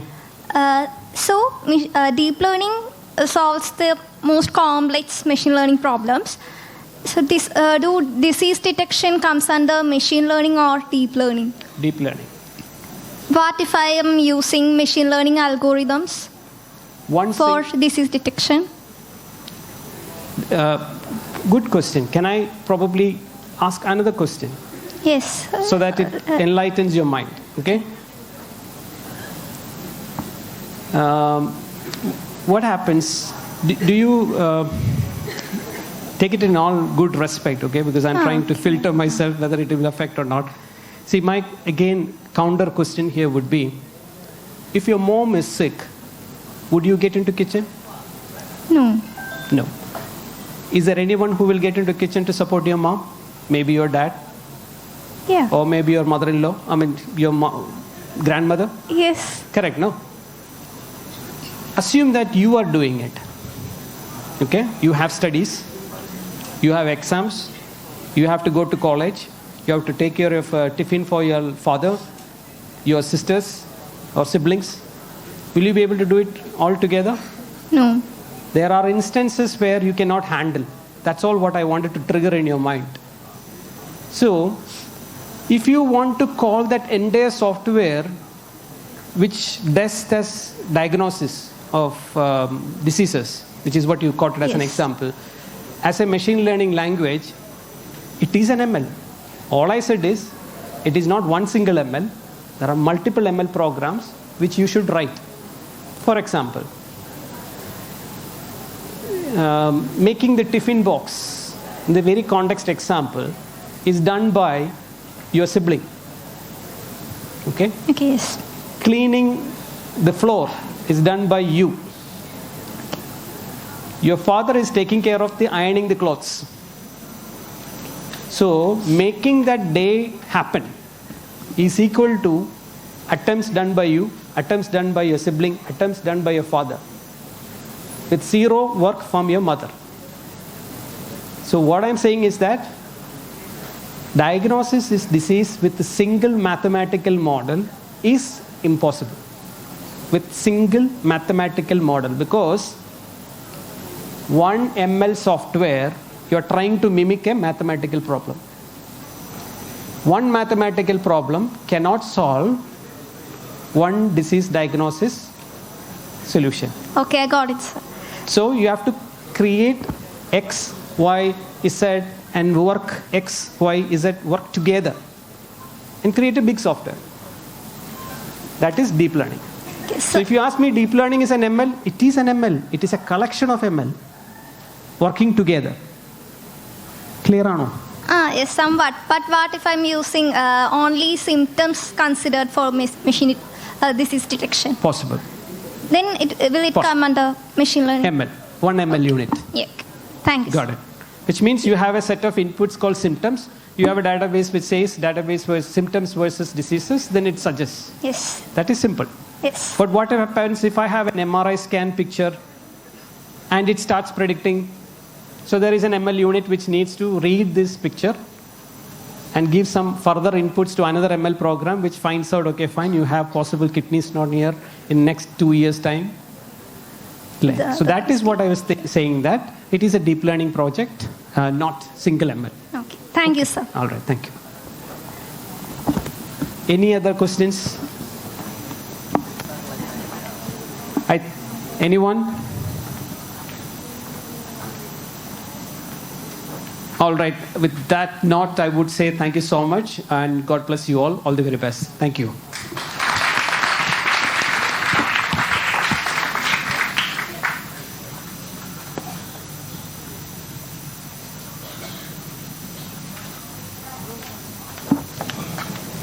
Thank you, sir, for the informative session. I welcome Joel from first year MSc Computer Science for the thank you note.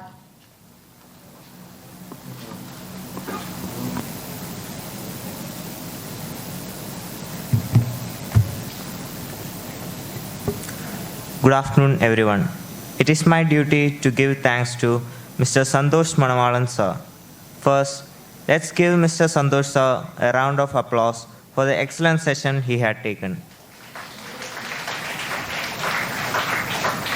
The class was informative and provided us with a brief history of AI.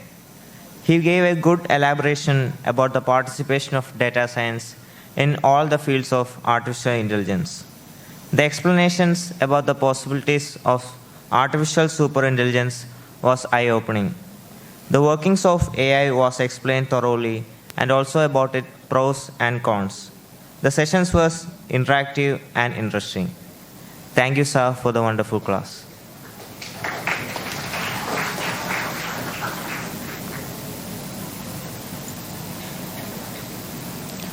Now I welcome Professor Dr. B. Harindran, Head of the Department of MBA, Bharat Mata College, to hand over the token of appreciation to our resource person, Mr. Santosh Manavalan.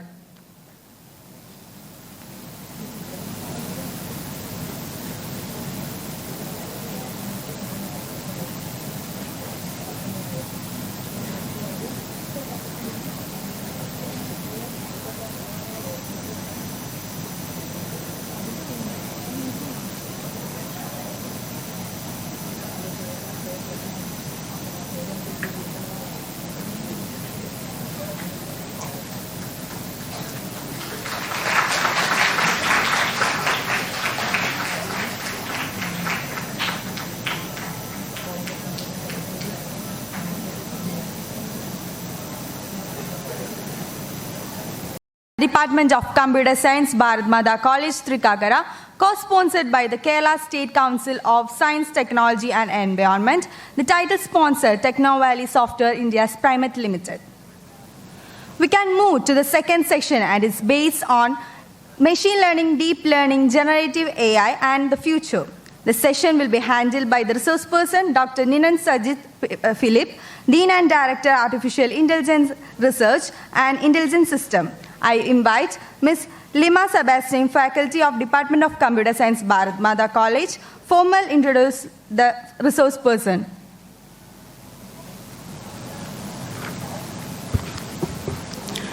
Good afternoon, everyone.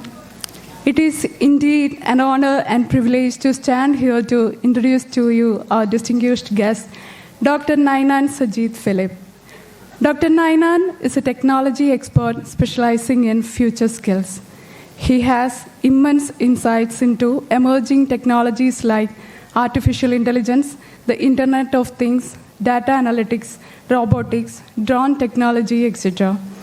He is the author of Atma, Automated Transmigration Algorithm module that enables Linux operating system to migrate from one machine to another and provide the user with a working environment for both research and development without installing any software on the local machine. The name Atma is based on the Indian mythological concept that souls can migrate from one body to another. He is the author of DBNN data mining software that is widely used in astronomy and other data-intensive research areas. Dr. Nainan is a member of the International Statistical Institute Astrostatistics and Astroinformatics portal, Penn State, USA, and a member of Virtual Observatory India and International Virtual Observatory Alliance. Dr. Nainan Sajid Philip is the founder and director of Artificial Intelligence Research and Intelligence Systems, also known as AIR Labs. He has traveled widely in Europe, USA, Japan, and all over the India, giving invited talks, lectures, and seminars on machine learning tools, and have published several papers in reputed international journals. We are incredibly fortunate to have Dr. Nainan here with us, sharing his insights and expertise. I, on behalf of Bharat Mada College and Department of Computer Science, extend a warm welcome to Dr. Nainan Sajid Philip, and I request Dr. Nainan to take over the session. Thank you. So please.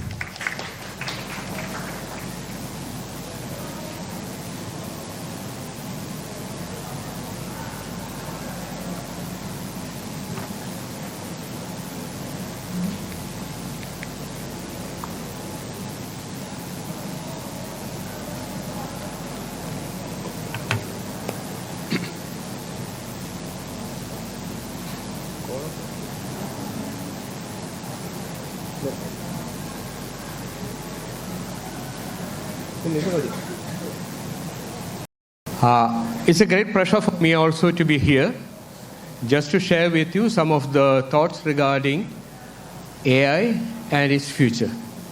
So I'll basically start with the fundamentals and will take you through a very quick journey through what is going on and what is possible in AI-related areas. So that is the basic idea of this talk.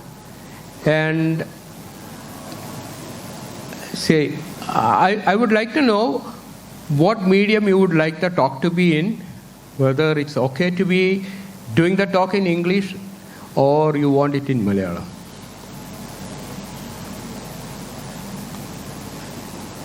No response means what?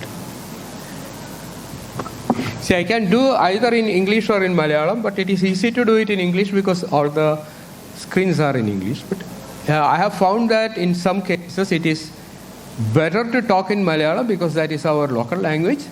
And especially when you have questions, please feel free to raise your hand or ask questions directly. I have no problem in that because I have been teaching for over 33 years in colleges, in an arts and science college before I retired from there and started this institution. So I have no problem asking questions. I would like to be stopped in between and ask questions. Okay, so let us start. So when we talk about machine learning and AI, we need to make a very clear understanding of what we mean by each of the jargons that we use. Because a lot of jargons you will come across as you move along, and it is important to know what each topic means. So we start with AI and ask the question, what is AI? And if you go to the internet and look for what is AI, you will find that AI is a very broad area which covers both deep learning and machine learning.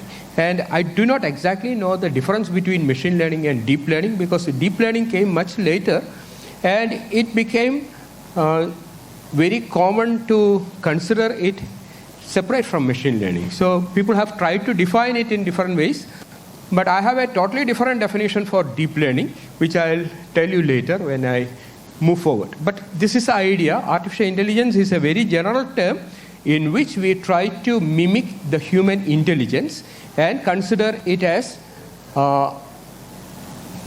try to mimic it on machines so that machines would be able to take up the role of humans in making intelligent decisions.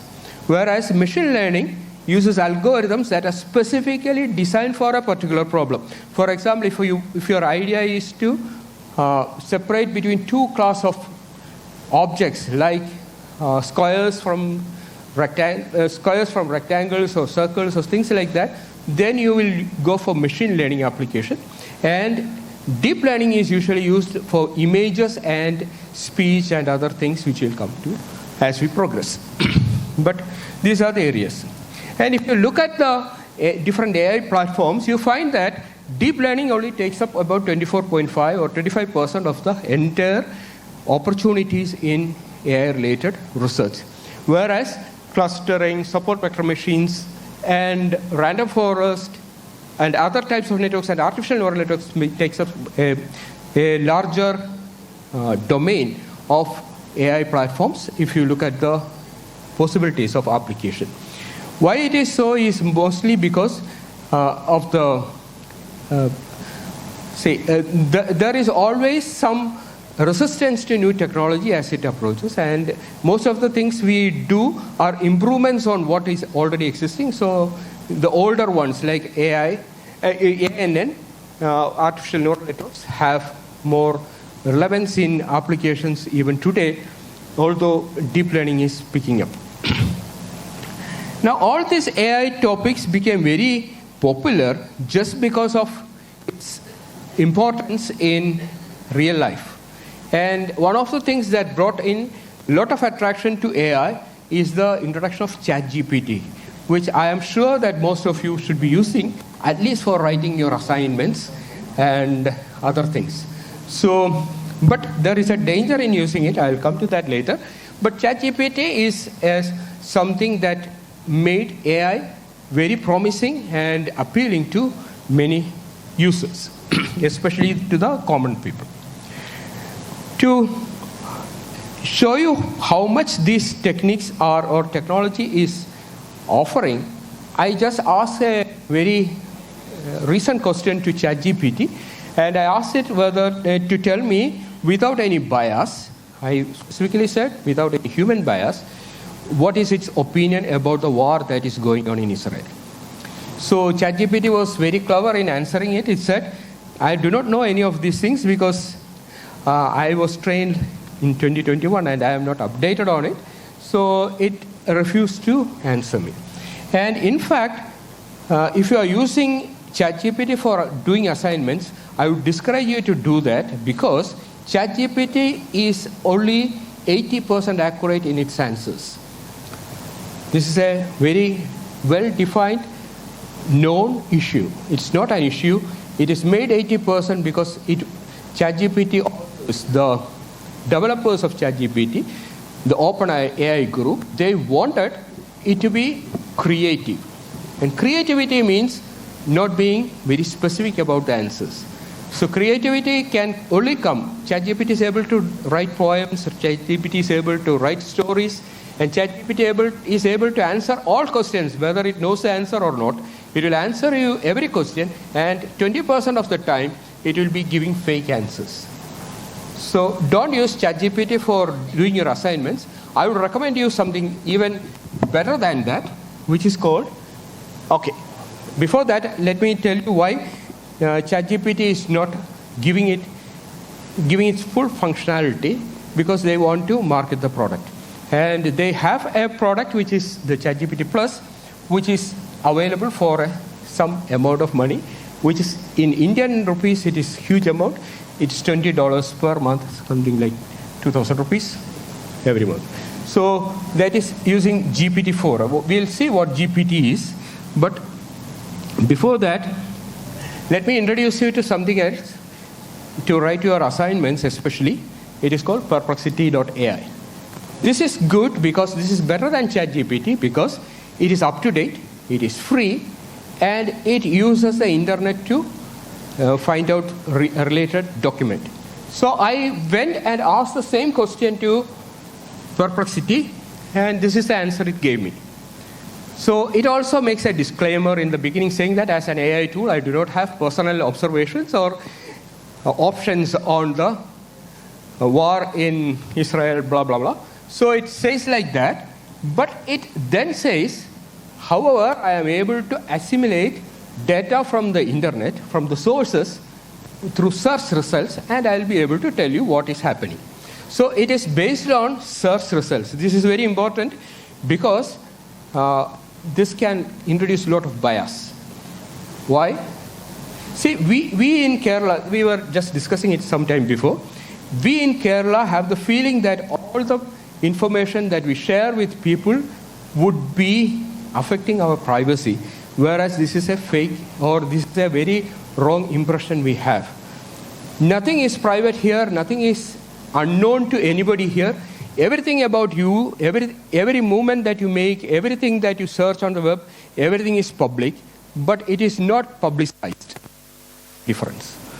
The users know, for example, if I am using an Android mobile, Google knows what I am doing, what I am searching, and who are my friends, what kinds of friends I have.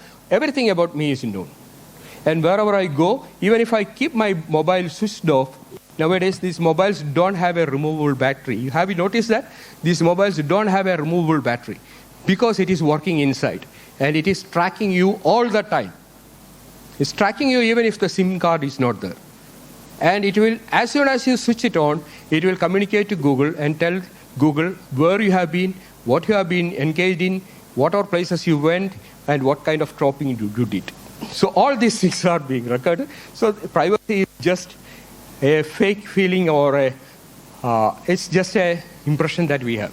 Now, why search things becomes important is, what is searchable? Searchable is only publicly available data. And publicly available data means if I am keeping my data private, then it won't come into the search results. And that is the reason why when you look at Google or any other search engines, you won't find much things coming from Kerala or India. It's not because people are not active, it is because people are not making it publicly available. So publicly available data and open source, for example, is a very good example for publicly available data. That is very important. And so that thing can introduce bias. That is what I wanted to say.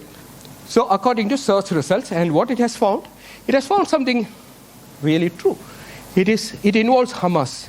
So they say that this war is between Hamas and Israel. And it also says there is a concern here.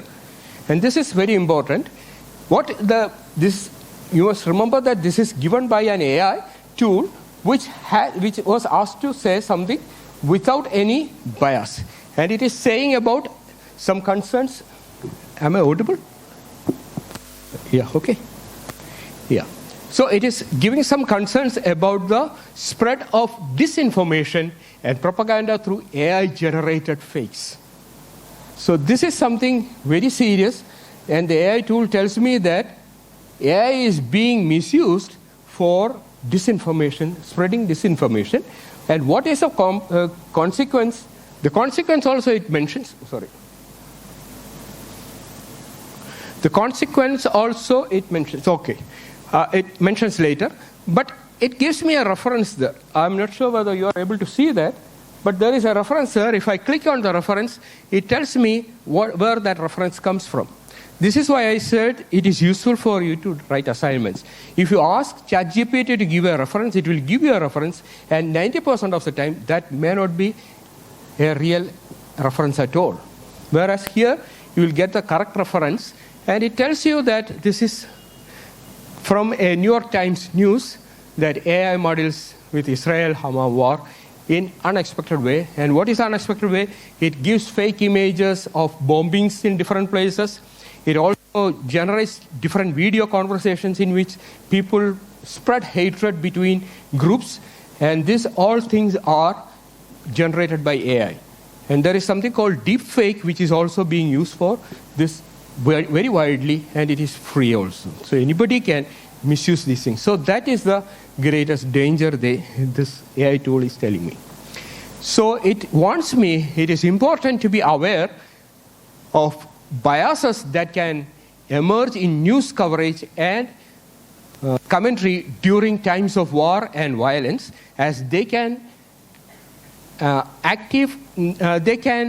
activate conscious and unconscious bias about groups of people.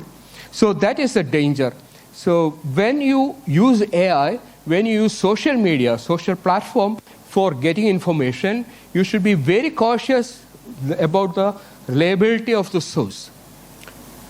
Unless you do that, you can very easily get biased and be thrown out with a lot of misinformation, disinformation about reality.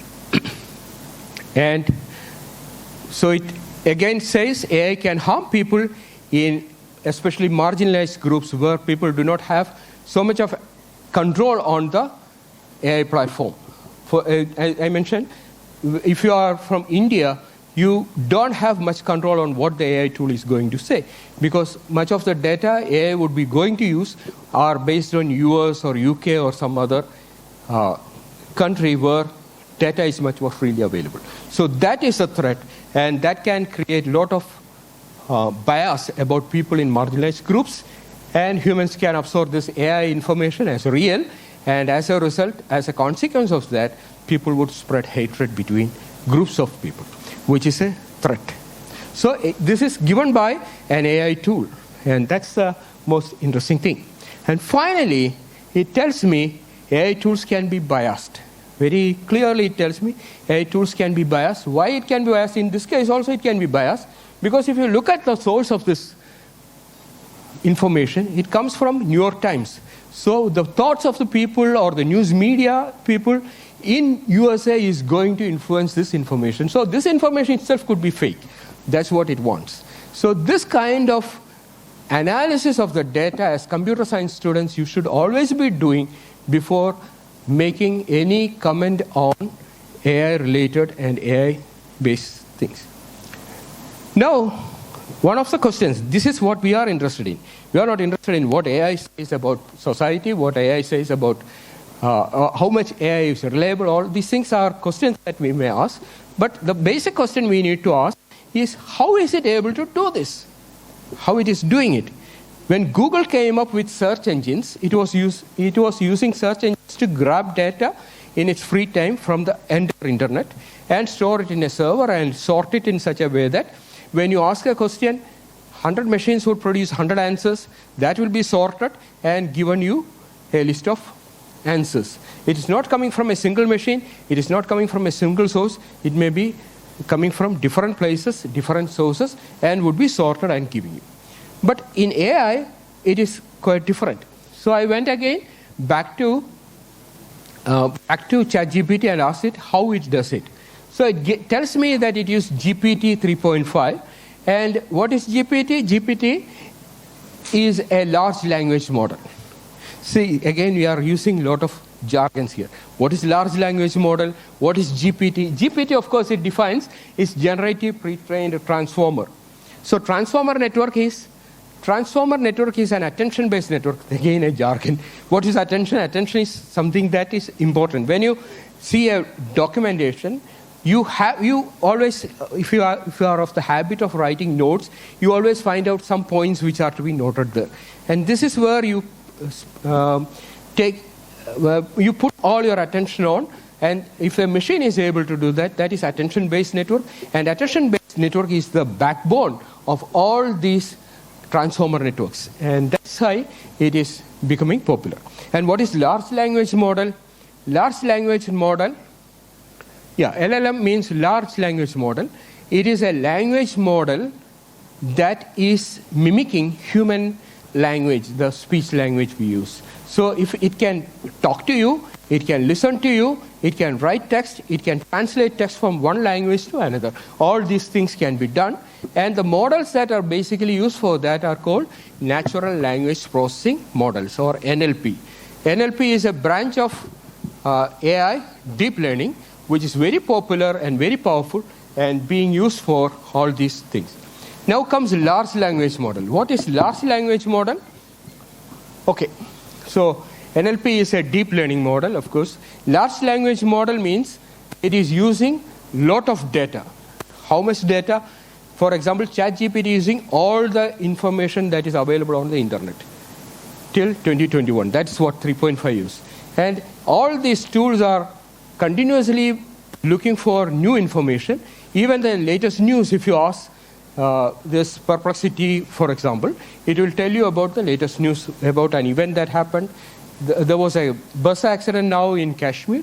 If you ask it, probably it would be able to report you on that also. So likewise, it is always searching for information. And NLP is a deep learning model. So we come to, again, the basis of the thing. NLP, LLM, large language model, and ChatGPT, all those things are deep learning models. So before we go to deep learning model, we need to understand what we mean by, okay, deep learning model we have already seen. It is part of part of AI. So we know a bit about it, but we would like to know what machine learning is so that we'll be able to define deep learning. So machine learning is a name given to algorithms that help machines mimic human intelligence. This human intelligence is, again, within quotes, at least in a limited way. So machine learning, in fact, tried to mimic human intelligence, human ability to analyze things and human ability to do several things. So what are the different things that humans are able to do? Humans can communicate, humans can understand, learn, humans can make predictions, humans can make analysis on certain things. So all these things, part by part, if you implement it into an algorithm and apply machine to learn it and mimic as if to every question it's a human that answers the question, then you call it a machine learning tool. So machine learning tool need not be a software-based tool, it can be a hardware-based tool also, if it is able to mimic human intelligence. All right. So in communication, you have already seen NLP, natural language processing. So that is what we do. So that much we know. But we have questions about learning. What do we mean by learning? What do we mean by understanding? This is something we do not actually have a direct feel of, because we do not know how we learn. But scientists have been trying to understand this, and nowadays scientists know that we learn from, if I ask you very casually, you would say, we learn from textbook, we learn from teachers, we learn from different ways. Okay, if I ask you, we learn from textbook, classes, experience, everything.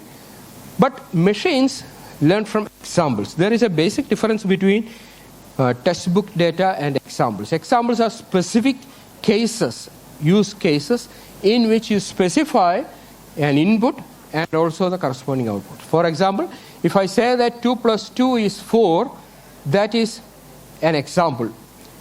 But the logic that goes behind it, that addition, it's a logic, but that is not an example. So if I want a machine to learn the logic of addition, I must give it several examples. 2 plus 2 equal to 4, 4 plus 2 equal to 6. Likewise, as many examples as possible, and machines learn these examples. This is the basic reason why machines are not outperforming humans up to this time. And modern technology is trying to develop methods which would allow machines to at least be at par with human intelligence. And we'll come to that as we progress. All right. So examples are used by machines to learn, and these examples are called the training data. So if you are working on AI-related platform, you would be asked what would be your training data. In the case of ChatGPT, the training data was the entire information that was available on the internet. In the case of something that, for example, if you are a medical person and if you are a radiologist, you will be using radiology images. So that will become your training data, and you will be using that for training the machine. All right. Yes. So this is where bias comes in. If my training data is not properly balanced, it can bias the whole training. So if my training data comes from a particular community, it can bias the whole thing. I am not sure whether you are aware of this deepfake, about which I mentioned some time back. Deepfake allows you to create artificial images, and artificial images of celebrities. And these celebrities usually, in advertisement, for example, if I want the image of a celebrity as a poster for my advertisement platform, it would be very expensive. But nowadays, it's not at all expensive because you can create fake images. But the problem is that if you try to create a fake image, it will always turn out to be a white person, meaning that നമ്മൾ പറയുന്ന സായിപ്പായിരിക്കും അതിനകത്ത് വരുന്നത്, സായിപ്പോ മദാമയോ ആയിരിക്കും candidate ആയിട്ട് വരുന്നത്. The reason is we do not allow our pictures to be shared in public. You put your profile photo, if I take your profile photo and put it somewhere, you will make a big noise about it. You won't allow me to stay alive. So that is the situation. So this kind of things forbid Google or any other platform to publicly use your images and train it on their machines. So what happens is that if only the whites allow their pictures to be put on public domain, then their image will also only be used for training, and whatever image the machine creates would look somewhat like them, one of them, rather than any of the Indian context situation. So there is a proposal which we are trying to, we means there is something called a Pune Knowledge Cluster, which is a central government facility for which I also do some work. In fact, I work as a consultant for them, and we are trying to have an Indian platform for ChatGPT, which means that whatever data that we are using may not be available in ChatGPT platform because it's a US-based company. We do not want to sacrifice our security. At the same time, we want a system that would be useful for the Indians, the Indian community, the Indian people, and this has to be done by a platform that is available, developed in India. And we are very slow we are very passive in doing things. I must tell you that about 3-4 months back, Saudi Arabia has released their own ChatGPT version, which is called Falcon. So Falcon is an open source platform which they develop. I think all the Saudi government and also this Dubai government were involved in it. So Falcon is a free platform, and what they have done is ChatGPT is a very closed platform. Although it is developed by OpenAI, it is not open. It is a very closed platform, just like Windows. But this Falcon people have made it open source.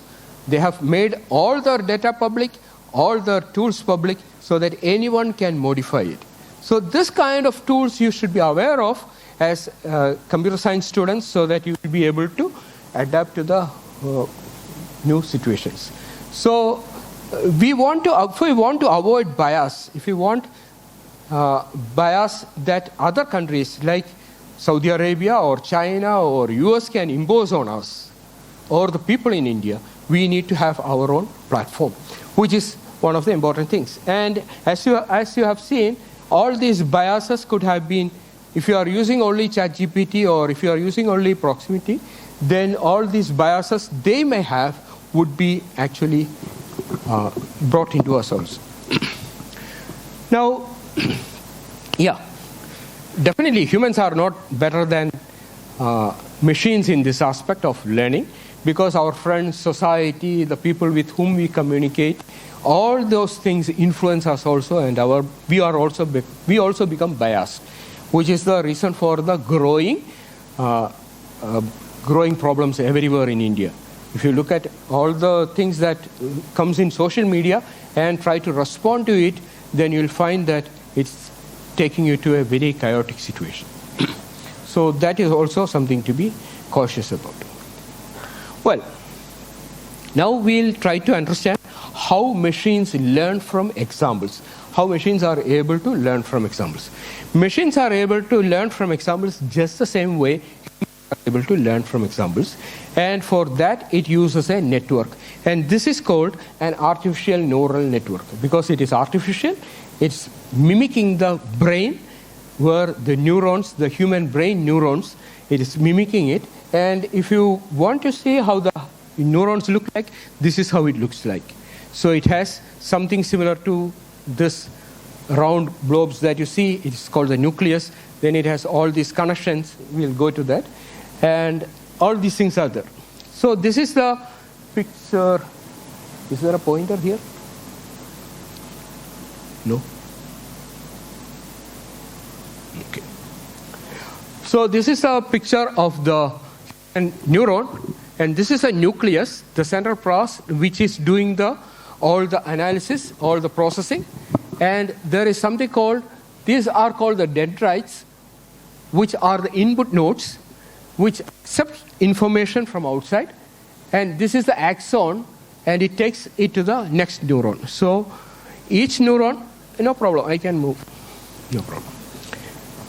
So each neuron has this structure. It has a nucleus, it has dendrites which allows input, and it has axons which takes inputs to the remaining neurons.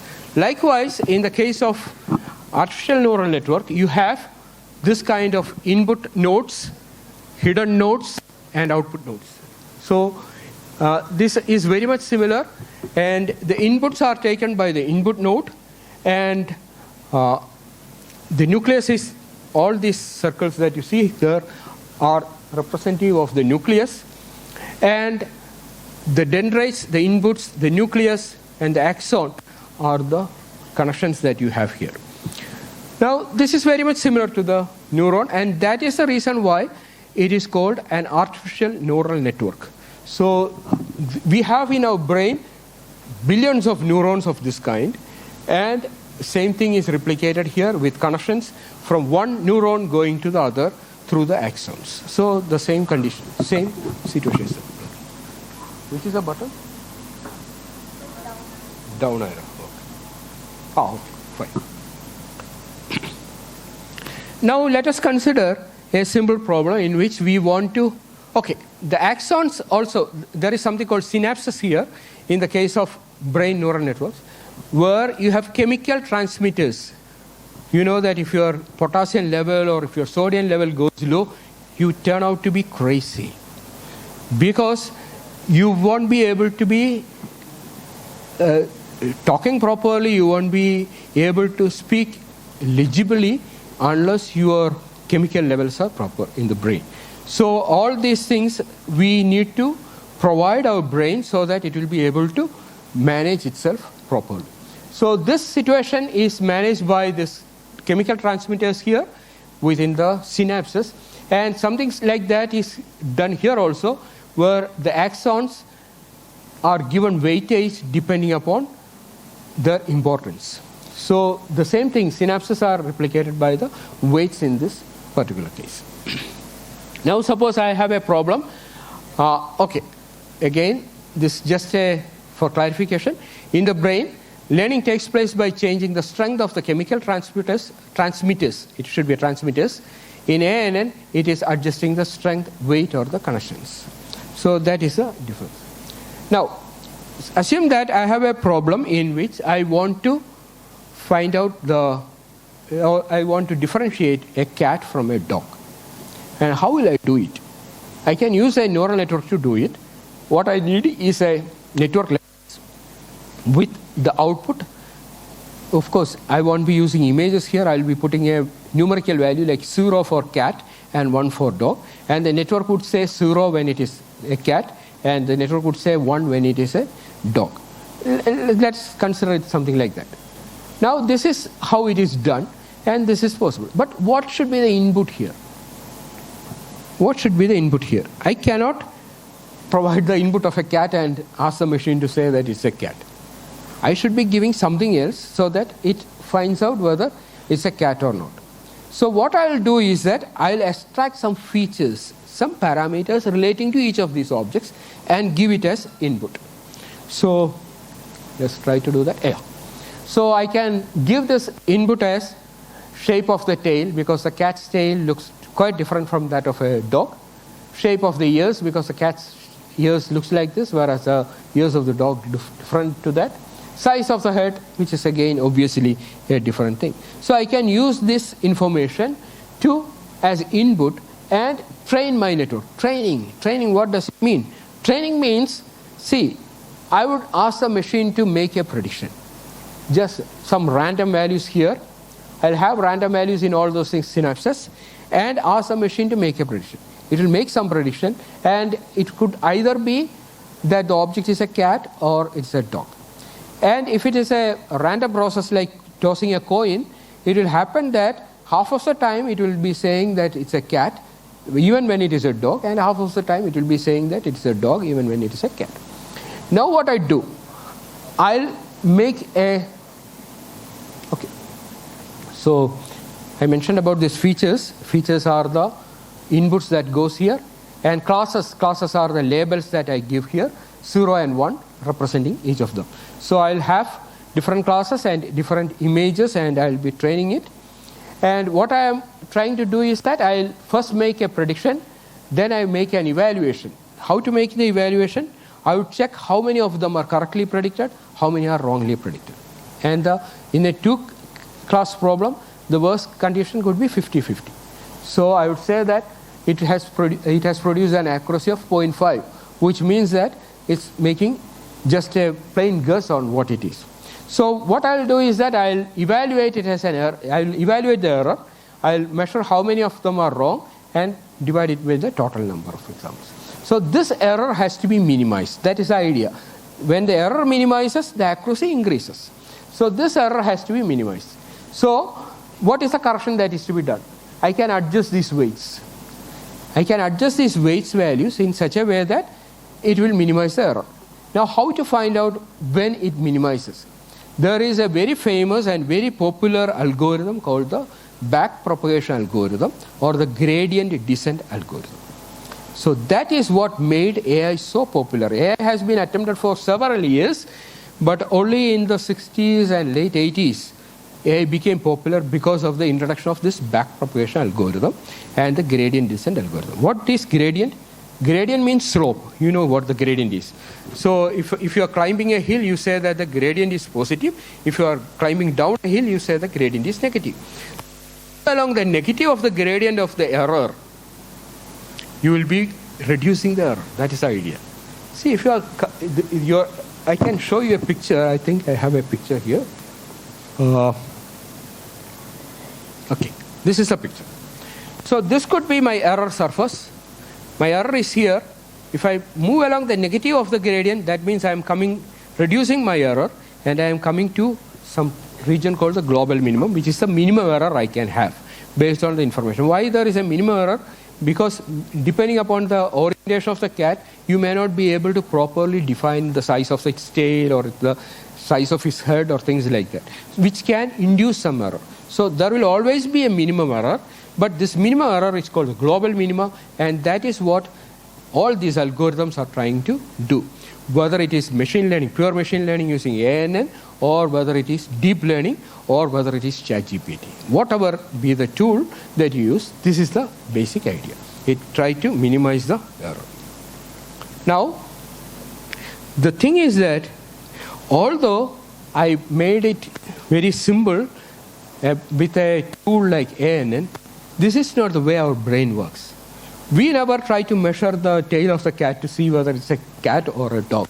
We never try to measure the shape of its ears to see whether it's a cat or a dog. But we look at the object, we look at the cat itself or we look at the dog itself and say that it's a dog or a cat. And this is the difference. So we never distinguish a cat or a dog by measuring its tail, head, or any of these things. But what we do is deep learning. What we do, we use our sense organs to see the cat, extract the features in the background, and provide it to the neural network that is inside. So if a machine is able to do this, if a machine is able to look at the cat and tell us that it is a cat or it is a dog, then that is what we mean by deep learning. So in deep learning, there is nothing like features. We give it just the object, and the machine itself extracts the features, finds out which are the best features, and does the analysis. So, like the sense organs process and extract features, giving it to the brain for processing, we are making a machine do the same thing, collect information from the image itself, extract features, and provide it to the neural network, artificial neural network, or it is also called the fully connected forward neural network.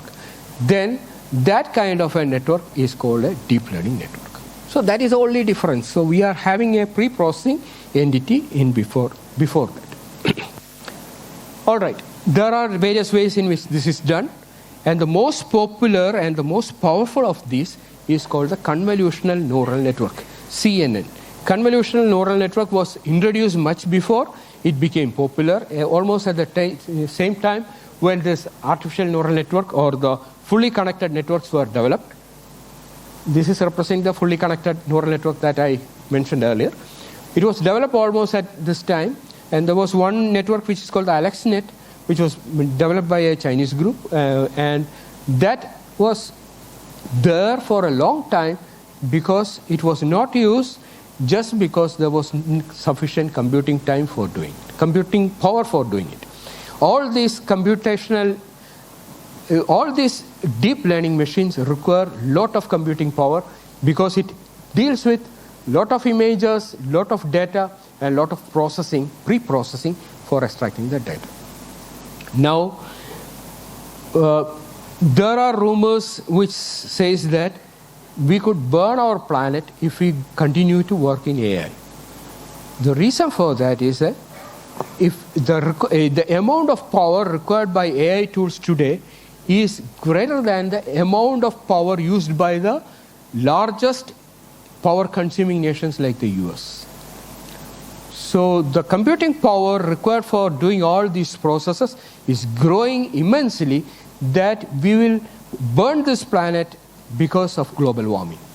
So this global warming has a lot to do with AI.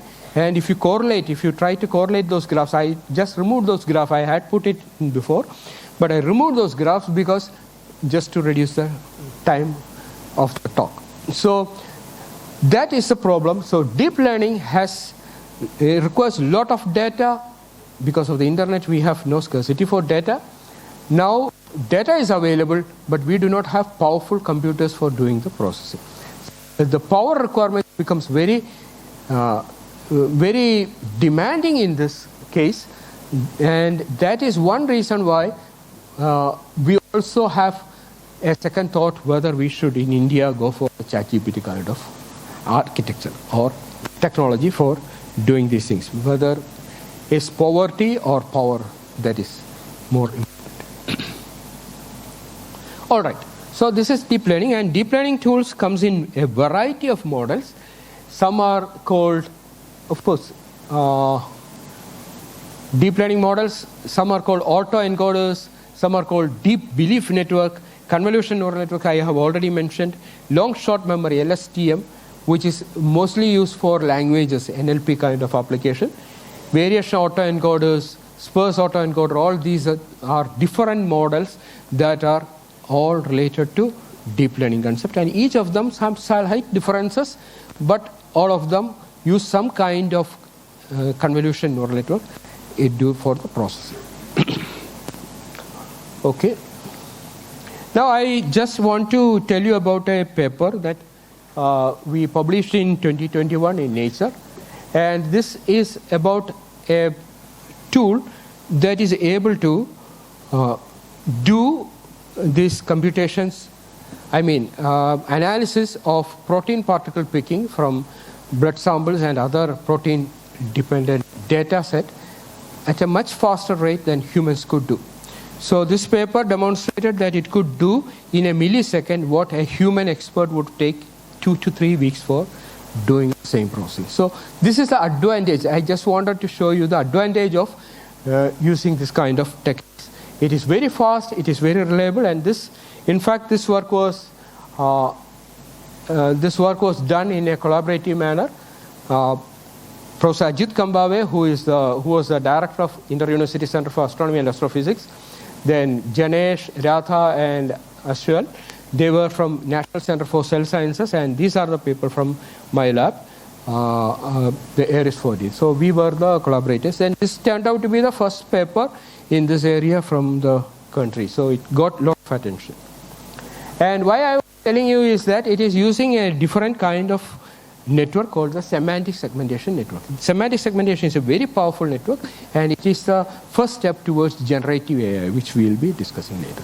Semantic segment, what it does is that it is able to look at each pixel in a data and tell you what it belongs to. So it correlates every pixel in a data with every other object it knows.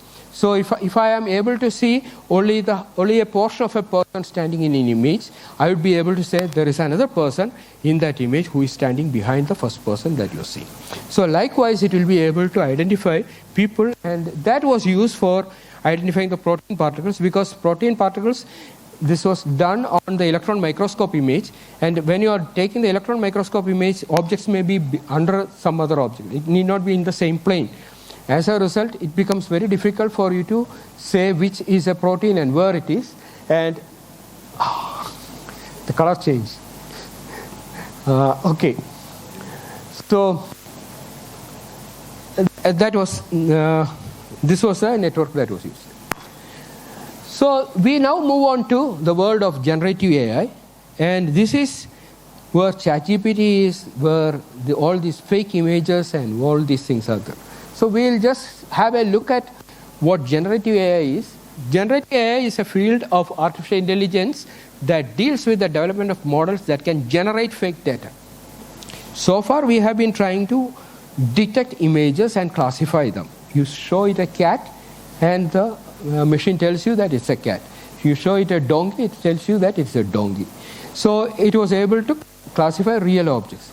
Now you want the machine to create synthesized data, so that I ask the machine create a donkey, it creates a donkey. Then I ask the machine to create a mix of a donkey and a dog, it creates a mix of the two. So this kind of thing should be possible, and that is where creativity comes, and that is what ChatGPT is very good at. So that is what generative AI does. And these are model strains on large data sets of existing data that they learn to generate new data that is similar to the training data. So this is how fake images, for example, are created. Now, there are different types of generative AIs also. Generative AI networks or generative adversarial networks, which are called GANs. I would just explain what GANs are with an example later. GANs are very powerful. They are able to translate different languages. They are able to, for example, there is an app in Play Store, which if you give it a picture of a 2-year-old child, it will tell you how the person would look when he is 90 years or 80 years or whatever. So it's actually generating the data based on the information it has already learned. And for that, you are using a GAN kind of network, generative adversarial neural network. Adversarial means there is a competitor there which would tell the machine that you are wrong all the time until the machine makes it satisfactory good. Then there is variation encoders, which is another area. We won't go into that. There is also generative transformers.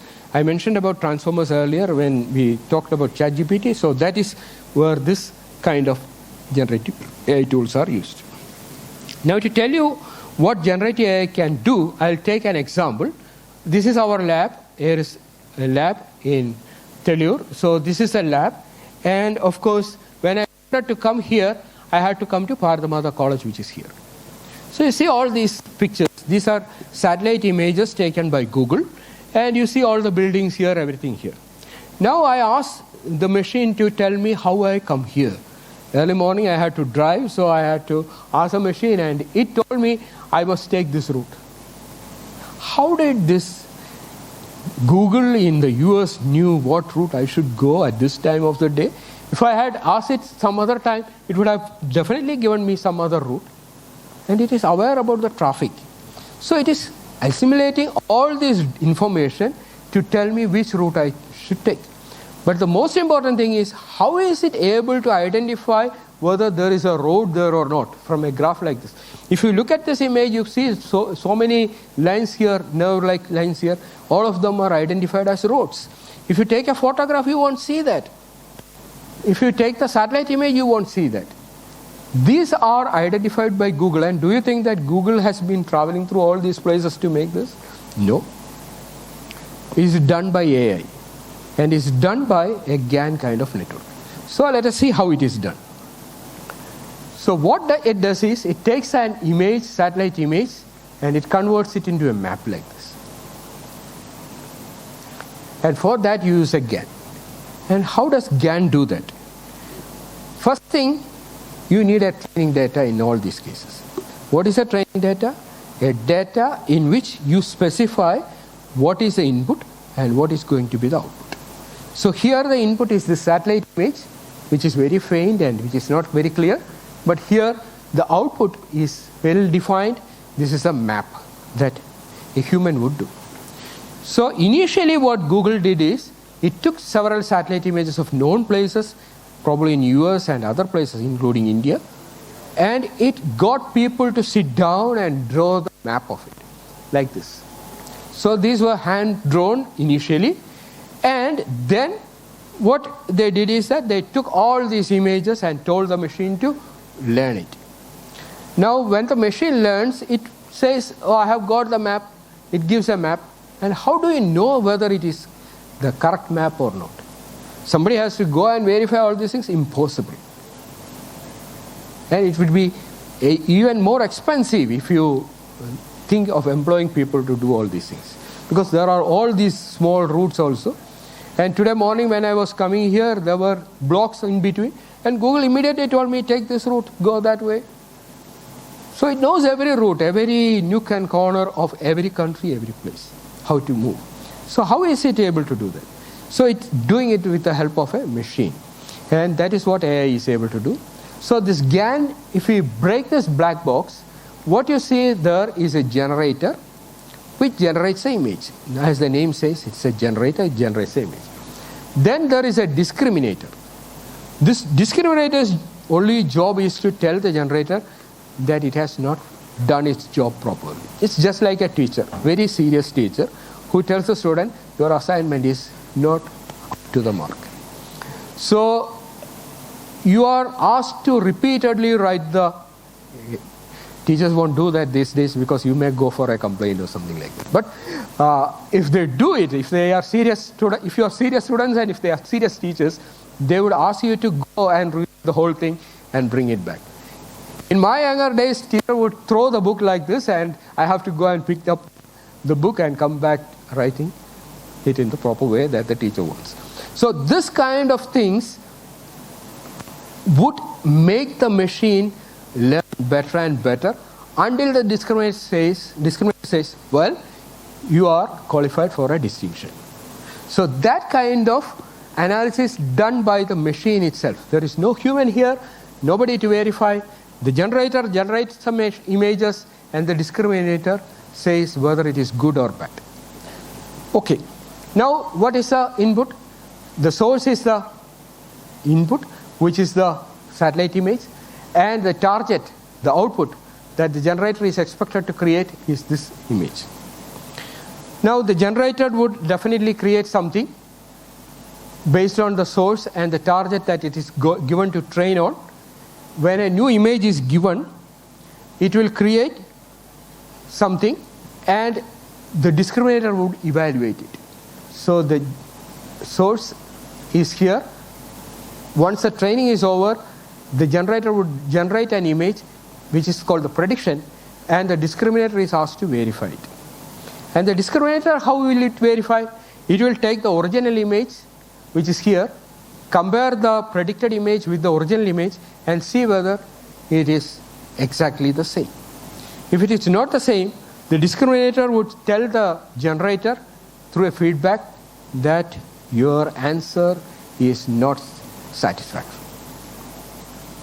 And how long it will do? It will do until the prediction matches with the target. So it's a very simple logic, you see. But when this is implemented, it becomes a very powerful tool which is able to do the whole job of evaluation, training, everything by itself, which is what makes GAN so powerful, and that's the reason why I thought of explaining it to you. Now, how long this process will go on? This process will go on until, and the discriminator would say, oh, you have passed, you have qualified, you have passed the test. Now, once you are qualified, once you got your degree, you don't need the teachers, the old teachers that have been scrolling all the time. You won't go to them back. You will just throw them off and you will walk off. Same thing happens here. Once the training is over, the discriminator is no more required. The generator will be able to convert all the images that it gets into properly qualified predictions. So the generator will be able to convert all the images it gets into proper predictions. That's possible.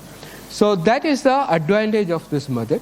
And once this is done, once the training is over, it is not necessary to take images with known maps for comparison, because you have now got a generator which is able to convert any map, any satellite image you give into proper maps.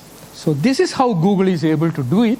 And once they did the training, they just had satellites which would take pictures and convert them into images. Every nook and corner of the country is scanned, and it is all available with Google, with all the details.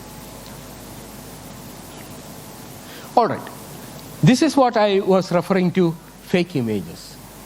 These fake images is created by deepfake, which is again another GAN. What it does is, it just takes inputs of images of people who are real people, who are celebrities, and learn the generator, and the discriminator would continue to evaluate the prediction and tell the machine that you haven't learned properly, you haven't learned properly. Later, the generator will automatically start creating images of all. These are all fake images. None of them are real. Nobody lives. Nobody is alive. These are all fake images, and you get all these images with the help of the machine, and that is the end of all the celebrity era, where you don't need celebrities to be paid any amount, because if they want their photograph on this, then they should pay us. So that is the situation today. The whole thing has changed. Well, we also work for, I'm also a member of the Indian University Center for Astronomy and Astrophysics in Pune. We do a lot of research relating to AI applications in astronomy, and this is just one application where we have this, where we have this image of objects taken by a ground-based telescope, and we want to see how well they can be resolved. For example, some of these objects are double images. There are two stars nearby, and we want them to be differentiated well, and this was a project that was done. I just wanted to demonstrate another application, scientific application for this GAN here. All right, finally we come to the generative AI, which is the future, where the machines would be at par with humans. So far, we needed all these machines to be provided with training data of the kind they were expected to work on, perform on. Like in the case of astronomy images, I had to provide it with the satellite images. Now imagine a situation in which a machine need not be trained on any of this data. Machine will go fetch all the information humans have generated so far from the internet or somewhere and learn of them, use a GAN kind of thing to verify whether the learning is correct, and would answer your questions irrespective of the context in which the question is asked. Then that is the future of AI, where robots, for example, would be able to answer any kind of, would be able to handle any kind of situation in which they are not even trained on based on their. So this generative AI is very popular nowadays. It's about taking about 10%, 11% of the whole computing power these days for doing generative AI. So this is the future research that is going on. Well, generative AI consists of 3 AI models, deep learning models. I have mentioned only one of them here, which is of course maybe large language models is there.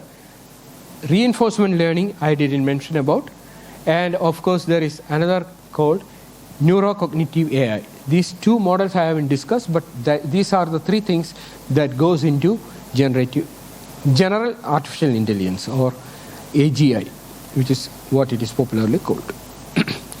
The problem here is that it is not that we are not aware of the technology. It's just the same situation that deep learning had a few decades ago. We do not have the computing efficiency. CPUs and GPUs are inefficient in power requirements, in computing power requirements.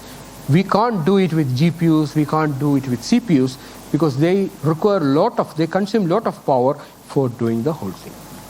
For example, if you consider the computing power requirement for any of these large model networks, it would be more than all what the planets. It would be several times more than all the planets' greenery that we expect to consume the carbon deposits that we create, carbon absorption that we expect to see. So that is a problem, because all these models are taking, so I'll zoom it in. So all this is the kind of power requirement.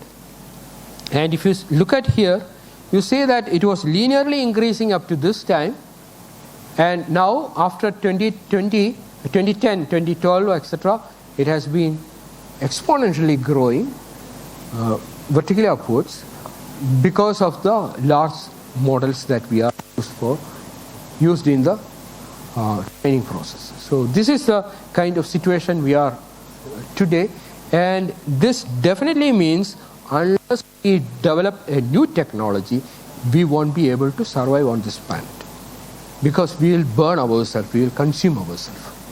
So what we are trying to do is to go back and see how the human brain is able to do all these things. See, we know that the brain is much, much powerful than any of the computers we have so far made. The brain is much more powerful than GPT. The brain is much more, of course, it do not have that much of data storage facility, but if it has considering the computing power, it is much more powerful than any of the computers we have so far built. And why we do not burn ourselves when our brain is working? Well, you may have a headache, you may have some fever, but you won't burn yourself by using your brain. So how is it possible? So people have been seriously thinking of it, and we have found out the reason. We know that the human brain, despite its extensive power requirement, takes only up to 10 watt of power for doing the hardest computations we need to do. If you are writing an exam, if you are facing an interview, it is at that time your brain is going to be most active, and the power consumption would be close to 10 watts. 10 watts is a power that, see, you know what a Surawatt bulb, the filament bulb, the old days bulb, which had some color, the Surawatt bulb would be 10 watts consumed, 10 to 12 watts of consumption. And your brain, whole brain requires less than that. One of the reasons is that it is not using electricity, it is using chemical transporters. Reason one. There is another very important reason, which is now being researched by all the people worldwide, and that is the way in which the signals are transmitted. So in the brain, the signals are transmitted as spikes. So there is a delay, there is a spike amplitude, all these things that determine determine the kind of information it transmits. So these spikes, in fact, help the brain to use minimum power for the computation. So see, nature is much, much cleverer than any of us. Nature knew it for billions of years. It has tried all different methods, and then it created man, who is able to do all these computations with just 10. So that is the kind of requirement, power requirement, and that is the reason why it is.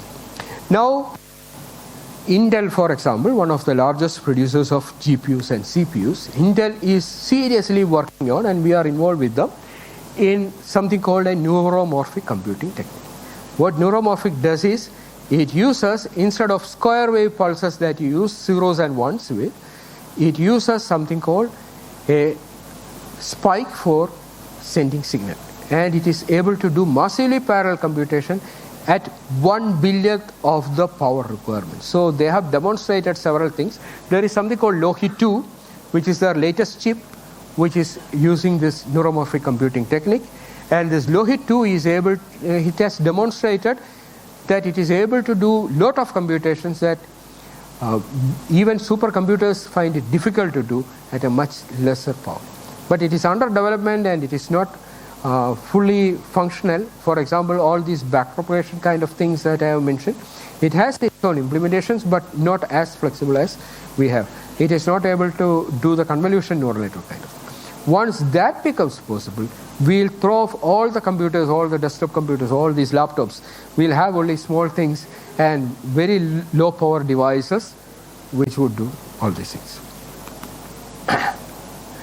So there is a review paper which I would suggest you to go through. This review paper describes how this algorithm works. And I think I'll take questions from you. Yes, take questions from you if you have any. So this is the future, and as computer science students, you should be knowing what the future is, because you are going to live in that future. I'll be dead and gone by that time. So you should definitely know all these things and try to understand. If you have any questions, you can ask.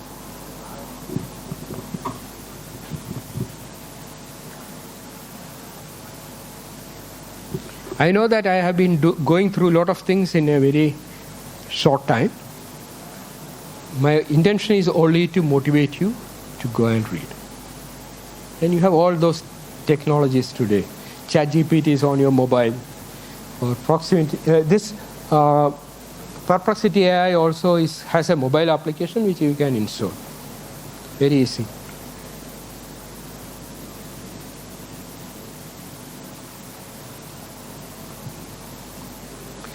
No questions means you understood everything or you didn't understand anything.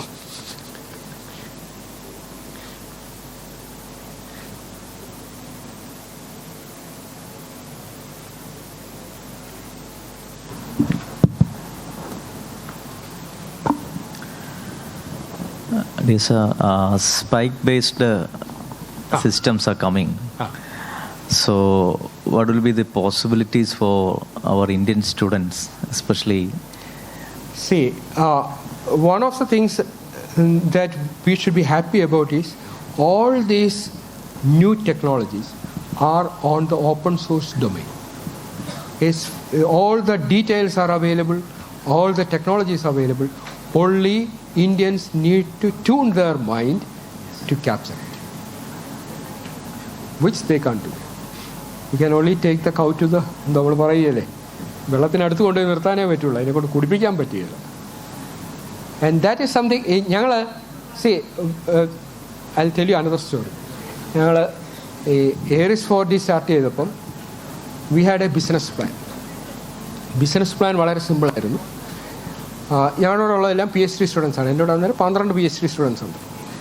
12 PhD സ്റ്റുഡൻസിന് അവരെ support ചെയ്യാൻ ഞങ്ങൾക്ക് പൈസ ഒന്നുമില്ല. എൻ്റെ പെൻഷനുണ്ട്, ഞങ്ങളുടെ കൂടെ ഉണ്ടായിരുന്നവർ അവർ retirement ബെനിഫിറ്റ്സാണ് ഇതിനു വേണ്ടി ഇൻവെസ്റ്റ് ചെയ്തിരിക്കുന്നത്. അപ്പം അങ്ങനെ വന്നപ്പോൾ ഇവർക്ക് കൊടുക്കാനായിട്ട് റെമ്യൂണറേഷൻ ഒന്നുമില്ല. So we had a business plan that we would ഇവരെ കൊണ്ട് തന്നെ ക്ലാസ്സുകൾ എടുപ്പിച്ച് കുട്ടികളെ ട്രെയിൻ ചെയ്യിച്ച് പ്രോജക്ട്സ് ചെയ്യിച്ച് ഇൻഡസ്ട്രിക്ക് പ്രോജക്റ്റുകൾ എക്സ്ചേഞ്ച് ചെയ്തിട്ട് ഒരു ബേസിക്കായിട്ട് ഇൻഡസ്ട്രിയിലേക്ക് കേപ്പബിൾ ആയിട്ടുള്ള സ്റ്റുഡൻസിനെ ബോൾഡ് ചെയ്യാനായിട്ട് നമുക്ക് പറ്റും എന്നുള്ളൊരു ഐഡിയ ഉണ്ടായിരുന്നു. അങ്ങനെ ഞങ്ങൾ ചെയ്തു. But what happens is that even the students who come from engineering college ഞങ്ങളത് നിർത്തി. ആദ്യത്തെ വർഷത്തിൽ ആദ്യത്തെ മാസം തന്നെ അത് നിർത്തി. They were willing to give us 40,000 rupees, which was something reasonable for a student project. 40,000 rupees തരും, പക്ഷേ ഞങ്ങൾ പ്രോജക്റ്റ് എഴുതി എല്ലാവർക്കും കൊടുക്കണം, which is waste of our time, their money and waste of resources. So ഞങ്ങളത് നിർത്തിയത്. So ഇതാണ് നമ്മുടെ problem. If Indian students want to be toppers, Indian students are on the top rank. For example, ഗൂഗിളിൻ്റെ chief CEO Indian ആളുകളാണ്. എല്ലാ നല്ല സ്ഥലങ്ങളിലും Indian ആളുകളുണ്ട്. The only problem with our students, as I find, is their motivation. നമുക്കിതൊന്നും ഇല്ലെങ്കിലും ജീവിക്കാം എന്നുള്ള ഒരു ധാരണ നമുക്കുണ്ട്, which is the only problem I find. There is no other limit. These are all open source and most of the things. Intel in fact gives training for those who are interested to work on it. They will provide the Lohit to even free for cost. It's very expensive processor, but they will give it for free if you show that you are genuinely interested and you will be working on it. So there is no limit. Indians അങ്ങനെ ഒരു കുഴപ്പമില്ല. It's very great information, sir, because our students shall also utilize their evening times within the campus itself. They can utilize. They can start a hub, something like that. They can practice there. They can collaborate with the industries. Yes. That's industry collaboration I will encourage. Ibrita students already they are doing something like this Google developers club or something like that. Students club they have EDC. Yeah? So that is there, which is very good. But I do not know the level to which they go. I had a discussion with them because I came early. I had some discussion with them.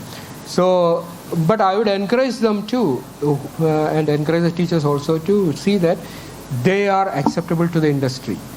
ഇപ്പോഴത്തെ problem എന്നാണെന്ന് ചോദിച്ചു കഴിഞ്ഞാൽ നമ്മുടെ സ്റ്റുഡൻസിന് ആ കൂടി ഇത് കഴിയുന്ന ഉടനെ അവർക്ക് കുറേ കാര്യങ്ങളൊക്കെ അറിയാമെന്നല്ലാതെ ഒന്നും പ്രാക്ടിക്കലായിട്ട് അവരോട് പ്രോബ്ലം പറഞ്ഞു കഴിഞ്ഞാൽ പ്രോബ്ലത്തെ ഒന്ന് അനലൈസ് ചെയ്യാനോ പ്രോബ്ലത്തെ അഡ്രസ്സ് ചെയ്യാനോ അവർക്ക് ധൈര്യം പോലും ഇല്ല. ചെയ്യുമോ എന്നുള്ളതല്ല, ധൈര്യം പോലും ഇല്ല. അങ്ങനത്തെ ഒരു സിറ്റുവേഷനാണ്. So that has to change. So ഞങ്ങളൊരു പ്രോഗ്രാം അങ്ങനത്തെ പ്ലാൻ ചെയ്തിരുന്നു. കുറച്ച് ഇൻഡസ്ട്രി കൊളാബറേറ്റേഴ്സും അതിന് വില്ലിങ് ആണ്. That we would train them to have a industry requirements എല്ലാം പാസ്സാകത്തക്കോന്നുള്ളൊരു. But again the problem is with the students. അവർക്ക് സാർ ഞങ്ങളുടെ എക്സാം വരുന്നുണ്ട്, ഇത് അതിന് മുമ്പ് തീർക്കാൻ പറ്റുമോ എന്നുള്ളതാണ് question. So that kind of attitude you can't have it. But except for that, it's a good suggestion, sir. We hope that your support will be there for BMC students in future also for these types of project implementations. Thank you, sir. You have lot of opportunity. ഇവിടെ നിങ്ങളുടെ തൊട്ടടുത്ത് തന്നെയല്ലേ info park. But we need a mentor like you, so we can help basically. Definitely. Thank you. I'll be only happy for that. Thank you, sir.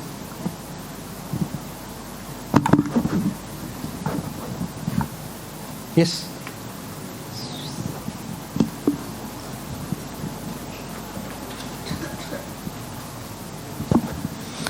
Sir, it was a great session, very instructive. Sir, I have two questions. Yes, please.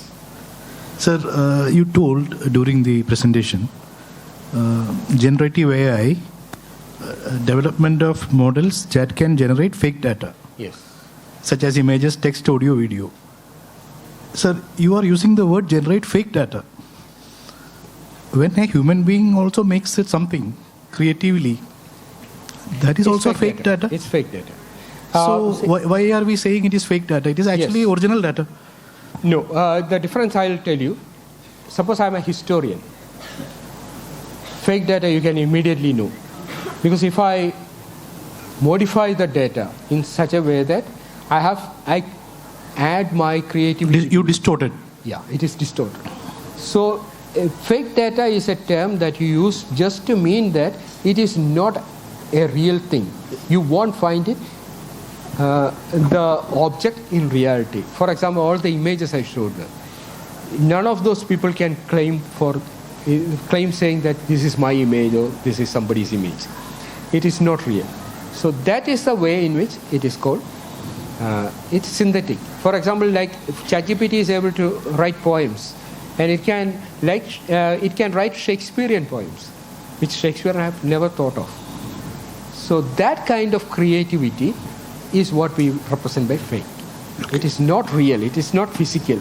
You won't be able to see any of these landscapes that this data creates in real life. For example, in the movie Avatar, all the things that you see are fake. It is fake.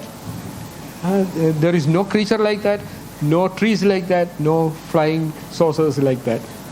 All those things are fake. So those kinds of things can be generated with what we call prompting.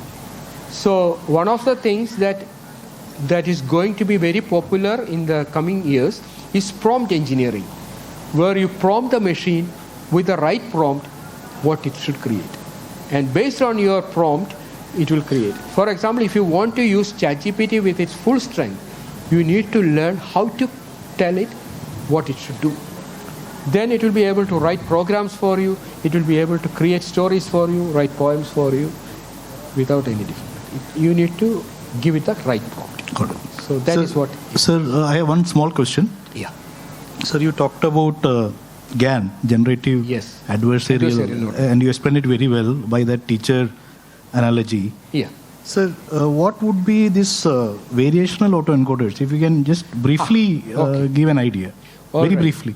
Yeah, autoencoders do what it does is that it's a completely different technology, where what it does is it takes an image, it takes it to a different dimension.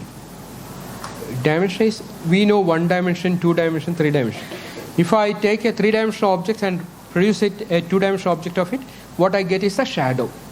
A shadow is always a 2-dimensional image. So the shadow does not have all the details about the image, but it has somewhat the shape of the particular object. Now you can map from this 3D to this 2D, a shadow, everything that you want. So you can turn the image in one direction or like that, and you can say that this 2D image now has all the information the 3D object has. But the advantage of the 2D is that you do not need that much of space for storing it. So you have all the information stored in a very small space. This is how we do all this zipping of files. When you zip a file, what it does is it goes through the whole data, finds out which are the most commonly used words there, represented by a small bit, single bit. And then it takes the next one, third one, so that the whole data would become very small. So this kind of mapping from a higher dimension to smaller dimension is done in neural networks. And this adversarial neural network, this kind of encoders always do that. And then from that reduced data, you try to reconstruct the full image. And the advantage is that you do not need a training data. The original image is 3D image, the output image is 3D image. In between, you are shrinking it so that you now know how to do it. And this reduces the data volumes greatly, and it allows the network to generalize very well on wide variations in the input data. Thank you, sir.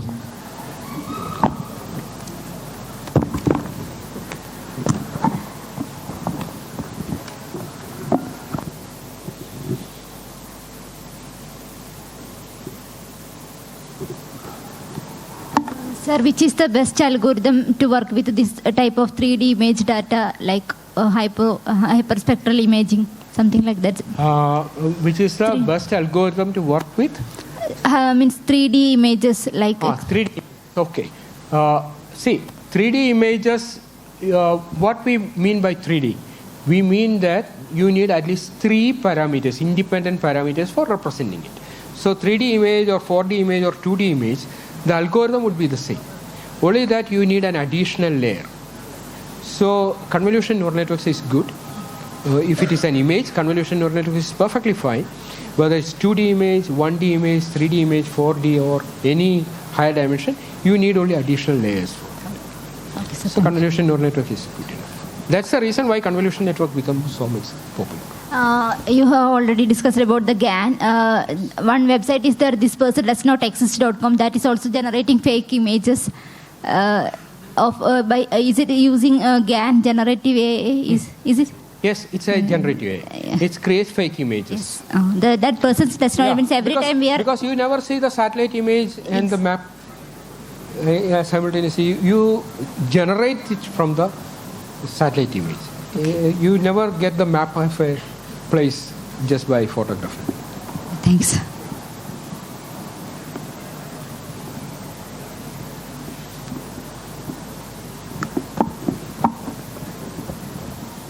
Finished?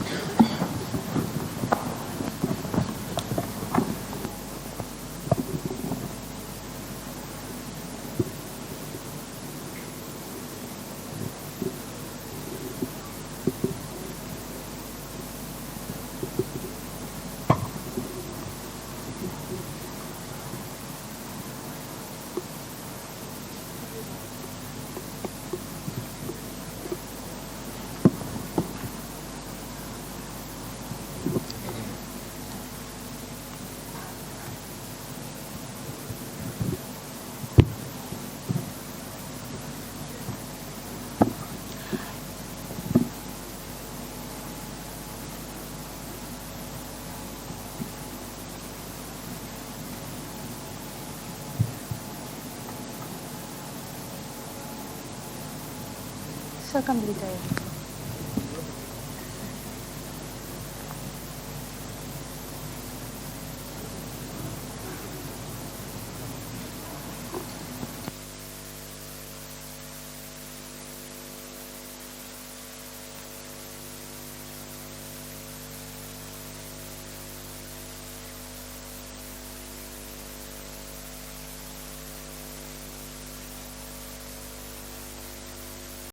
Next, I welcome Aishwarya from second year MSc Computer Science for vote of thanks.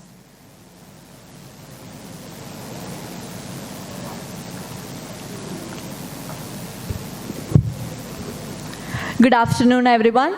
I deem it a great honor and privilege to propose the vote of thanks to our resource person, Dr. Nainan Sajid Philip, for conducting an enlightening session on deep learning, generative AI, and the future. Sir, your expertise and passion for these subjects have left an indelible mark on all of us. You made the complex concepts in artificial intelligence easy to understand.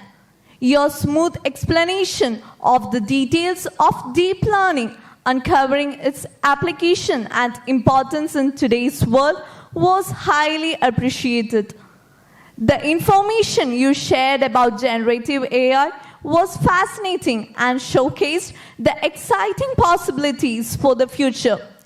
We sincerely appreciate the time and effort you invested in preparing and delivering this session. Your expertise has undoubtedly enriched our understanding, and we hope it will contribute to our professional growth. On the behalf of Bharat Mata College and everyone present here, I extend our sincere gratitude to you, sir. Once again, thank you for being an invaluable resource person. Thank you. I welcome Dr. Radish Kea, Academic Coordinator of Bharat Mata College, Srikagara, to presenting the memento to our resource person, Dr. Nainan Sajid Philip. So please.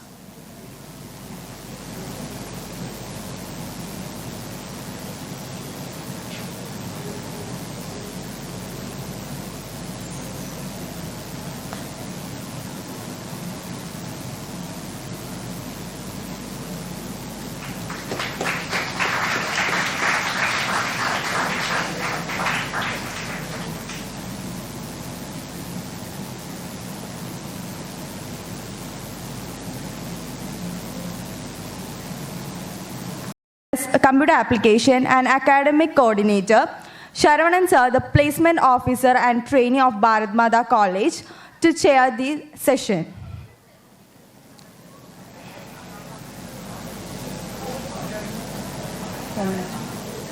afternoon to one and all. Myself, Grishma KV, Assistant Professor of Department of Forensic Science, Kerala Police Academy, Thrissur. In the absence of my co-author, Binshad MS, Assistant Professor, Department of Forensic Science, KUSAT, I am presenting the paper, Cultivating Precision, Revolutionizing the Pesticide Detection in Crops through Hyperspectral Imaging and AI Innovations. Actually, this is a pilot study. This is not a research paper. I want to introduce some basics of this hyperspectral imaging, how they can use in the pesticide detection in the crops analysis. So the first challenge for this problem is the global food supply faces increasing challenges due to the population growth, climate change, and land degradation. As you know, in the field of agriculture, large amount of crops are affected with different pests, and we are using different types of pesticides for the maximum productions. So, but the overuse of these pesticides also causes high damage to our health also. When you are detecting how much pesticides, how much resources should be used to these crops, it will be very beneficial to the agriculture field also. So the pesticides play a crucial role in protecting the crops from pests and diseases, but their overuse can pose risks to the human health and environment. So the solution, one of the solutions for this challenge is that the precision agriculture offers a promising approach to optimize pesticide use and minimize environmental impact. Actually, this precision agriculture is known as the resources we can use the resources effectively to maximize the production of the crops. How much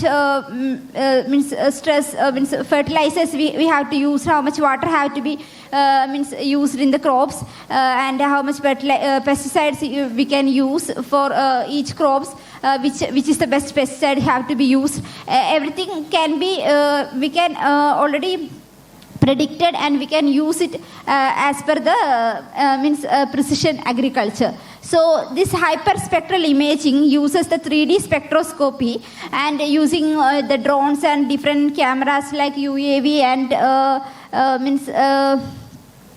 different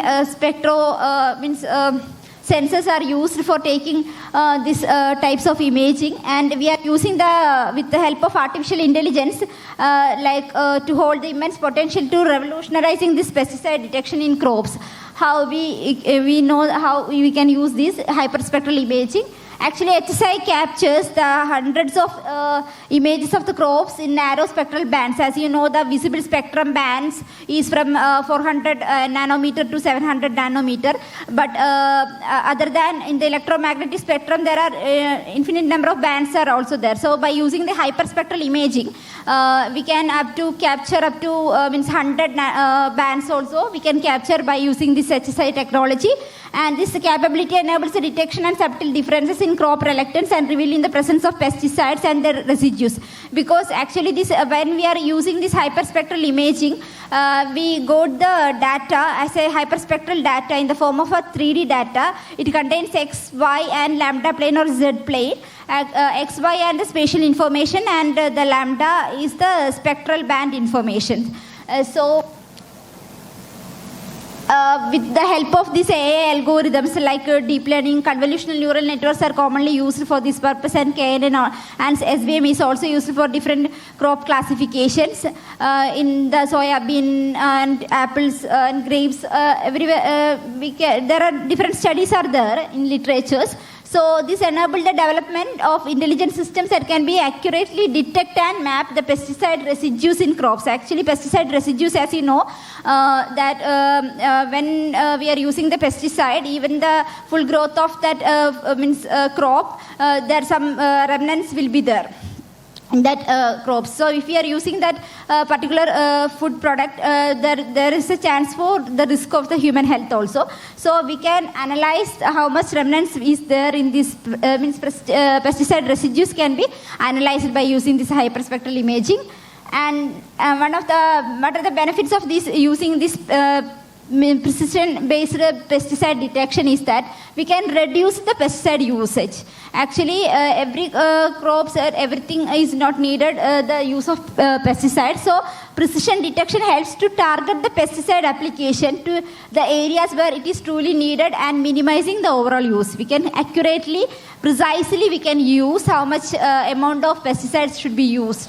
And another one is the enhanced food safety. So identifying the pesticide residues ensures that the consumers receive safe and wholesome food products. Because analyzing how much pesticide residues or remnants are there in the particular crops, by analyzing all these things, we can ensure the food safety of the human being. So for the sustainable development, it will help us. And the environmental protection is another concern, another benefits, and the monitoring pesticides levels helps to protect not only in the crops, in soil, water, and non-target organisms for contamination. We can use this hyperspectral imaging with the use or help of AI. And another this is the applications of this precision pesticide detection. We can use these types of detections of hyperspectral imaging in precision agriculture, food safety monitoring, and environmental regulation. So farmers can easily optimize the pesticide application based on the real-time data and the pesticide distribution. How much amount of pesticide should be used, or fertilizers or water should be have to be used in the crops. Everything can be optimized, and food safe, and we can, as per the environmental impact, we can reduce the environmental impact by using this precision agriculture. So in the food safety monitoring also, the food processors can screen the product for pesticide residues, ensuring the compliance with the safety standards. If we are analyzing how much pesticides are remaining there, we can, in the food products also, we can analyze, and we can help, reduce the risks in human beings. And environmental regulation means that regulatory agencies can monitor the pesticides levels in the agricultural landscape to protect ecosystems. In the soil also, we can use this hyperspectral imaging, not in the agriculture and crop fields. And mainly I am focusing on three mainly case studies in the real world impact. First one is a study using the hyperspectral imaging with the help of AI. It accurately detected the organophosphate pesticides in the soybean leaves, enabling the early intervention. So this is one of the literature, and I have seen. And another one is the AI-powered system is successfully mapped the glyphosate residues in rice fields, guiding targeted herbicide application. So how much residues are remaining? According to that, we can use the remedies for that also.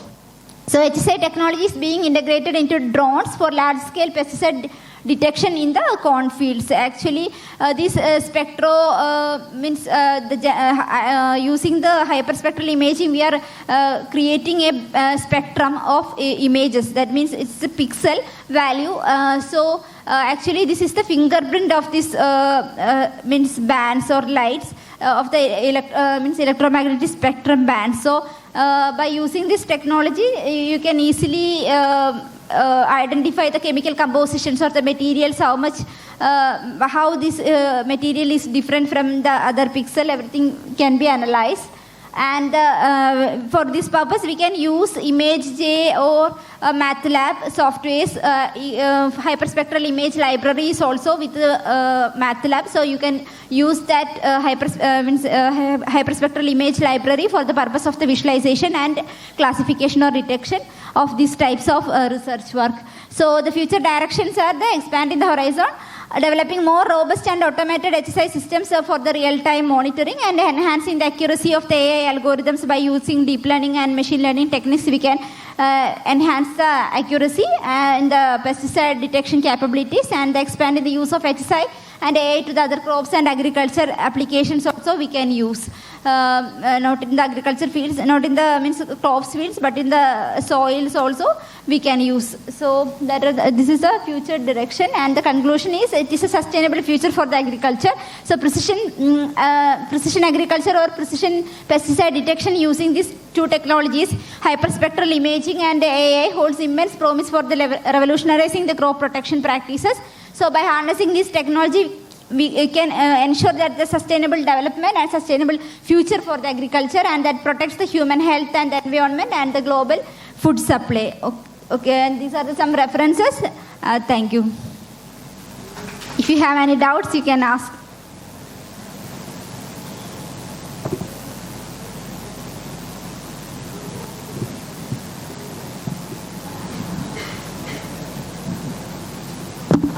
Anybody? Audience?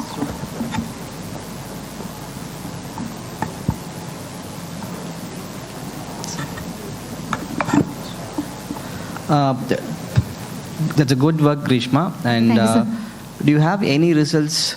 You said you were able to find out, the residue, pesticide residue in soya leaves and rice and other stuff. Do you have any results where we can Actually, see? I didn't work on that because I didn't get the data set that I am looking for. Actually, this is the soybeans and research works are there. Literature, I didn't included the literature, means the results here. I am just, this is just a pilot study, so I am proposing a new means invention in this agriculture field, in the crops, how we can use, how after capturing these hyperspectral images, you can implement. That's just a pilot study, sir. I didn't implement it in the MATLAB or Python. Okay. I have searched for that, but I couldn't get the time to do it. That's.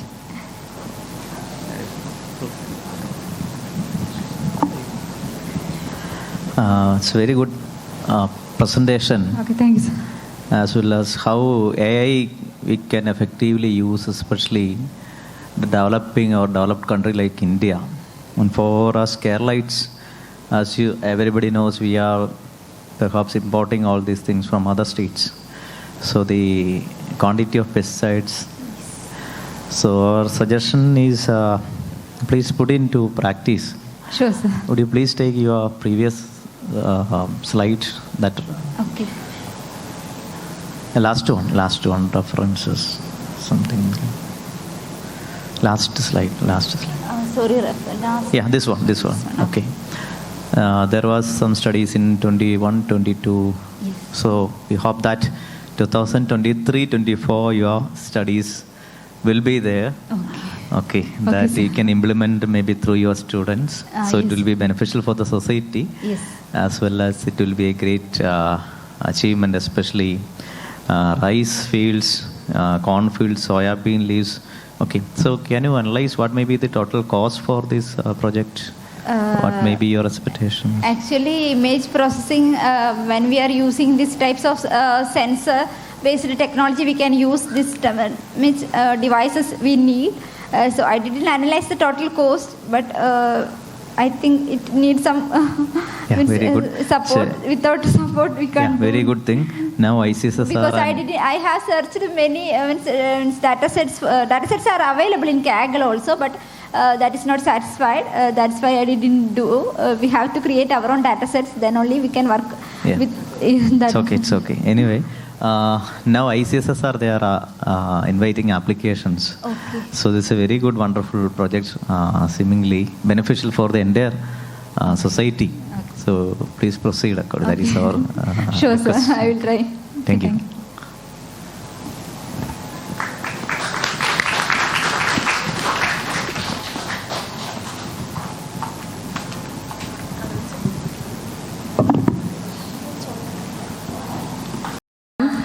Presented by Sujit Mohan KS, sir. Respected Chair, dear friends,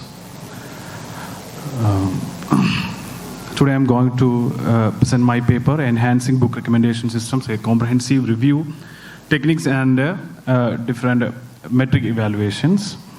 Myself, Sumit Mohan KS, I'm a research scholar, guided by Dr. Rahul Shajan, Department of Computer Applications, St. Joseph Engineering College, Palai. Actually, these are the topics we are going to cover: introduction, background, traditional book recommendation systems, existing recommendation systems, evaluation, book recommendation system performance, and conclusion. Okay. Reading helps every person and the society to grow and develop new ideas, actually. reading habit open a wisdom to the readers actually. But the current studies shows that the reading trend decreasing actually, specifically in a student and a youth generation. So many researching are going on to enhance the trend actually. Recommendation system, one of the key tackle to provide reading habit enhancement. Actually, what is recommendation system? When you log into YouTube or e-commerce websites like Flipkart and Amazon, they provide so many similar items that you will be like. This is actually a recommendation system. This techniques going to implement in book recommendations. This helps or enhance the reading habits actually. This is book recommendation system. The working of the recommendation system. Actually, the recommendation system recommendation system simplifies the decision make for the users. Actually, in behind a recommendation algorithm work in behind that actually grab the features and behavior of a particular user and by using these features actually from the data set it collect the object and provide it to the users, which is specifically for the particular users actually. Recommendation system tailors recommendations to match the user's preference for a personalized selections. Actually, why RSS?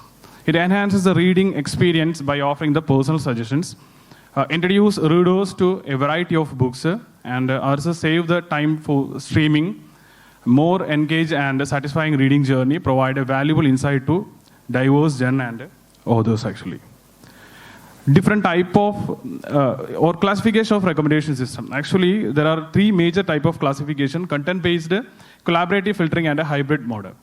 Content-based filtering, actually, the content-based filtering is based on the user behavior or user preference. And the collaborative filtering is based on the similar users' behavior. That means what others like will be the suggestion for a particular user. And a hybrid mode, actually hybrid mode combine these two, collaborative and content-based filtering, and provide a better suggestion. But it's very complex and expensive.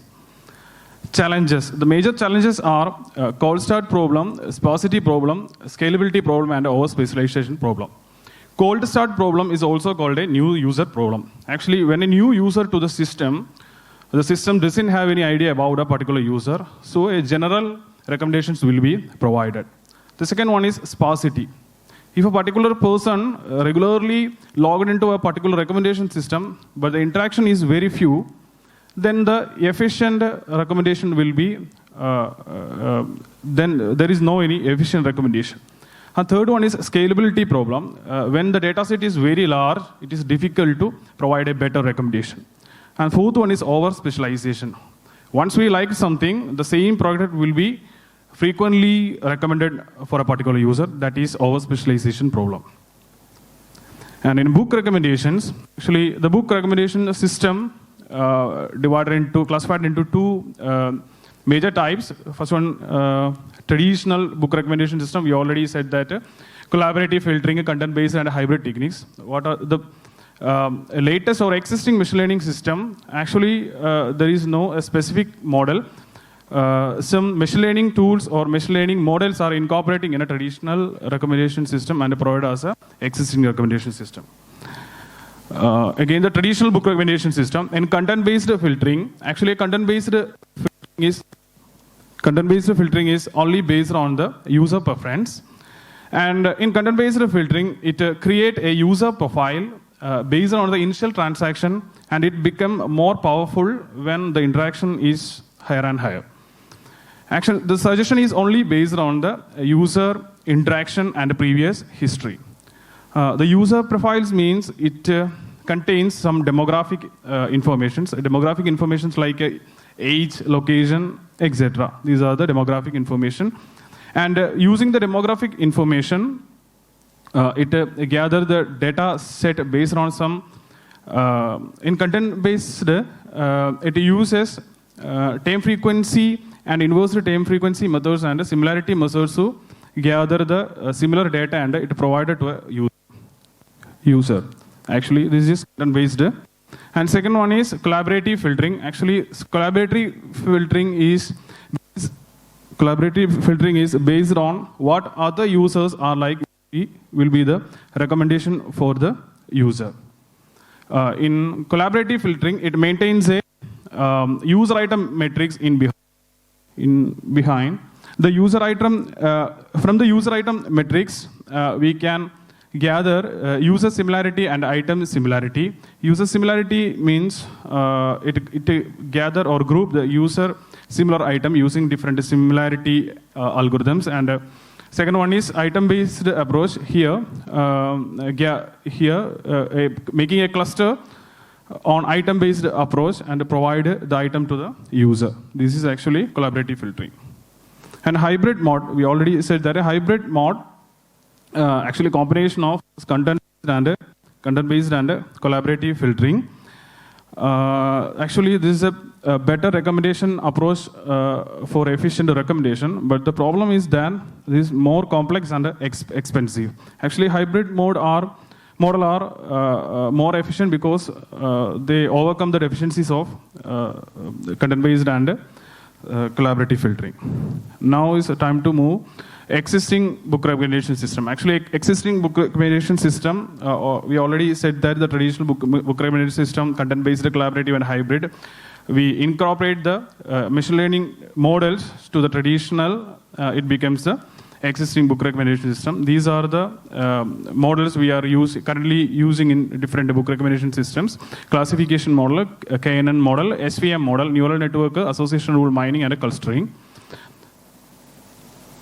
Okay, here, in a classification recommendation model, there are different probabilistic classification models are incorporating with the recommendation and providing a better recommendation. For example, techniques include Bayesian text classification, keyword extraction, and etc. are some classification-based recommendation models. Next one is a KNN-based recommendations. Actually, a KNN-based model is a lazy algorithm. That means it's only concentrated on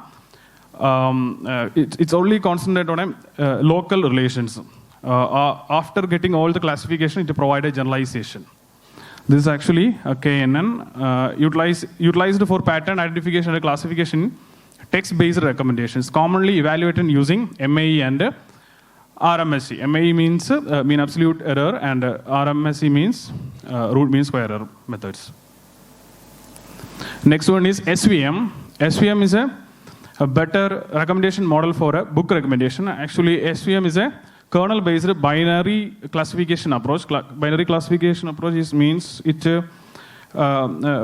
actually divide the total data into two classes. For that, SVM create a hyperplane, and all the objects are placed in one side and another side.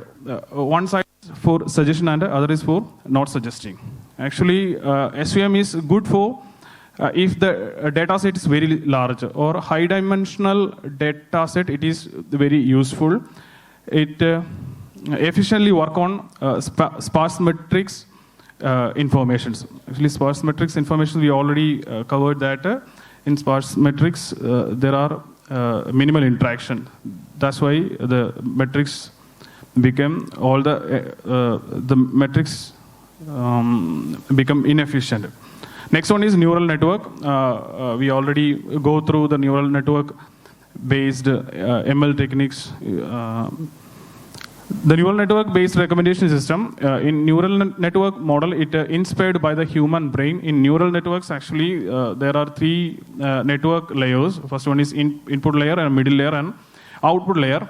From the input layer, we are providing the user item information, and output layer providing the pattern or recommendation. In the middle layer, actually, the middle layer providing an activation values to get the patterns.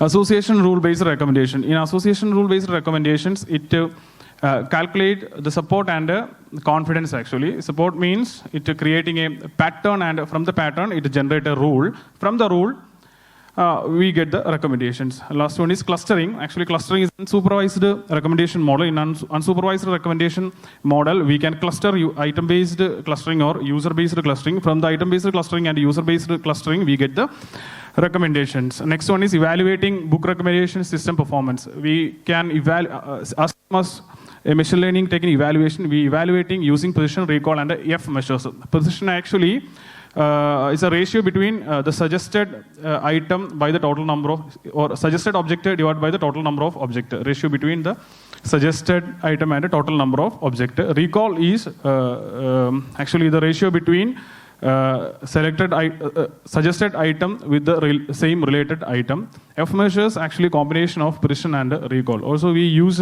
RMSE and MAE for the MAE as an evaluation metrics.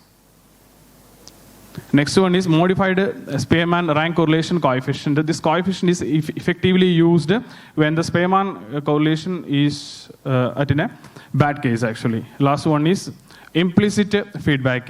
When we suggested some object to a user and we send back the feedback from the user, based on the feedback we can evaluate our suggestion is correct or not.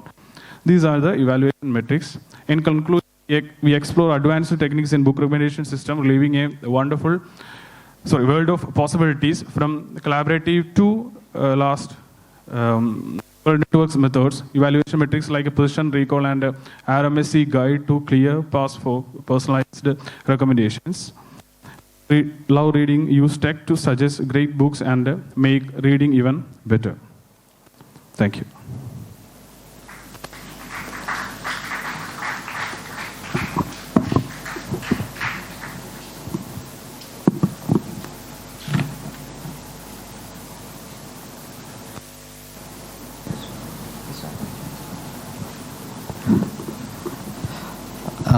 Good work, Mr.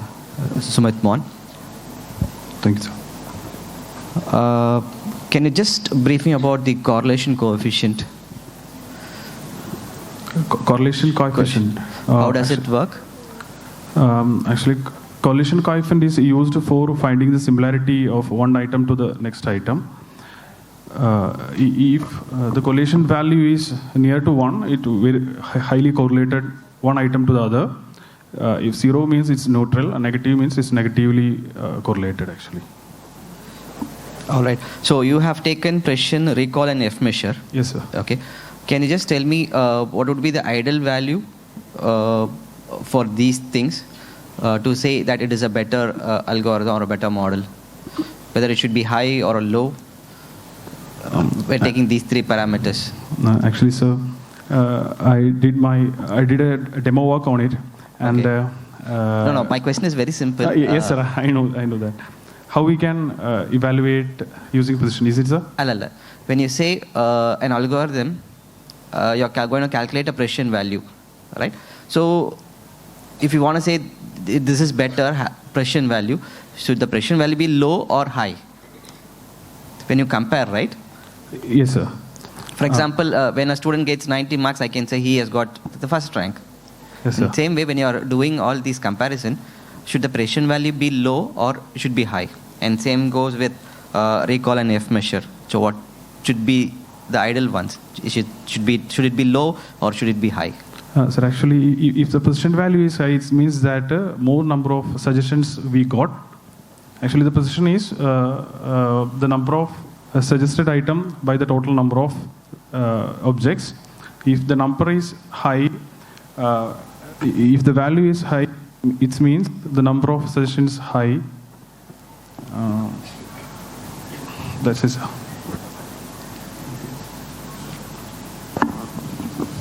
It's a very good topic, especially during this period of new education policy. Book recommendation system, what we have to follow from the student's point of view. Which system they shall adopt? What is your suggestion for the students? Can you suggest any particular system? This will be good for students. Actually, sir, book recommendation system is very like e-commerce websites. They provide a personalized books for every students or every users who log into a particular application. Yes, you have suggested many things, NN models, SVM models, hybrid models, and you have mentioned a lot of challenges also about that. Yes, sir. Yes, sir. From the student's point of view, when we are thinking, when choice-based credit systems are coming, we can take any type of choice from different universities, maybe in future. Okay. Yes, sir. So definitely, in a practical point of view, they will be thinking about different textbooks, different subjects. Yes, sir. So I don't know whether you have made any studies in that point of view, but just asking for your suggestion. Which may be a good system according to you, which is good for academicians as well as teachers? Sir, actually, the usage of neural networks in a collaborative model is much better. But when we're using the deep learning model, neural networks are deep learning models. If we are using it, it's highly expensive to process a particular model. That's the main problem. If we can use the same deep learning model for a particular application, that will be better for the recommendation. Very good. So you mentioned a lot of challenges regarding several models. Yes, okay. sir. So whenever there is a challenge, there is an opportunity, right? Yes, sir. Of course. So you are a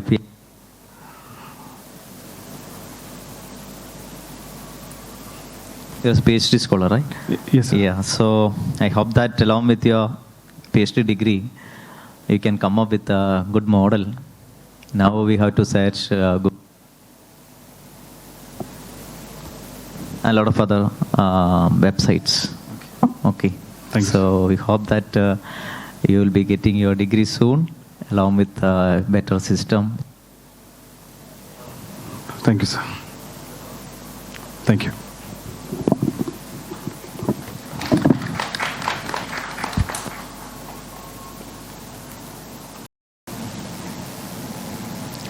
Next, the third paper is based on Internet and Things and its Application Study from Abhirami S.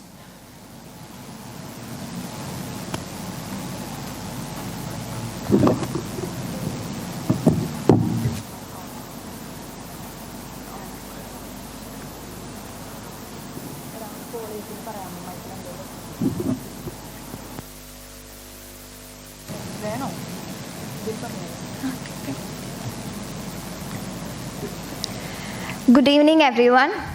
Let me introduce myself to you.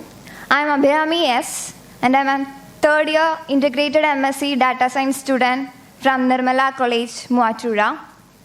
And over to my topic. My topic is IoT and its applications. We are all those people who frequently peeps into the social medias, right? For no real reasons. Yes, we are.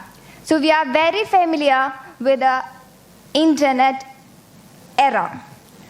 And let our journey from the internet era to a new, upgrading, emerging era, Internet of Things.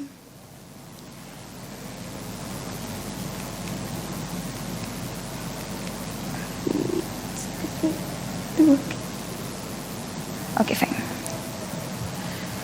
Imagine you are at work and you suddenly realize that you might not have turned off your lights in your house. And instead of traveling all the way back to your home, you can use your smartphone to turn off your lights, right? This can be achieved with the help of IoT. So, Internet of Things is a technology ecosystem characterized by interconnection of physical objects, devices, and systems. These entities are equipped with sensors, actuators, and connectivity, enabling them to gather and exchange data as well as the action based on their information received.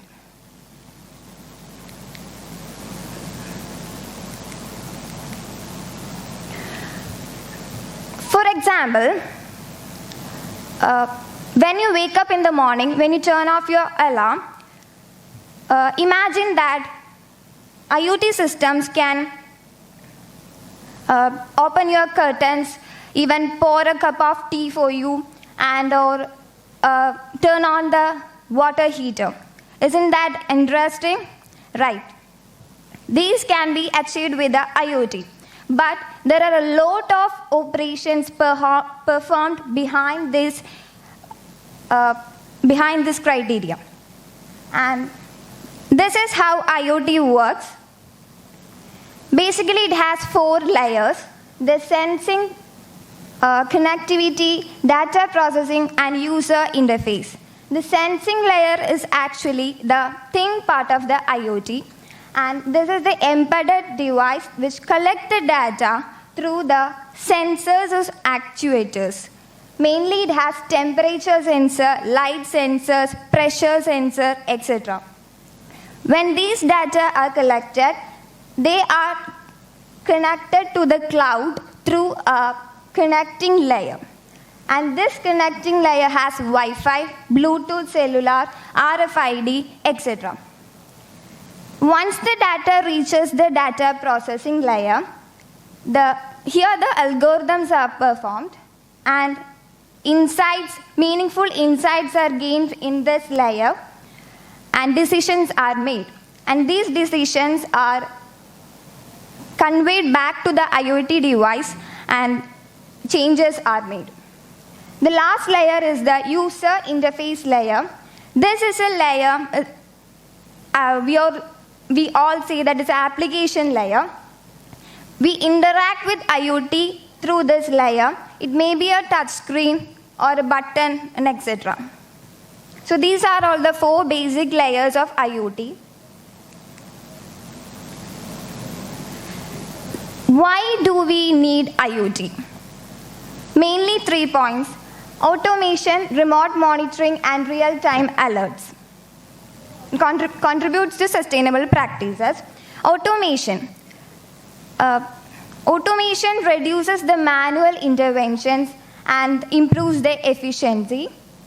Remote monitoring and real-time alerts.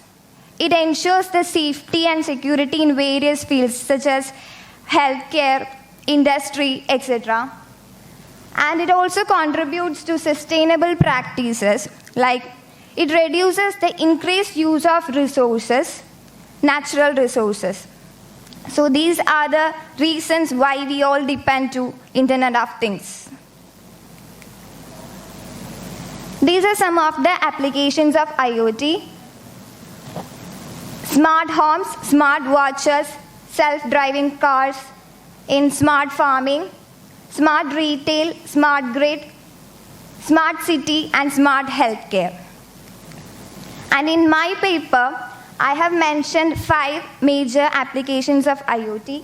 They are IoT in smart cities, in healthcare, smart farming, traffic management, IoT empowered 5G technology. IoT in smart cities. So we can connect smart factories, power plants, smart homes, everything, the entities that comprises a city, all these entities can be made smart. This is a pictorial representation of a smart city. Smart parking system to detect the empty parking space. So we can find the empty spaces to park our vehicles, and monitoring systems for vibration and material conditions in bridges in historical buildings. Smart street and highway lighting that detects adjusts itself to any weather conditions. And waste management system. It is a very it is the crisis of a city, right? So in waste management system, we can implement IoT. IoT in healthcare. In healthcare, IoT devices collect the patient data and it is send information, the IoT devices send information to the cloud, and the doctors can take the sudden action if there is any abnormal readings in the patient's heart rate, temperature, etc. These are the applications of IoT in the healthcare sector. Real-time monitoring and alerts generation. A continuous monitoring of glucose for insulin pens is a very good example. So these can be achieved with the help of sensors positioned in our human body. In chronic disease detection and prevention, many people are suffering from chronic diseases like asthma, autism, etc. And for patients suffering from autism, there is an IoT device that can read the EEG waveforms through the neurological sensors, and the data is collected and sent to the cloud, and the respective caretakers can take actions if there is abnormal readings in their physical condition. Telemedicine, IoT provides a remote healthcare in a remotely manner, and IoT in hospitals. IoT devices can trace the real-time location of the medical equipments like the wheelchairs, oxygen pumps, etc. In research purposes, there is an abundant data related to the patient's illness. So these data can be collected through IoT devices, reducing the human intervention. Next field is IoT in smart farming. It mainly aims to optimize the production efficiency. It reduces in the utilization of natural resources, and big data in the IoT is it gives an explorative overviews of real-time agriculture situations, and this increment the accuracy rate, and hence the farmers can take a fruitful decision. This is an example of IoT in smart farming. Suppose we want to water our garden, and for every time we need to check the moisture level of the soil. Instead of doing it manual, you can use the IoT systems. They can sense, the sensors and actuators can sense the moisture level of the soil, and the data is sent to the IoT gateway through MQTT and HTTP protocols. And these IoT gateways can aggregate and feed the data into the cloud. And whenever the moisture level of the soil drops, this IoT system is triggered and the sprinklers are turned on automatically. This way we can reduce the human intervention of watering the plants. And the data collected in the cloud can be also visible to our smartphone screens too. In livestock monitoring system, it utilizes a movable as well as fixed sensors, and they are placed in the wearable collars of animals, and farmers notices the unusual changes in animal body by measuring their body temperature, heart rate, etc. And this analysis helps in halting livestock disease and successive transmission of disease to human beings. IoT in traffic management, it aims to reduce the increased congestion rate in road systems. Mainly traffic guidance, autonomous cars, traffic signal control, smart parking. Traffic guidance means drivers can choose their routes. Okay. IoT embedded 5G technology is mentioned here. So increasingly companies and government entities are embracing IoT applications, ushering in the era of smart world innovation solutions. And IoT is becoming the third wave industry after the computer and the internet. So let be the generation who lives in an era who revolutionize people's day-to-day life with the use of Internet of Things. And that's all for my topic. Thank you.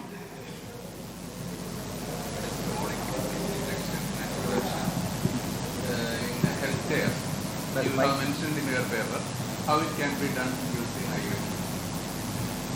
Sir, I have researched, in my paper, I have mentioned that for patients having, for example, for patients having autism, an IoT device can read the EEG waveforms and through neurological sensors, and the respective caretakers can get the data if there is any abnormal readings in their health behavior. So that is an example. So we can detect real-time monitoring is the thing.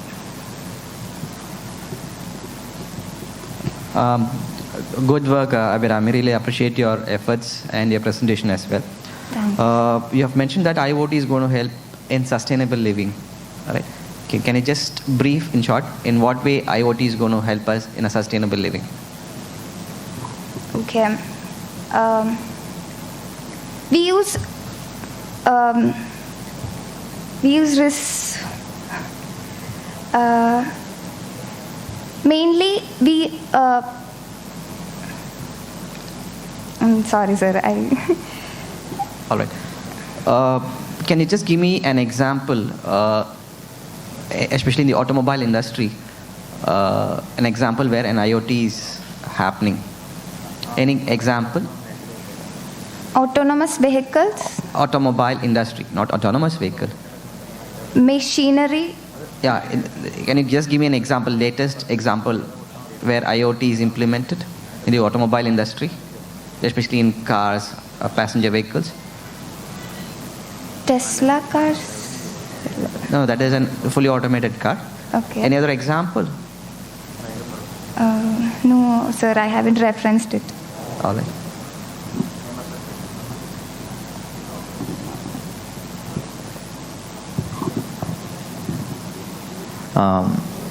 Abhirami.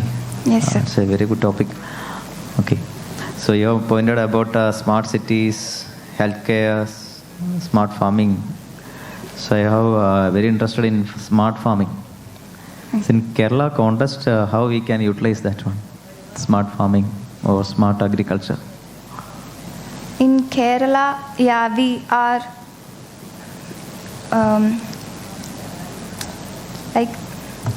We have a lot of issues like flood disease and issues. climate change. So farmers can rely on IoT devices. If there is any change in the weather condition, IoT device can sense the weather condition. So they can implement more technologies according to the soil type.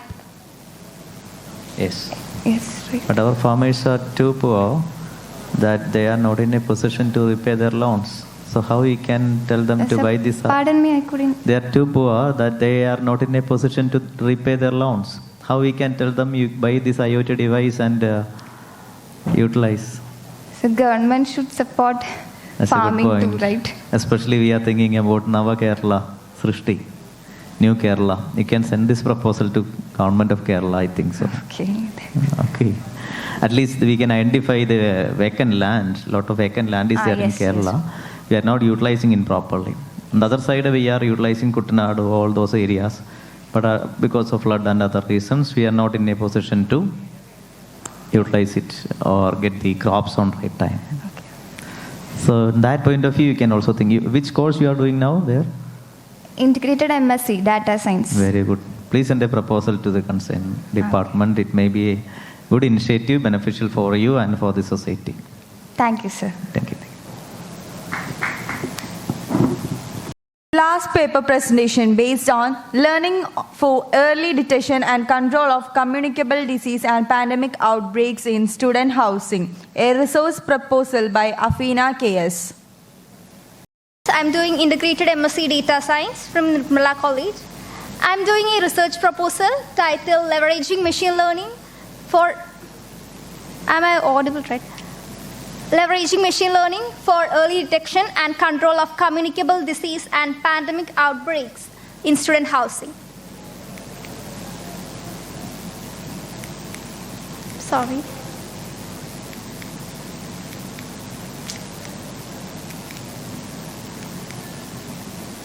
Okay, let me present an overview before I get into the topic.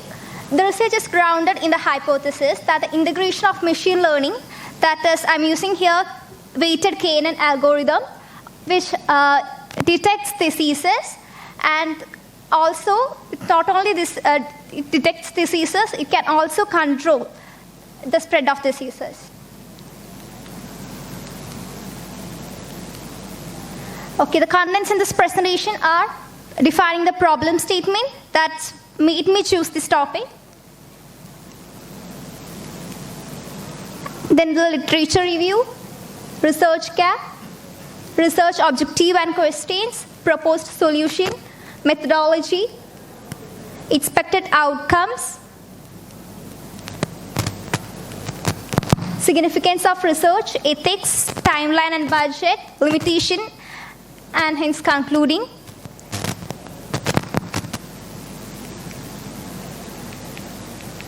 Sorry. Okay. So, I have done the literature review and identified the problems that the spread of disease in student housing, and also we couldn't detect the diseases at early stages during pandemic outbreaks, which often lead to the vast spread of disease, and it inversely affects the public also. So here are some reports showing that problem.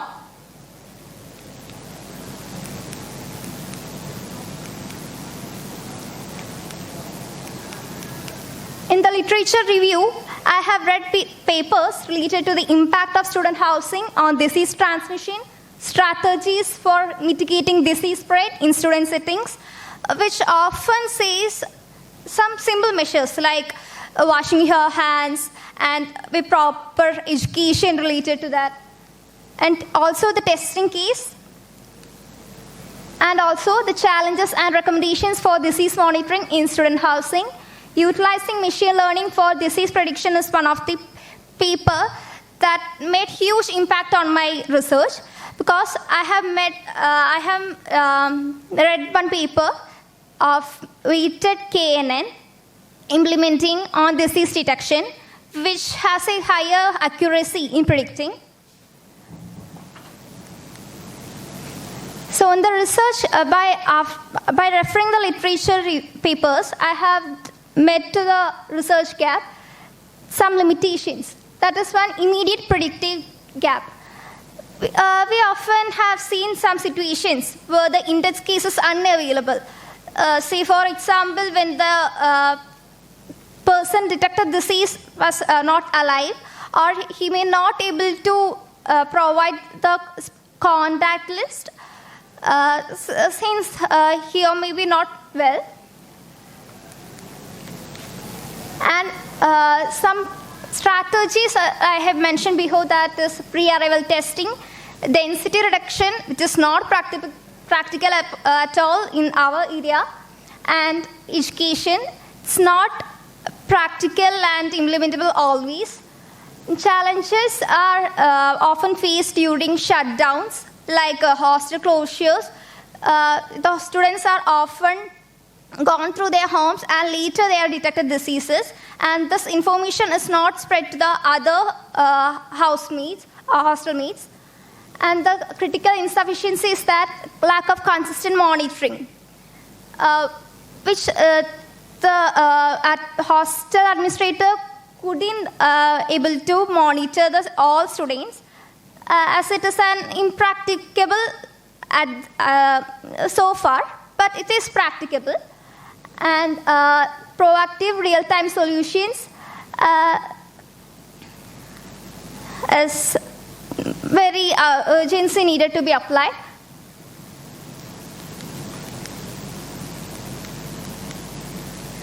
So this research gap met with the objectives of my proposed systems. Developing preventative strategies for disease control. I'm using here, actually I have not done yet the research, but I am proposing to do so. That is using the details such as floor, room, which often make an impact on the spread of disease, and establishing continuous health tracking systems, like implementing a website or app that always makes the students to feed some their daily symptoms, and which often detects the disease. Then,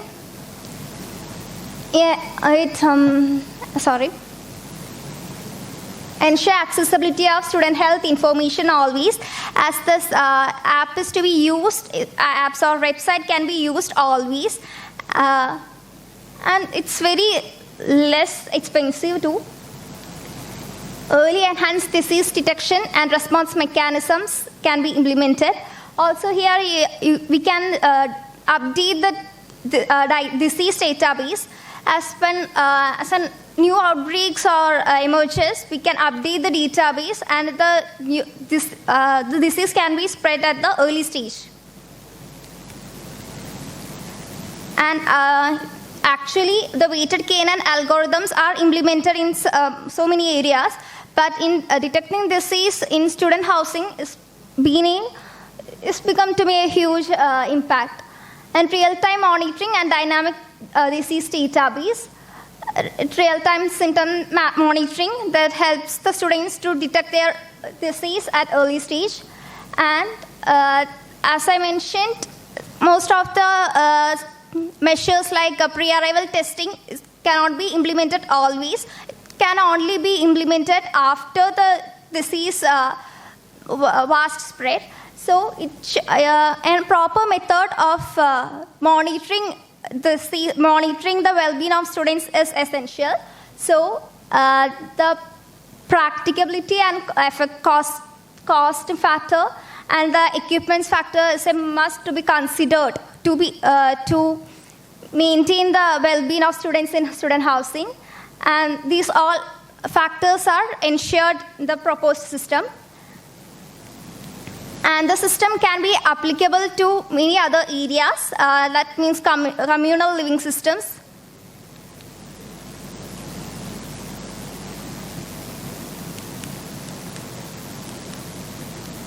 The research questions are challenges in disease management. That is, we couldn't able to track the students, we couldn't control the spread. And prevention and control of disease spread, health tracking during hostel shutdowns, available of student health information, preventing delay in new disease emergence, effectiveness of real-time monitoring and dynamic database, control of person-to-person disease transmission, impact of KNN in early disease detection. The proposed solution, I couldn't include all the details, but yet web development and database application, user authentication, front-end and back-end development, dynamic disease database, which makes the admin to add the new emerged disease details, weight the KNN, analysis with proximity data such as room, floor number, department number, symptom similarity analysis, real-time surveillance, data reporting to health department. So, I have done a flow chart. In the system, we are first actually giving the details of the students, attendance. The details of the student can be given at an early stage. The details such as floor number, room number, student details, health conditions can be given. And daily attendance is fed to the system. The system is gathering symptoms daily through an, if it is a website, through a just option of just inputting symptoms by the students. And these symptoms are stored, and the weighted KNN algorithm detects the disease, and if the disease is present, it notifies the student. And if the student is available or could give the contact list, he or she can give. We are not expecting them to give always. If the student couldn't give, also we can predict the possible spread through the factors of role of spatial information such as floor, room, etc. And if a new pandemic outbreaks emerges, we often face difficulty in detecting the students who have affected.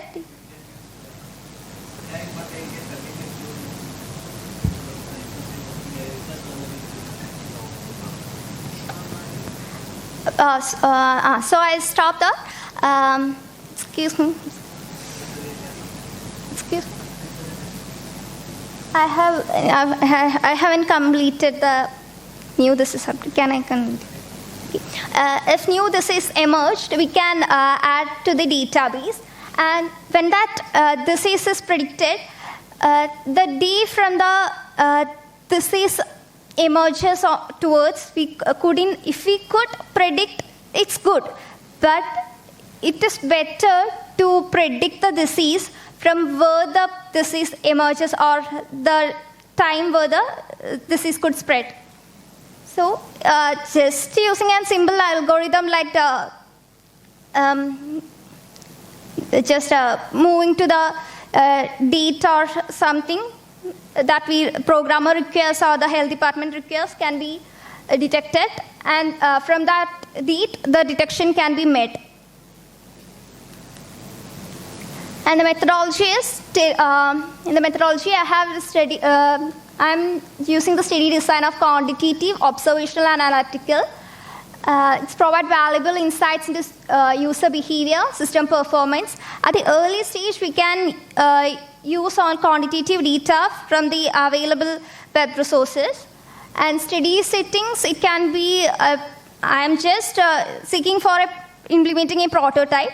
So study setting can be, as I'm studying in Nirmala College, I would be looking forward to conducting the hostel of Nirmala. And it can be done in the hostel facilities at population high densities. And data collection, it's such as I mentioned, room details, row details, and the other details of the students can be recorded. Expected results are enhanced detection, disease detection, early disease identification and contribution to early intervention strategies. It improves accuracy and efficiency in predicting and identifying. As I said, once the student is confused by his or her symptoms, he is actually gets the information that if he or had the disease. So before consulting a doctor or be undergoing a test, the student could get an assumption of that. Real-time data analysis enables a rapid response to outbreak, preventing further spread. Location-based spread system. Also, the spread can be determined by digital contact tracing, but I didn't want to make the complex. I often looking forward for a practical, less expensive system. Pandemic insights, forwarding data and analysis related to pandemics to health departments. The health departments can analyze the data by looking over the transmitted features, like if the proximity is higher and the disease detection is higher, they could undergo further insights or generate some solutions. Model for communal settings, applicable in similar communal settings, but the factors must be a little bit different, but the main logic behind is simple as real-time symptom gathering. It will be a potential impact on communal settings. And significance of the research is addressing critical issues. We often had the difficulty during the COVID-19 outbreak, and innovation through machine learning. As we know, there is a weighted KNN, but we couldn't implement in these communal living settings, which often made the spread of disease. Practical implementation, a detailed plan for system implementation is I have listed in the research paper. Less need of equipment and low maintenance after successful employment. But for the actual development of the system, yeah, it may require some expenses due to the need of good data scientists, analysts and all. Potential impact enhances significant control and early detection, serving as a model for public health strategies. It can also be, as I said, it can also be implemented in similar communal settings. Okay. And it is, it can be lead to a great scientific contribution. and many ethical considerations had to be considered, since it takes real-time data and the details of the student. And implementing a prototype or developing a prototype, we can done within 6 months. I have to. This a little bit difficult, but it have to be done fast, since it requires before an outbreaks emerges. Limitations is data reliability and accuracy. We will often have the question, what if students give an improper data? That's one limitations, but yet we may be able to solve in future.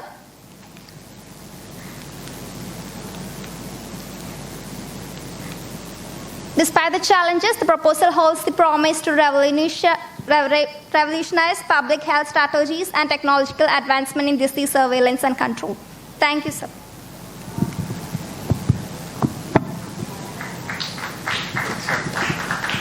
Good work, Afina. I think if you can really expand certain verticals in this, you can even complete your PhD in it. You have done a good study, so appreciations for that. And I want to know why you specifically chose KNN. I have read one of the papers comparing all the algorithms, and one of the algorithms that have higher accuracy is weighted KNN. And generally the KNN, the limitations of most of the algorithms is that the outliers. The weighted KNN makes weighted on all the data, all the labels, and it often do not closely implies on the outliers and the closeness of the data to be lied on. So we'll conclude very fast because the time already anyway, your topic is very good. Early detection and control of communicable diseases, especially in student accommodation facilities, student housing. You mean hostels? Yeah. Yeah. So as you concluded, it will be a revolution in healthcare sector. Yeah. Provided you can implement the project. What was the total cost that you have mentioned there? 10,000. 10,000 rupees. You can do this revolution. No, I just mentioned of developing a prototype. Actually, I had referred to the KSST thing I have seen on your notice. I thought that they will be funding, and I have gone through their proposals. Yeah, very good. You have a time frame also for everything, clear-cut time frame. That means you are determined and dedicated, and you are going to do this one. Yes, I thought they will be funding, so I have. The proposal is very good. You can send to good organization, government organizations departments will be supporting you, funding you. You already sent to anybody? No. Who supported you for this project? Your guide? Actually, I'm in my academics. I'm doing a project, minor project. So it's a developing of a hostel management system. These all features are not included, but the disease detection is. It's a good tool. Even one student can send the data through a website. If I heard something from outside hotel, if I am not well, immediately this information will be communicated to the teacher in charge, maybe the colleges. So the same time, same roommate, the same hotel or restaurant, they had something is not there, we can send alarms. Yeah, many insights this is a good initiative, especially time frame is there, cost is there. So it's a good paper and seemingly good project. Congratulations. Thank you. Okay. Next is the certificate distribution for the participants. For that, I welcome Dr. Redish Kea, Faculty of Department of Computer Application, Bharat Mata College, Srikakulam.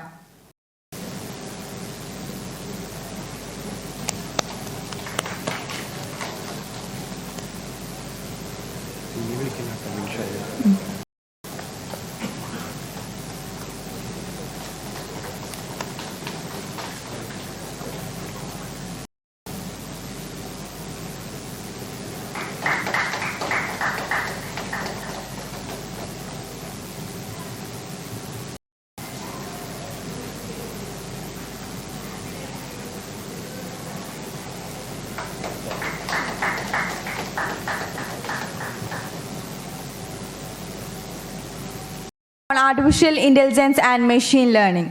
I hope today's session was very informative one. We will have fruitful session in the coming days. Once again, thank you all.